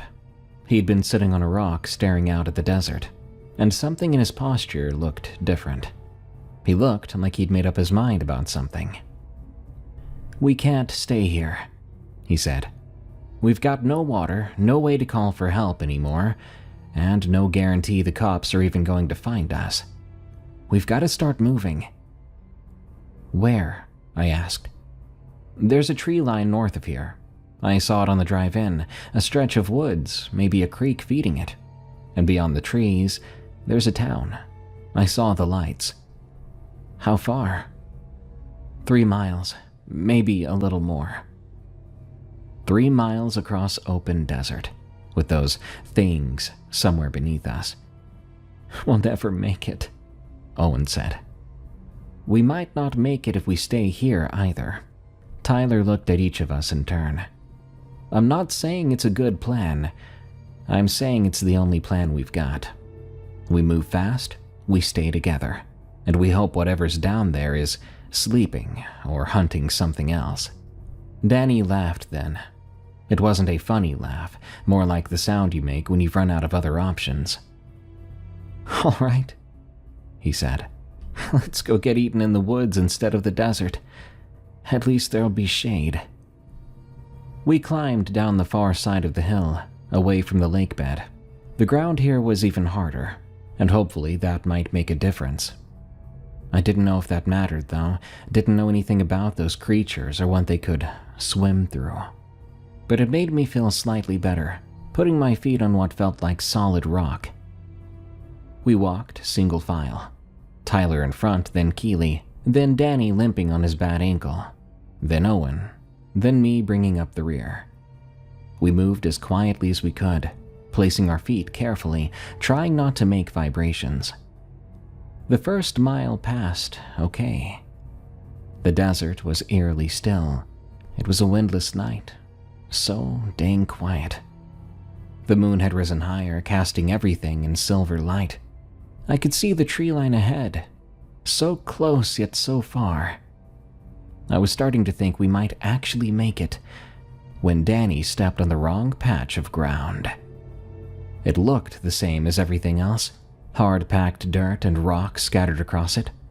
But when Danny put his weight on it, his legs sank to the knee. Soft earth, hidden beneath a thin crust like ice over a pond. "Crap," Danny said, and the ground started to vibrate. "Run!" I'm not sure who shouted it. Maybe Tyler, could have been me even, but it didn't matter, because we all ran. I've never moved like that in my life. My legs were pumping like an Olympic runner, but my lungs could barely keep up. They were on fire in moments, and I could feel the earth trembling beneath my feet with every step. The vibration was getting stronger, getting closer, and I knew without looking, that something was coming behind us. Keely fell then. I saw her go down maybe 20 feet ahead of me. Her foot had caught on a rock, her body hitting the ground hard. Tyler was there in an instant, grabbing her arm, hauling her back up. She was bleeding from a cut on her forehead, but she didn't slow down. Owen tripped too. He went sprawling, and I grabbed the back of his shirt, pulling him forward, helping him to stay on his feet. I kept him moving. I could hear something behind us now, not just vibration, but movement. A mighty force pushing the earth aside, pushing up from below. I told myself over and over, don't look back, don't look back. I couldn't do it even if I wanted to. I knew that if I did, I would slow down, and if I slowed down, I'd die. The tree line was only 50 yards, 40, 30. And then the ground behind me erupted. I felt dirt hit my back, felt the spray of rocks and soil, and I heard a sound unlike anything I'd heard before. A moist, grinding roar that seemed to come from everywhere at once. 20 yards, 10. We hit the trees. I crashed through the underbrush, branches whipping my face and roots grabbing at my feet. I didn't stop though. I kept running, deeper into those woods, until my legs gave out and I collapsed against a tree trunk, gasping for air. The others were there too. Tyler and Keeley holding on to each other. Danny on his hands and knees, dry heaving. Owen was flat on his back, staring up at the canopy, his chest heaving. Behind us, at the edge of the woods, the rumbling stopped. I turned and looked back. Through the trees, I could see the desert we'd just crossed. The moonlight showed churned earth, a trail of destruction maybe 10 feet wide leading right up to the tree line. But it stopped right there. Whatever had been chasing us, it hadn't followed us into the woods. It can't. Danny was trying to catch his breath. It can't come in here. The trees, the roots, it can't burrow through. We're safe, Keeley said. She laughed, a high and shaky laugh. Oh my God, we're safe. Tyler didn't utter a word. He was still staring at the edge of the woods, unreadable. Come on, he finally said. The town's north of here, we gotta keep moving. We got up. It took a lot of effort. My whole body felt like it had been wrung out like a wet towel, but we got up. We started walking north, picking our way through the trees. It was harder to navigate in here, the moonlight filtering through the canopy in patches. But it was also quieter, calmer. The air smelled like pine trees and soil, wet soil. And for the first time in hours, I felt like I could breathe again. We'd been walking about 10 minutes when I heard something. Footsteps. It wasn't ours either. It was coming from something else, something heavy, crashing through the brush somewhere off to our left. I stopped. The others stopped too. What is that? Owen whispered. We listened. The footsteps were slow and uneven, not that steady gait of a walking animal, but like something stumbling along, something that wasn't used to moving that way. Maybe it's a deer, Danny said, or a bear. Do they have bears out here? That's no bear, Tyler said. The footsteps were getting closer, moving parallel to us, matching our pace. Whatever it was aware we were here. Then I saw it, through a gap in the trees, just for a second. A glimpse, but it was enough.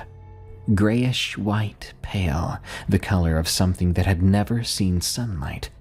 It was hunched over, about 7 feet tall when it was upright, but it wasn't upright. It was struggling, its limbs bent in ways that didn't look quite right, because they seemed to be designed for pushing, for burrowing, not for walking on the surface. Its body was segmented, kind of reminded me of a worm, but thicker, fatter, with limbs sprouting from the segments, 4 that I could see, maybe more. They ended in something like hands, but the fingers were too long and they curved inward like hooks. I didn't see its face. It then moved behind a tree and it was gone. Oh God, Keeley said. Oh God, it came out of the ground. It can walk, it can follow us. I was about to say she was wrong, that it had to be something else, but I'd seen enough of it to know that would be a lie. The thing from the desert was now in the woods with us. At least one of them was, and there was nowhere left to run. We all stopped moving, and we waited. We stood there in the dark, 5 terrified teenagers frozen between the trees, listening to the sound of something heavy moving through the woods, only about 30 yards away. The footsteps had stopped, but I could hear other sounds now. Cracking branches, undergrowth rustling, and a wet huffing noise that might have been breathing. What do we do? Owen's voice was barely audible. Tyler didn't say anything at first. He watched unblinkingly in the direction where we'd seen the thing. I could see him clenching his jaw over and over, and his hands were clenched into fists. I'd known Tyler since we were 11 years old, and this was the most fear I'd ever seen on him. He was truly and deeply scared.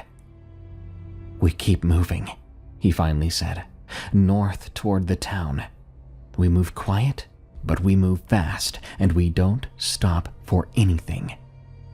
"It's between us and the town," Keeley said. "Then we go around it." "And if there's more than one?" Tyler looked at her. In the dim light coming through the trees, I could see something pass between them, a silent communication that couples develop. "Then we deal with it when that happens," Tyler said. "But we can't stay here." He was right. Standing still was not an option. Whatever that thing was, it knew where we were. If we didn't move, it would eventually come to us.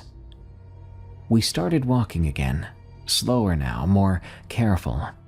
Tyler led us at an angle, veering east to put distance between us and where we'd seen the creature. The woods were thick here, lots of undergrowth, and every step seemed to make noise no matter how carefully we placed our feet. Danny was struggling. His twisted ankle had swollen up during our run from the desert, and now he could barely put weight on it.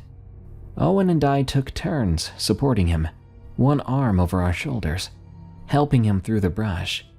It slowed us down, and I tried not to think about it too much.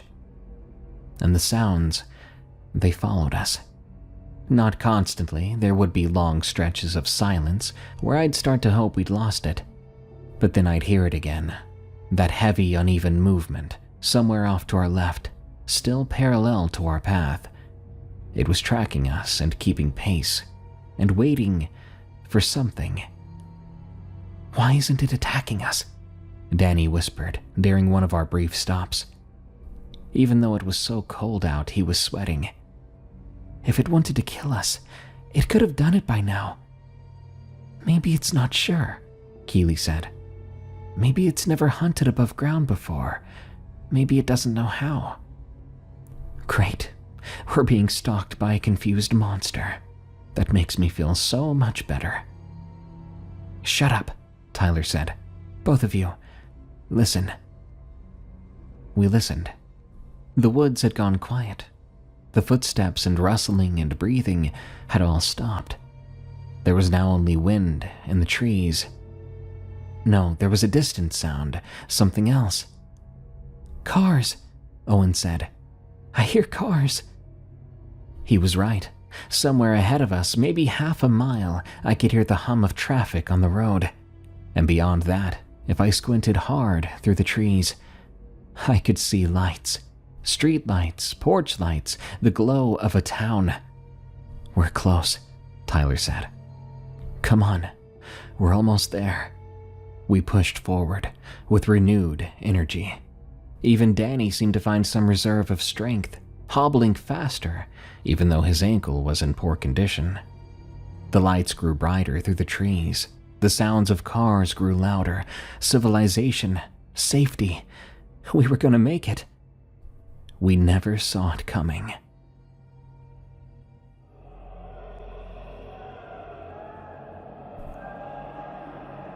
The creature hit us from the right.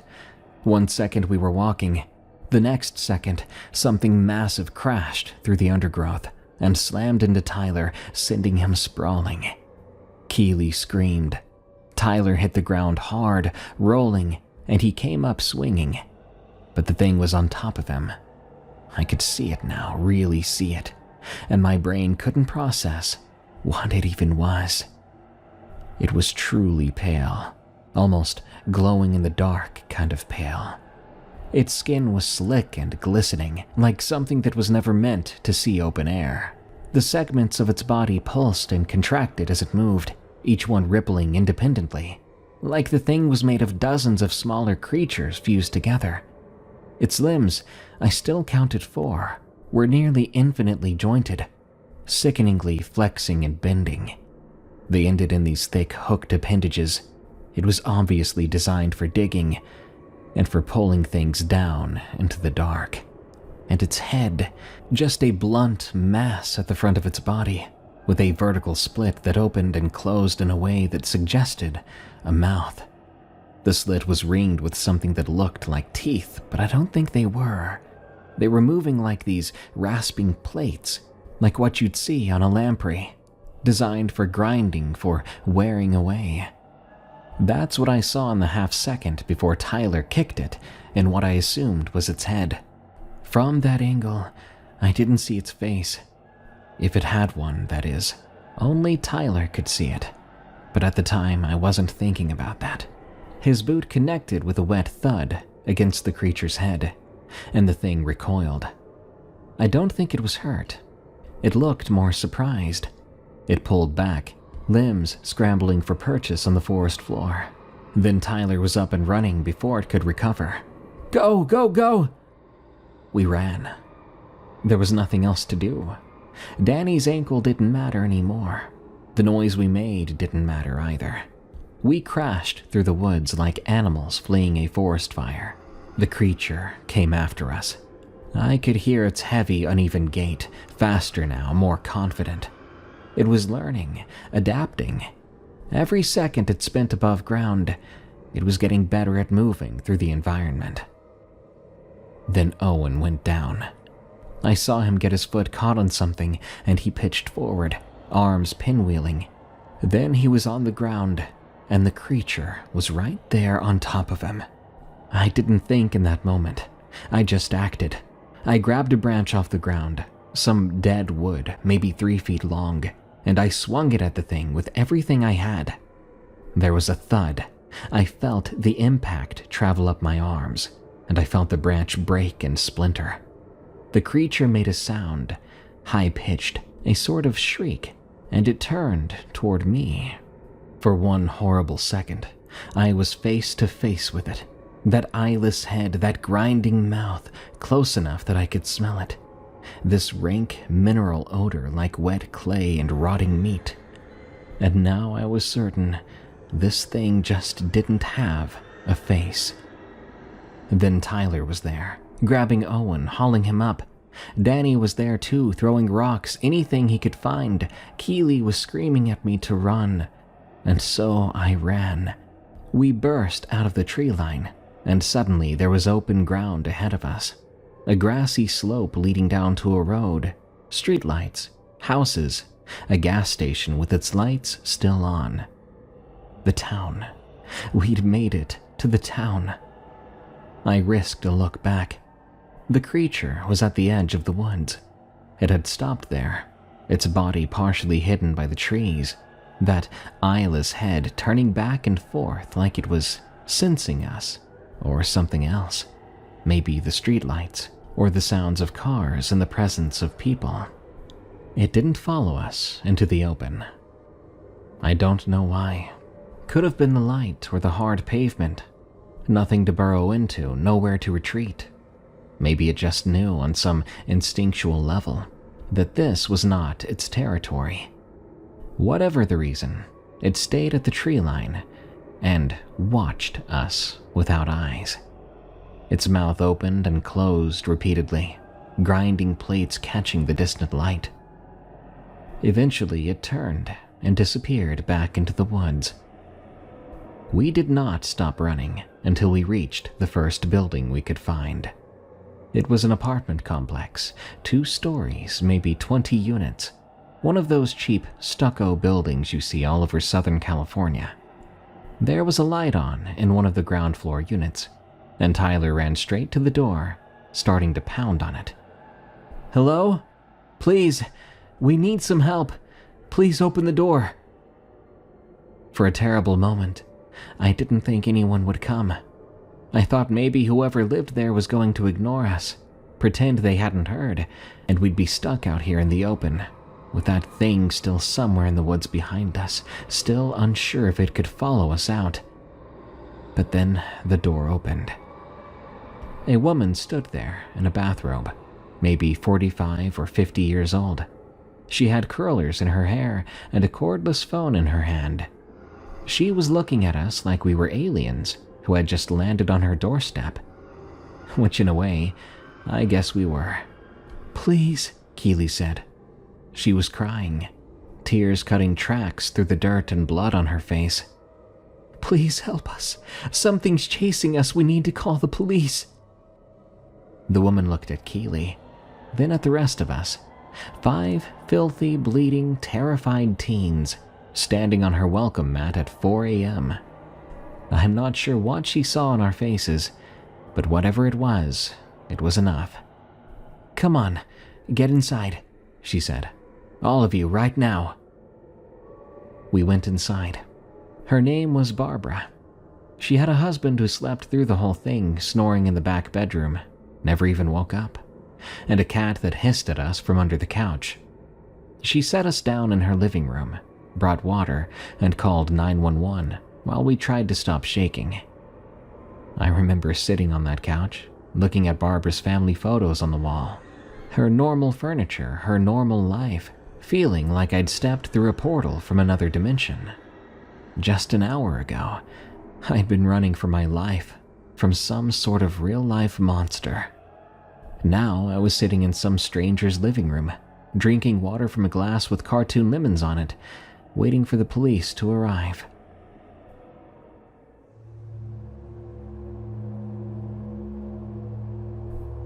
The cops came about 20 minutes later. 2 of them, a man and a woman, both looking very tired and skeptical. They took our statements separately, asking us to describe what happened. I told them a version of the truth. We'd been night riding, I admitted that part, figured there was no point in lying about it, and something had chased us. An animal, some kind of predator. We'd gotten lost, ran through the woods, and ended up here. The female officer asked me what kind of animal. I said I didn't really know, but I did know it was big and fast. She wrote it down without comment. I could tell she didn't entirely believe my story, but I also could tell she wasn't going to push it. We were clearly traumatized, and it was clear something had happened. But the details didn't add up, and she knew it. They drove us home. All of us piled into the back of a patrol car, squeezed together like sardines, too exhausted to care about the discomfort. It was almost 6 a.m. by the time they dropped me off at my home. My parents were awake. They'd gotten a call from the police, and they were waiting on the porch when the cruiser pulled up. My mom hugged me so hard, I thought she might crack a rib. My dad just stood there looking at me. I'd seen that look before. Relief, and also plenty of anger mixed together. I told them the story I told the cops. An animal attack, we got lost, we made it to a town. And their reaction was similar. They didn't fully believe me. But also they were too happy to have me home to press for more details. I slept for 14 hours straight, and they let me. The next day, a search was conducted. They found Tyler's truck right where we'd left it, at the gap in the hills near the lake bed.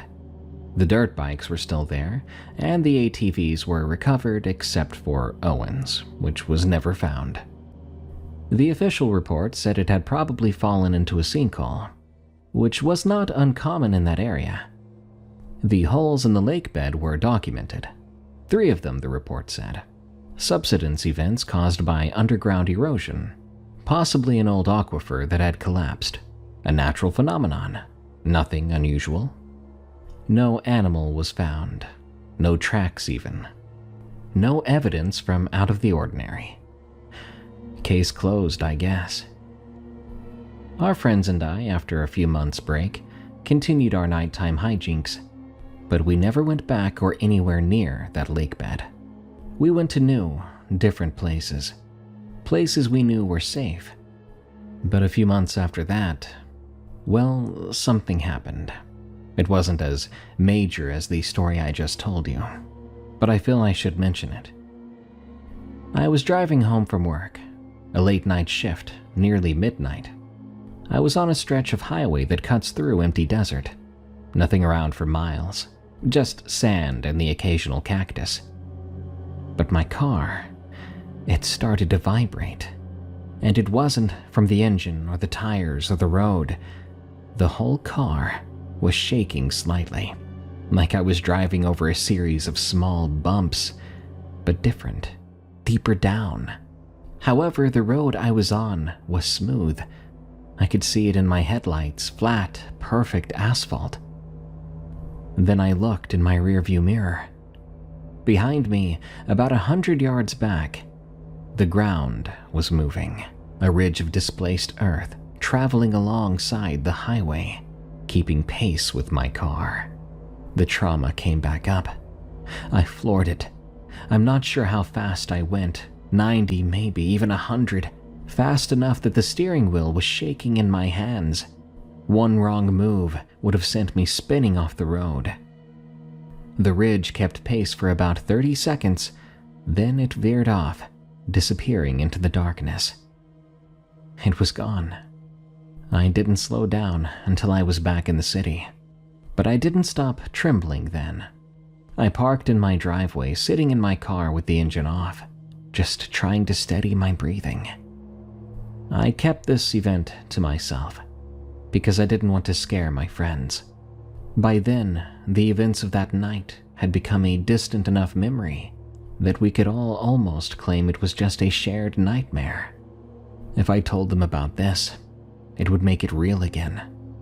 So I kept it private. Now, it's been 12 years, and I'll never forget about that lake bed.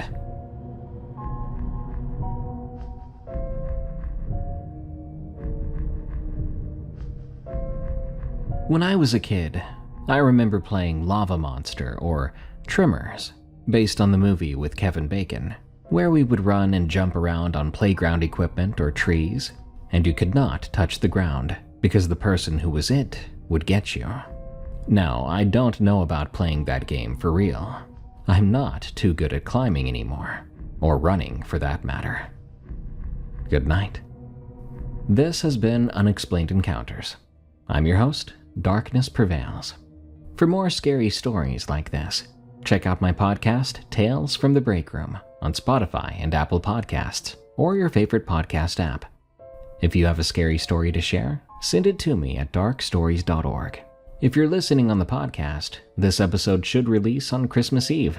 In that case, Merry Christmas to you all. I hope you get everything you want, and you have a great, warm time. Till next time, everyone, stay safe out there, and stay creepy, because this world is a strange one. I'll be honest with you. I don't know what's more terrifying. Some unexplained creature taking someone into the woods forever. Or some unexplained thing taking a loved one into the woods, but letting them go, only for them to never be the same again. This story, titled The Holler, from NJJ, describes a very disturbing encounter in the Appalachian Mountains when two brothers decide to meet up to go hunting. NJJ has let me know that he believes this to be an encounter with the Wampus Cat. But whatever it truly was, one thing is certain. Something took his brother in the Appalachian Mountains, but it let him go.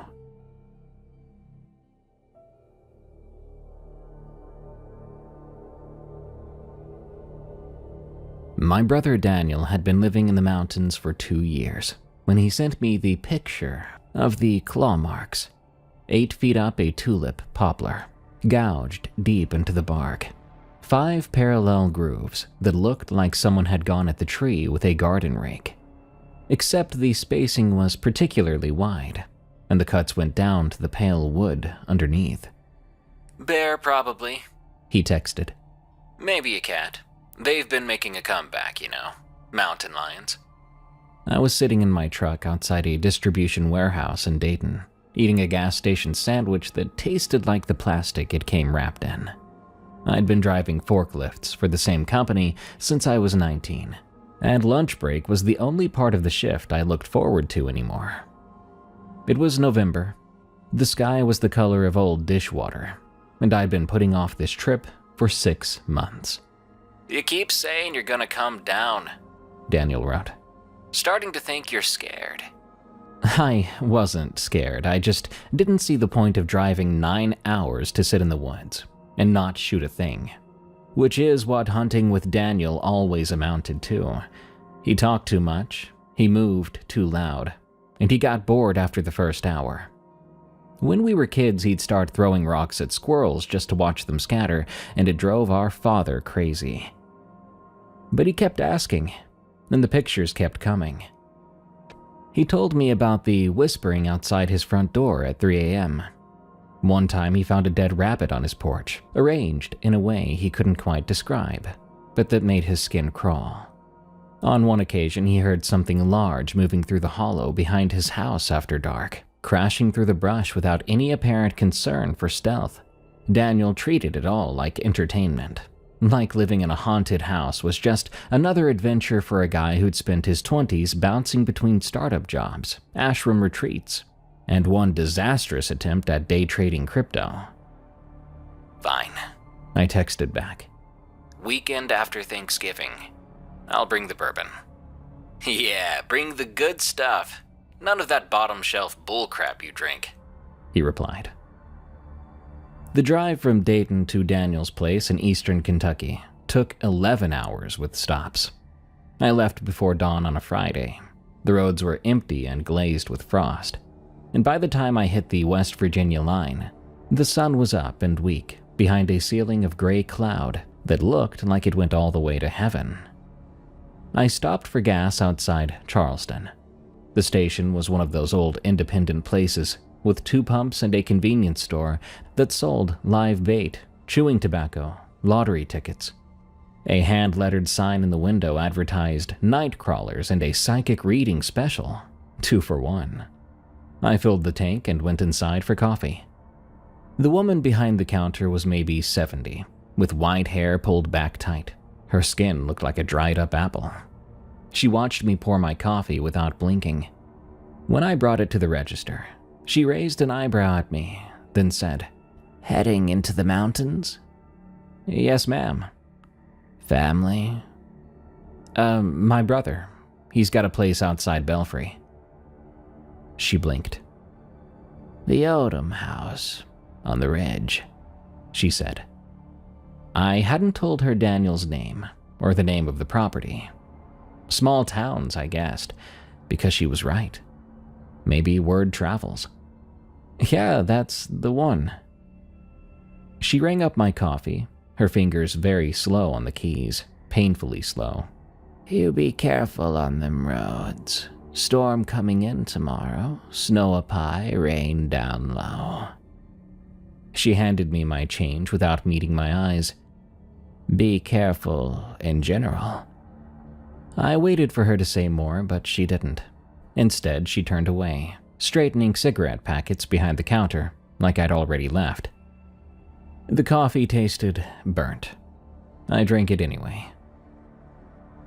I drove deeper into Kentucky. The interstate gave way to state highways, and those gave way to country roads. And before long, those became 2-lane blacktop that wound through hollows and over ridges, with names like Greasy Creek or Frozen Branch or even Marrowbone. The GPS signal stuttered and died, somewhere around the Pike County line. I was navigating by the directions Daniel had texted me, landmarks instead of street names. He said, Left at the church with the blue roof, right at the barn that looks like it's about to fall over. Keep on going till you see the dead oak tree that got hit by lightning. I was about 20 minutes out from his place when I came around a curve and saw the truck pulled off on the shoulder. It was an old Ford, primer gray, with a dented tailgate and a rebel flag sticker peeling off the back window. A man was crouched at the edge of the road, doing something with his hands. I slowed down, and he looked up at me, squinting against my headlights, even though it was in the middle of the afternoon. He appeared to be pulling something off the road. Roadkill. The dark shape of it, his hands buried in fur, I pulled over behind him, because that's what you do out here, and I got out of my truck. "You need some help?" The man straightened up. He was younger than I'd thought, maybe 40, with a lean-looking face. He either didn't eat enough, or he drank too much. Couldn't tell. His hands were wet with blood, dark in the gray light. "Just getting this off the road," he said.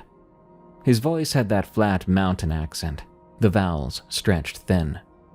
"I don't like leaving 'em to get run over twice." I walked closer and looked at what he was dragging. It was a deer, or it used to be a deer. A doe from the size of it, though it was hard to tell because of what had been done to it. The belly was torn open from sternum to pelvis. The organs had spilled out into a wet pile on the asphalt. That wasn't unusual for roadkill. But what was unusual was the rest of it. The thing's head had been twisted around half a dozen times. Not broken, but twisted. Looked like someone had grabbed it by the snout and just kept turning until the spine gave way.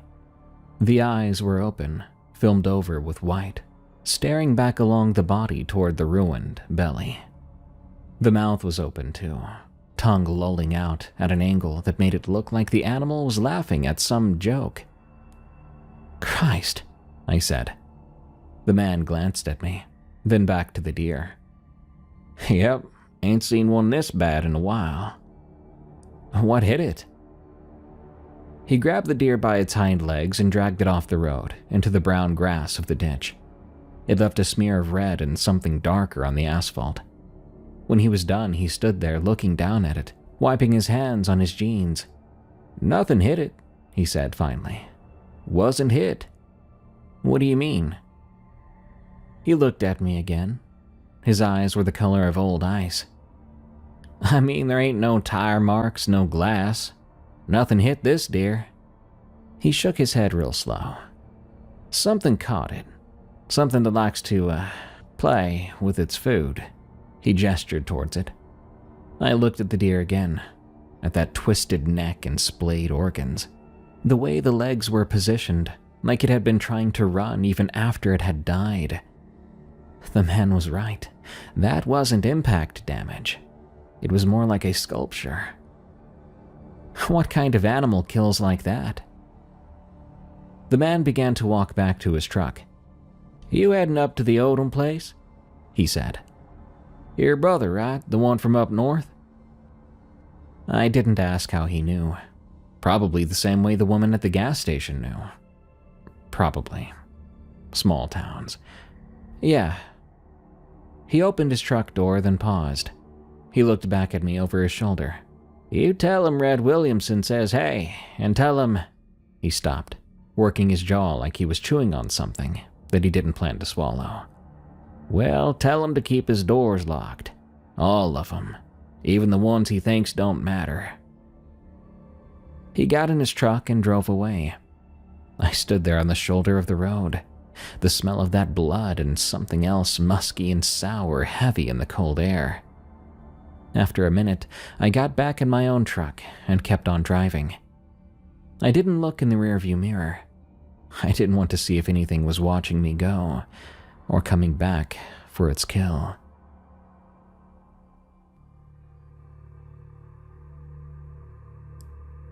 Daniel's house sat on a ridge overlooking a hollow so deep, the bottom of it was already in shadow, even though the sunset was still an hour away.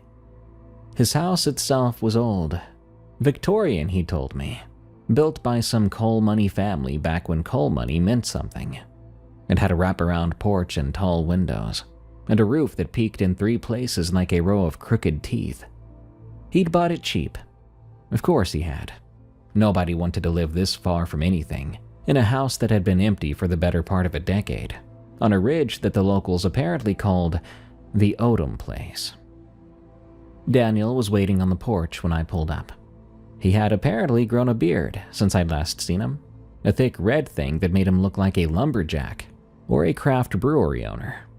Flannel, work boots, beer in his hand, the picture of rustic contentment. "You actually came," he said as I got out of the truck. Guess I owe Jenny $20. Who's Jenny? Lady at the hardware store. She bet me you'd chicken out. Nice to know you have faith in me. He grinned and came down the porch steps to help me with my bags. We did the half-hug thing that brothers do, where you're close enough to smell each other but not close enough to admit you missed anyone. Long drive? He asked. Long enough. I grabbed my duffel and my gun case from the back seat.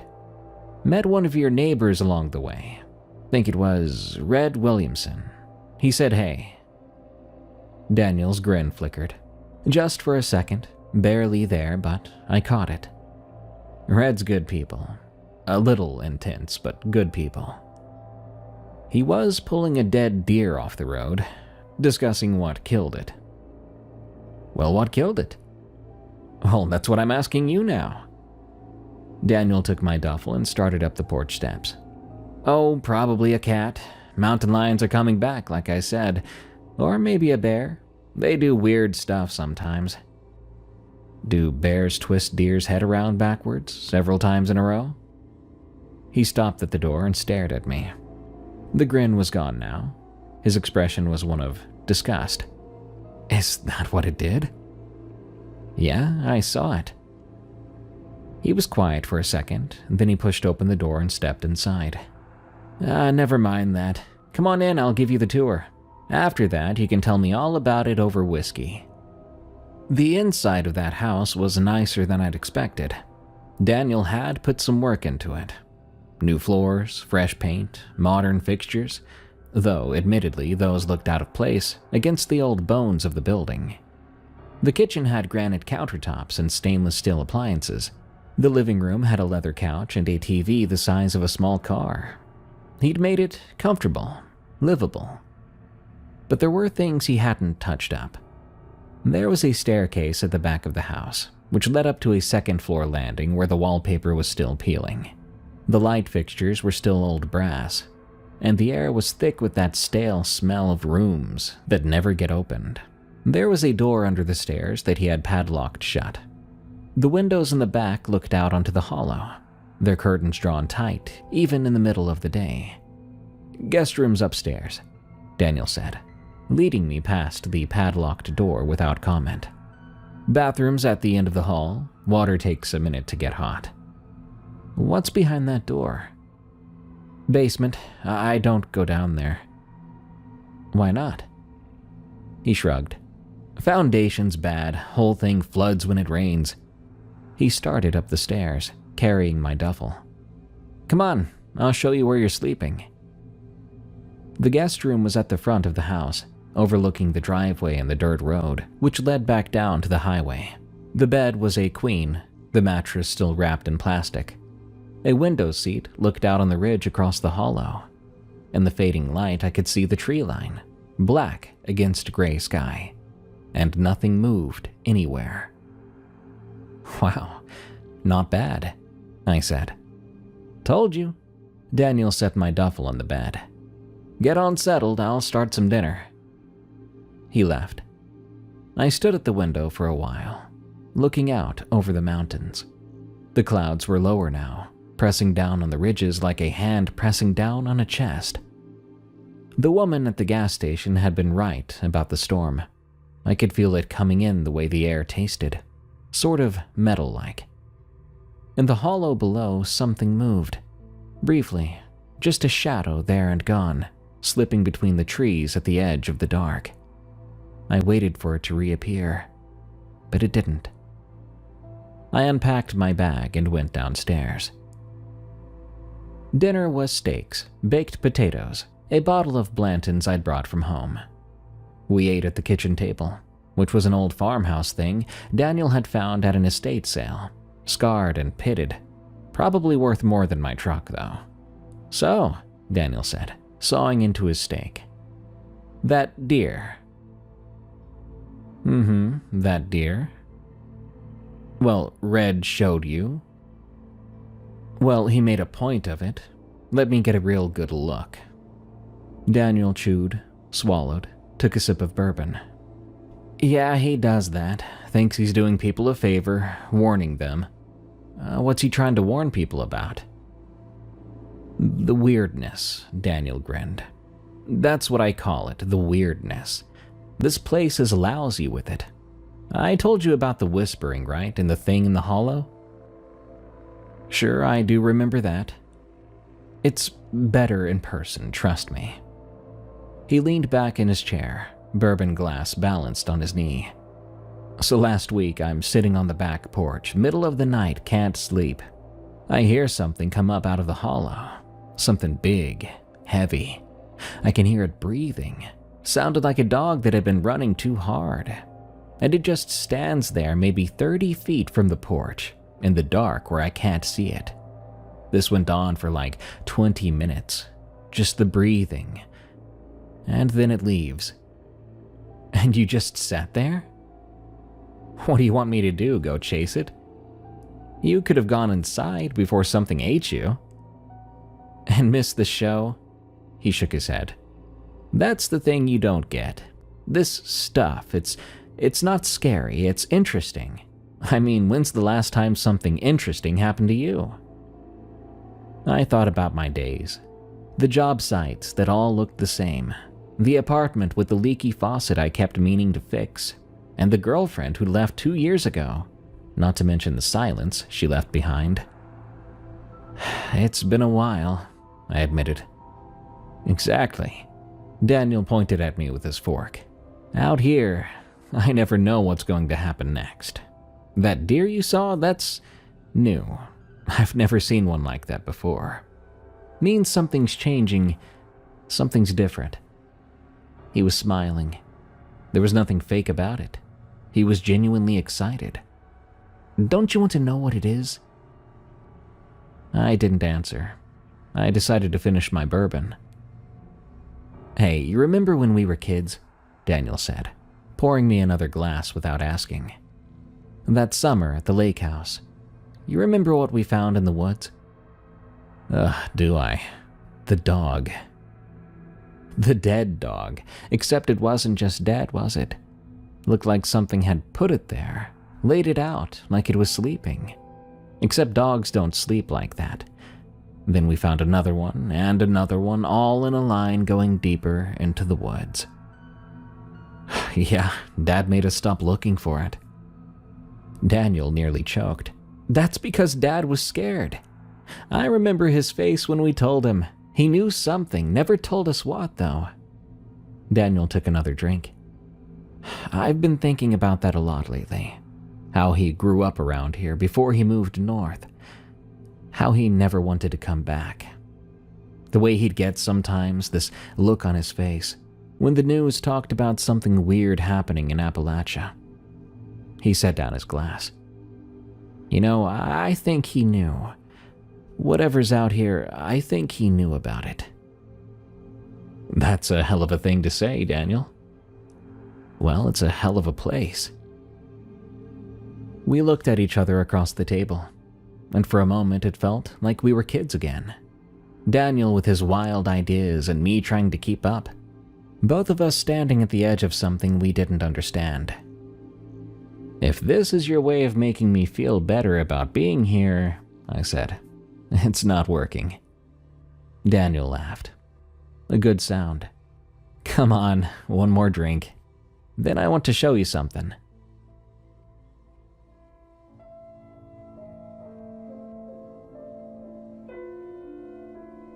He poured us both another bourbon, then grabbed a couple of blankets from the couch. Porch, he said. We wrapped up tight to ward off the cold. The clouds had come in thick while we'd been eating, and the dark was absolute out here. No moon that night. The stars were absent too. Just the black shape of mountains against slightly less black sky. Give it a minute, Daniel said. Just listen. I listened. At first, there was nothing but the wind in the trees and the creak of the old house settling. But then, underneath it, I started to hear something. A rhythm like footsteps or maybe a heartbeat. There was something moving through the hollow below, heavy and slow. You hear it? Daniel whispered. I nodded. "Every night," he said, "around this time, something walks to the hollow. I've never seen it yet, not clearly. But I've heard it, like this. And sometimes, if I wait long enough." He pointed toward the tree line at the edge of the property. "There." I looked. At first I didn't see anything. But then, at the very edge of the dark, where the yard met the woods, something shifted. A shape, tall and hunched over, moving between the trees. It was there maybe 2 seconds. Then it was gone, swallowed by blackness. "Jesus Christ," I said. "I know." Daniel was grinning, actually grinning. "Isn't it incredible?" "That's not the word I'd use. What is it?" "That's the beauty of it. I have no idea." We stayed up late after that, talking. Not about the weirdness, mostly. Our parents came up. Both of them were gone now. Dad from a heart attack 4 years ago. Mom from cancer. We talked about the girls we dated, and the ones we let get away. I talked about the business I was trying to build on the side. Then we discussed the consulting work Daniel did that seemed to involve a lot of video calls and not much else. He was doing well for himself, better than I'd expected. The house was paid off and the car in the driveway was new. He'd put on weight, but in a healthy way. He didn't seem so stressed these days. Whatever he was doing out here, despite the creepy stuff, it was working for him. "You ever get lonely out here?" I asked. The bottle of Blanton's was nearly empty between the two of us. "Sometimes, but there's people around, if I want them. Town's only 20 minutes away, and there's the neighbors." "Like Red?" "Yep, like Red, and the Combs family down the road, and old Mrs. Hargis who brings me pie every Sunday. She's convinced herself I'm gonna starve to death." He took a sip of bourbon. "It's not lonely like you think. It's quiet. That's different." The wind picked up, moving through the trees with a sound like breath. From somewhere in the hollow, that rhythm continued, pacing and circling. "That storm's coming in," I said. "Tomorrow afternoon, probably. We'll want to get out early." "For the hunt, right?" "Yeah, for the hunt." Daniel stood, stretched, and gathered the blankets. "Get some sleep. I'll wake you up at 5. I stayed on the porch for a while after he went inside. I was listening, watching the tree line, but nothing else moved. I could still hear it down there in the dark, though. When I finally went to bed, I locked my door. Habit, probably. Or not. Dawn came. It was cold. Daniel made coffee and eggs. The two of us ate standing up in the kitchen, our breath fogging in the air because the heat had not kicked on yet. By 6, we were in the truck, heading for a piece of public land that Daniel liked, which was about 40 minutes into the mountains. "There's a hollow back in there," he said, driving with one hand and drinking coffee with the other. "Opens up into a kind of bowl. Deer bed down in it during the day. If we get set up before full light, we might get lucky." "When's the last time you actually shot something?" Define shot. To hit something with a bullet, on purpose." He grinned. It's been a minute." The road wound up through the mountains. The forest here was old, oaks and tulip poplars that had been growing since before the Civil War, trunks thick and branches bare against gray sky. There were no houses or power lines, just road and trees and mountains going on forever. We parked at a pull-off near a creek and hiked in.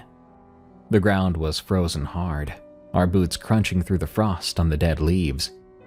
Daniel led the way, moving quieter than I remembered him being capable of. His rifle was slung over his shoulder, and I watched his breath come in small white puffs. The forest here felt different than it did up north. It felt older somehow.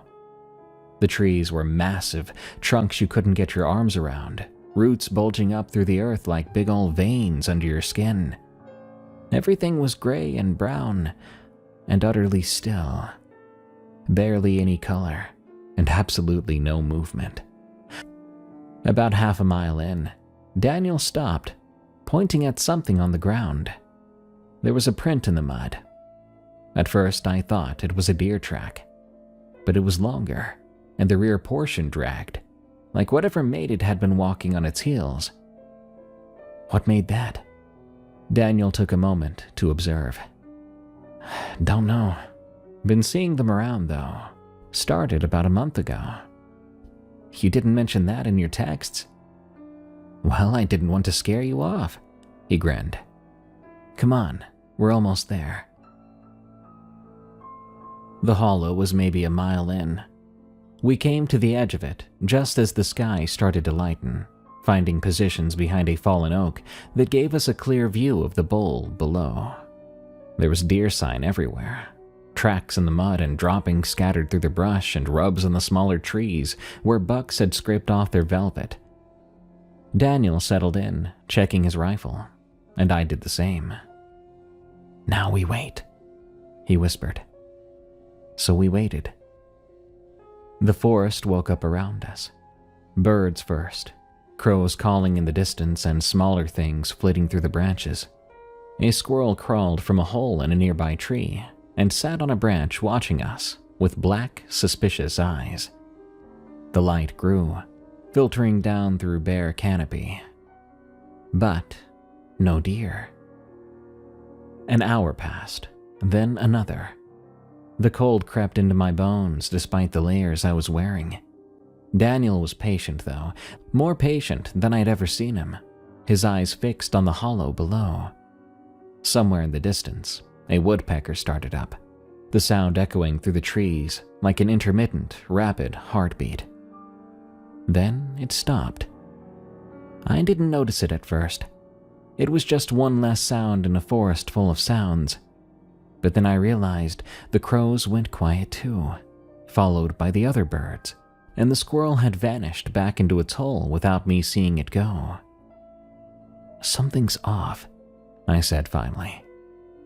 Daniel didn't look at me. What do you mean? Listen. He listened. I watched his face change as he heard what I'd been hearing for the past 20 minutes. Or rather, what I hadn't been hearing. The birds had stopped singing. Not gradually like they do when a predator moves through, but all at once, like a performance. The forest was absolutely still. It was just the two of us now, and the trees. That happens sometimes, Daniel said. But even he was quieter now. Does it? I asked. He didn't answer. He began to look at something in the hollow. I followed his gaze, and I saw it too. At the far end of the bowl, maybe 200 yards away, something was standing at the edge of the trees. I assumed it was a deer. The shape was right, and the size was too. But then it moved, and I realized I was wrong. It was walking on 2 legs.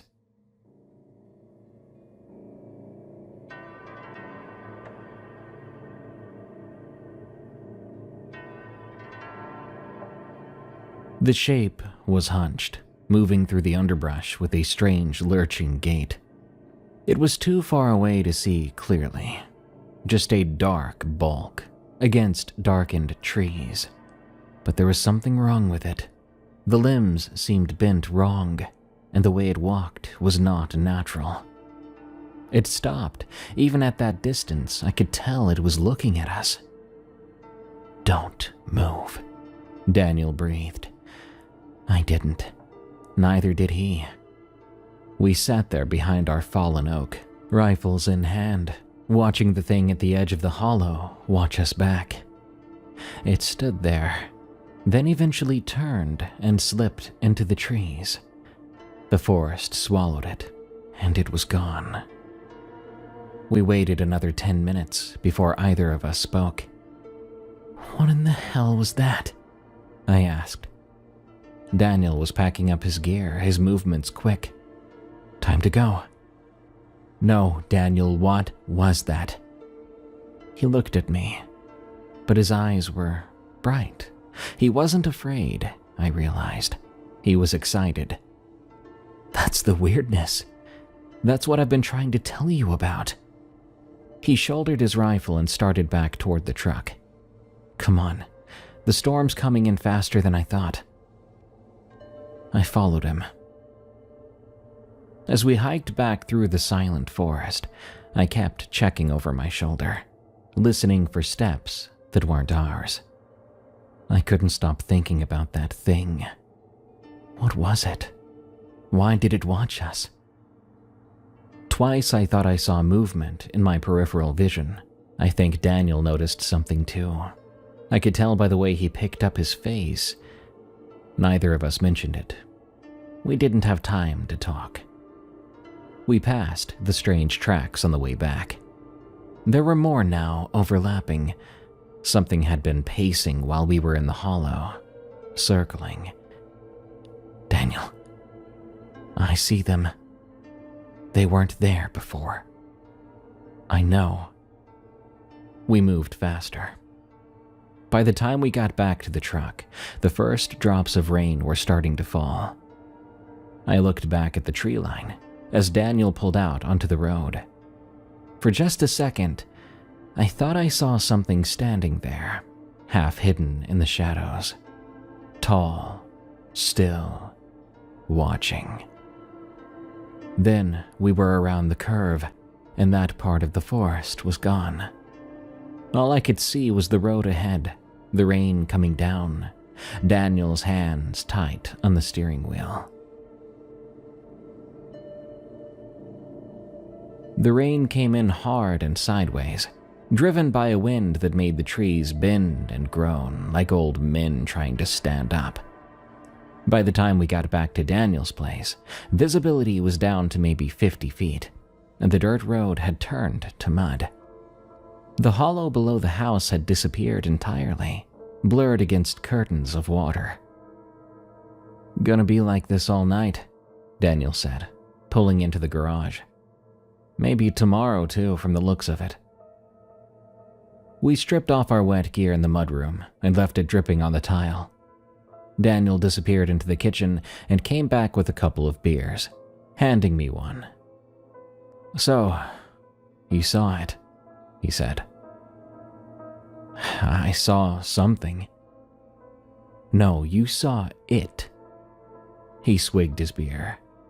"How do you feel?" I took a deep breath. "I feel like I want to know what the heck I was looking at, Daniel." He grinned. "Now you're getting it." We built a fire in the living room and settled in to wait out the storm. Daniel put on some old country music, like our father used to listen to. We talked and drank, watching rain lash against the windows. It felt almost normal, almost like the hunting trips we used to take with Dad, back before everything got complicated and we grew up. I found my attention going back to those windows, to the darkness beyond. I swear, under the sounds of the storm, I thought I heard footsteps. Around 8 o'clock, the power went out.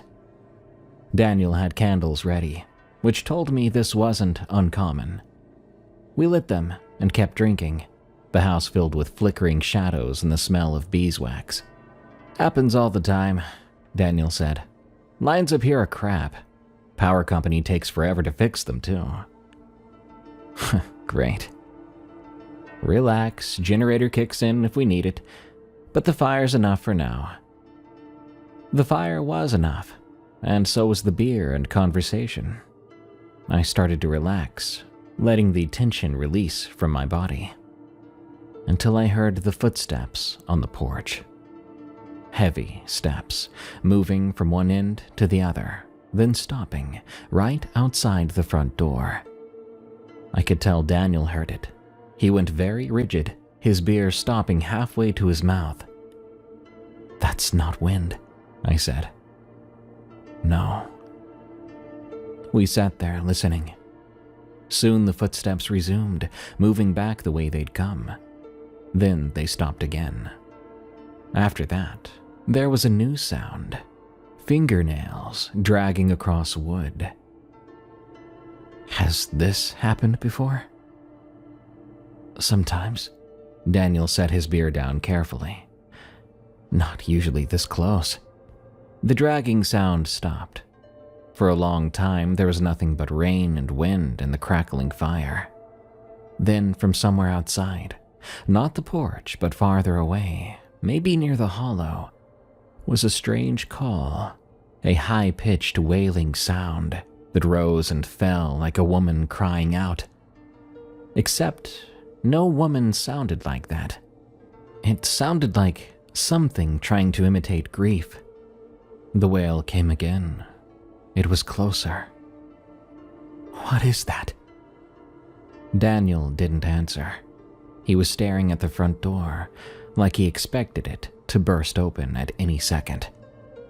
The excitement was gone from his face now. What I saw there instead was something I'd never seen on my brother before.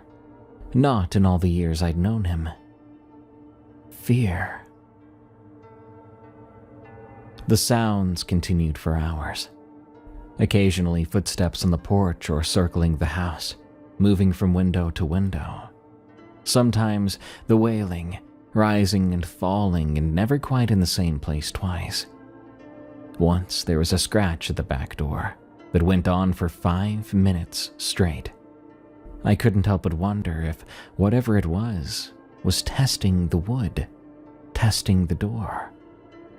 Another time, something heavy pressed against one of the windows hard enough to make the glass creak and groan in the frame. And one time, just once, there was a voice. It came from the front porch, soft and muffled by the door. It was a woman's voice, calling someone's name, over and over, the way you would call for a lost child. The cadence to the voice was wrong. It had trouble pronouncing the vowels. Daniel's face went white as we listened. "Don't answer it," he said. "Whatever you do, don't talk to it." Luckily for him, I wasn't planning to. We kept the fire burning and the candles lit. Daniel got his rifle and I got mine, and we sat in the living room with our backs to the fireplace, watching the darkness shift and move beyond the windows. The old house groaned around us, settling and creaking, and every little sound made me flinch. "Has it ever been this bad?" I asked. "No, never like this." "What changed?" He shook his head. He had no idea, or he didn't want to say. Around midnight, the sounds stopped. We sat there waiting for something else to happen, but nothing did. "Maybe it left," I said. "Maybe." "We should check the doors, make sure everything's locked." Daniel agreed. We went through the house room by room, checking windows and doors, shining flashlights into corners. Everything was secure, everything was locked. The padlocked door to the basement was still padlocked, and the back door was still bolted. All the windows were still latched. We met back up in the living room. The fire had died down to a simple orange glow, and the candles were beginning to burn low. Daniel looked exhausted, dark circles under his eyes. "Get some sleep, man," I said. "I'll stay up. Keep an eye and ear out." "I'm not tired." "Bullcrap, you look like death. Go to bed. I'll wake you up if anything happens." He argued, but eventually I convinced him. I heard him climb the stairs and heard his bedroom door close, then the creak of bed springs as he finally laid down. After that, it was quiet.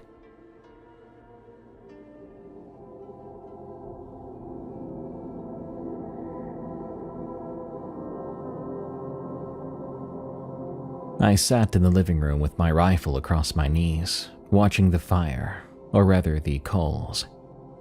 Outside, the rain had stopped entirely. Through the windows, I could see the clouds breaking up, a few stars even appearing in the gaps. The storm was passing. At some point, I must have dozed off. I didn't mean to. But the remaining warmth of the embers and the beer and the long day, all of it caught up to me. At some moment, I jerked awake to a sound that did not belong in this house.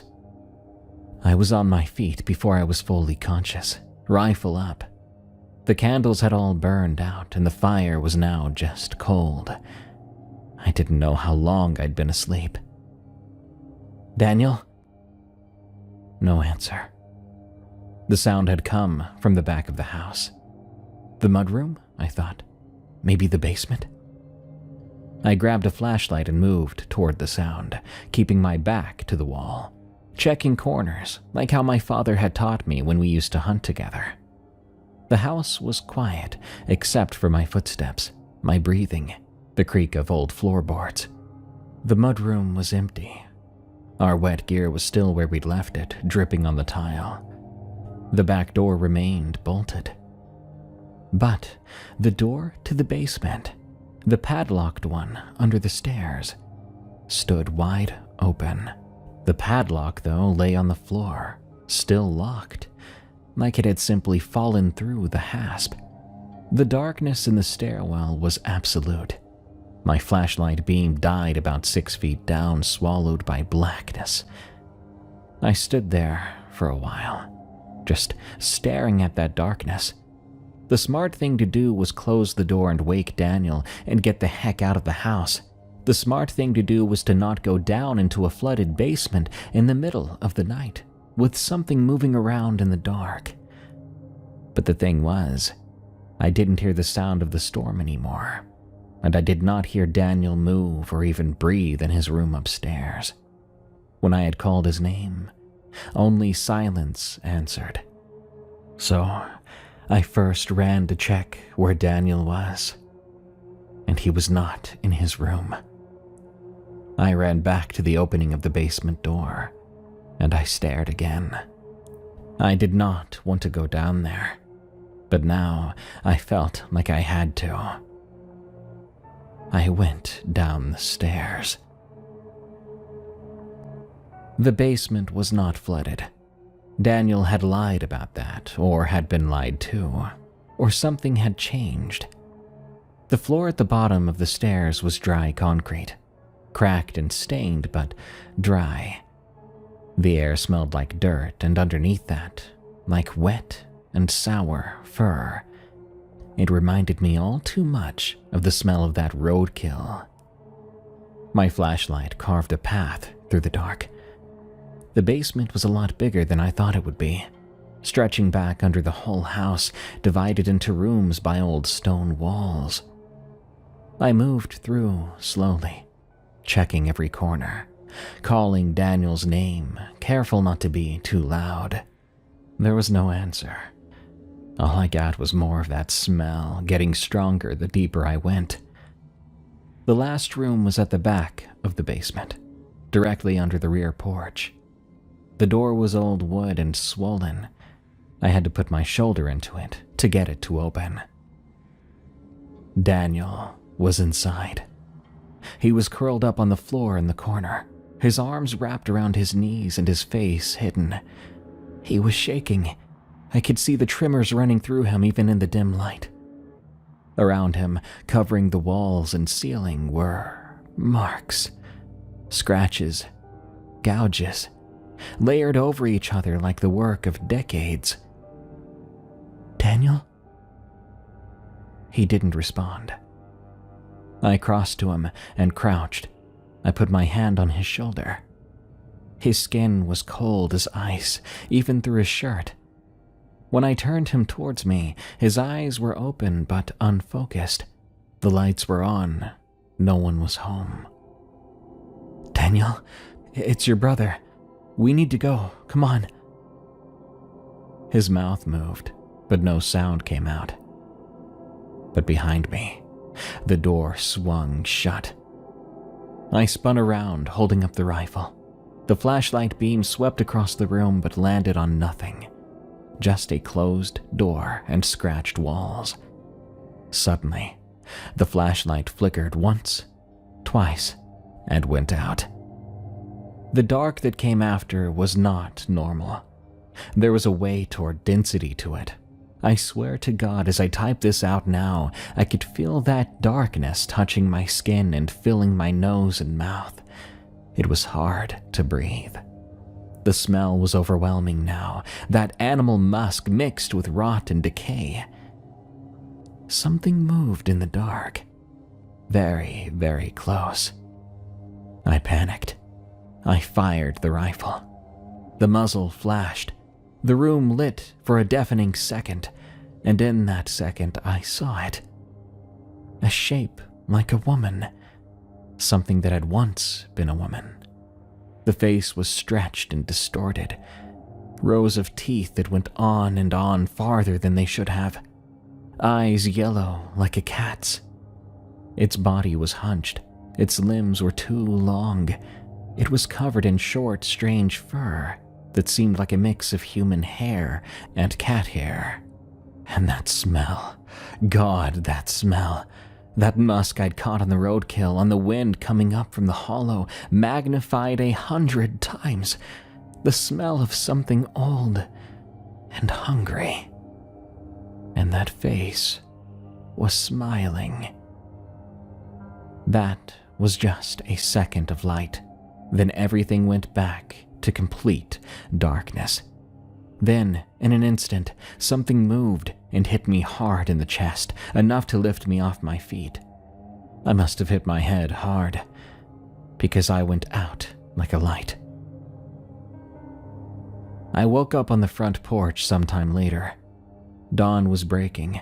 I was lying on my back on the cold boards, my rifle beside me, and my chest aching like I'd been kicked by a racehorse. I lay there trying to remember how I even got there, trying to fit the pieces together while ignoring the massive pain in my body. But then I remembered Daniel. I shot straight up and nearly fell down again. My head was pounding and my vision swimming. Something was wrong with my ribs. There was like a grinding when I breathed.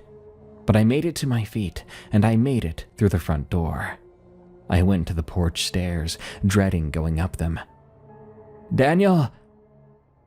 His bedroom door was open, and his bed was still empty, the sheets thrown back. I checked the bathroom, the guest room, every room on the second floor, but there was no sign of him. I went downstairs. The living room, the kitchen, the mudroom, nothing.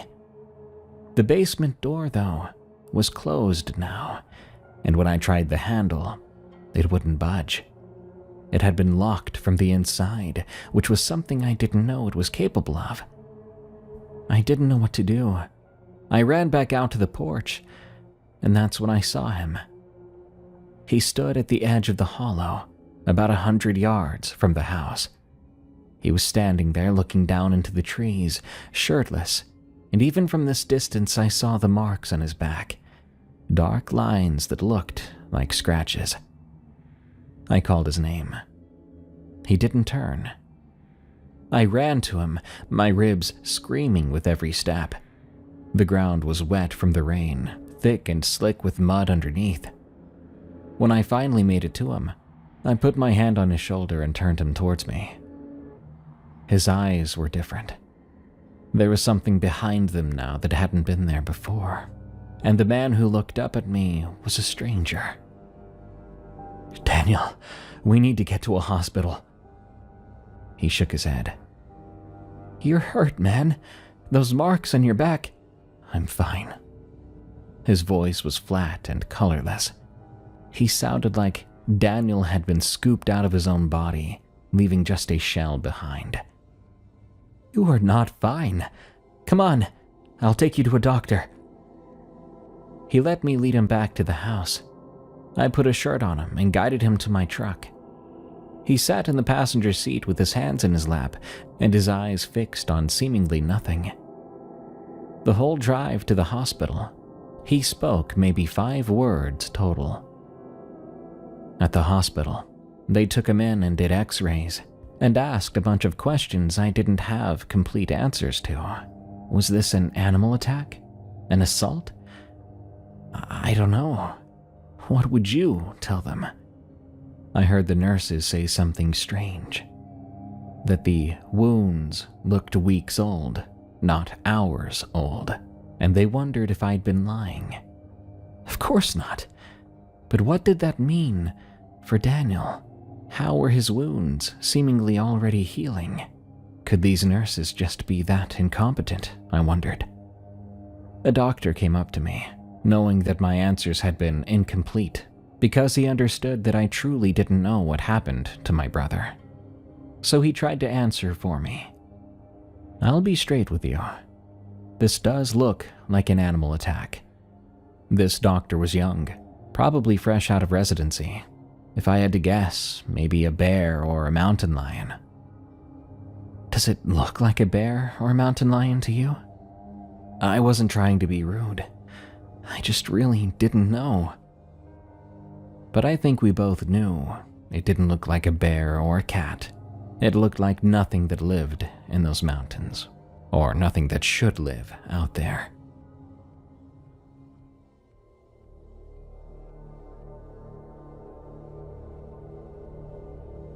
Daniel was discharged that afternoon with a prescription for antibiotics that he would never fill, and a referral to a psychiatrist that he never went to see. I drove him back to his house so he could pack a bag.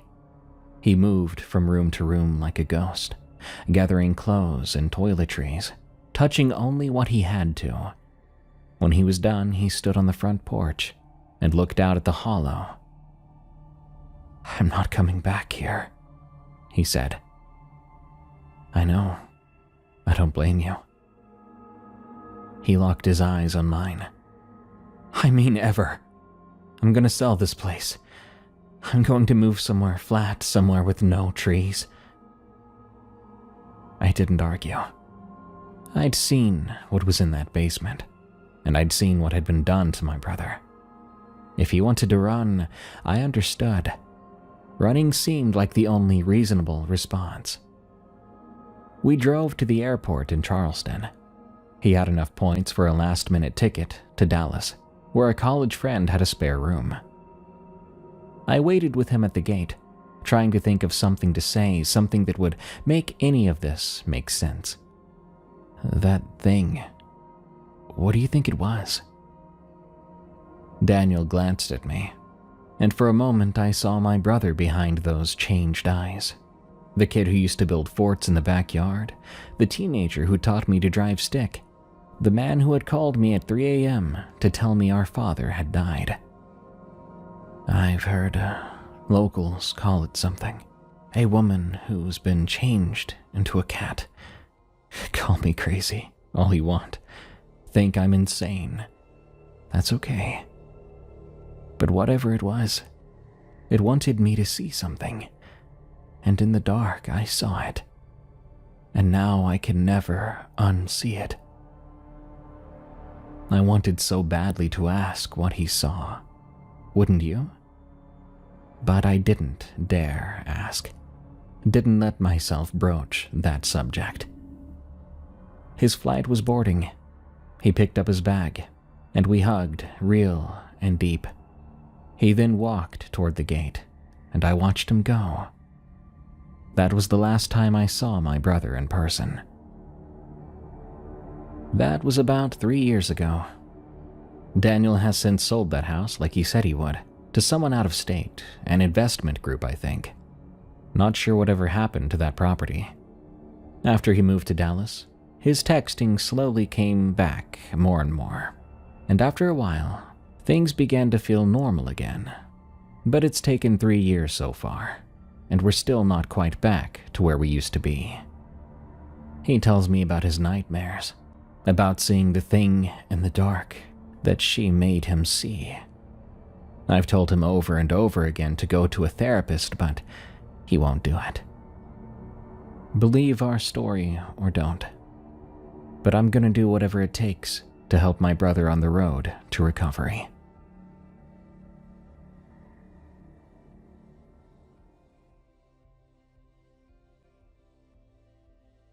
I think this might be the first Wampus Cat story I've ever read, and honestly, it's far more chilling than the name sounds.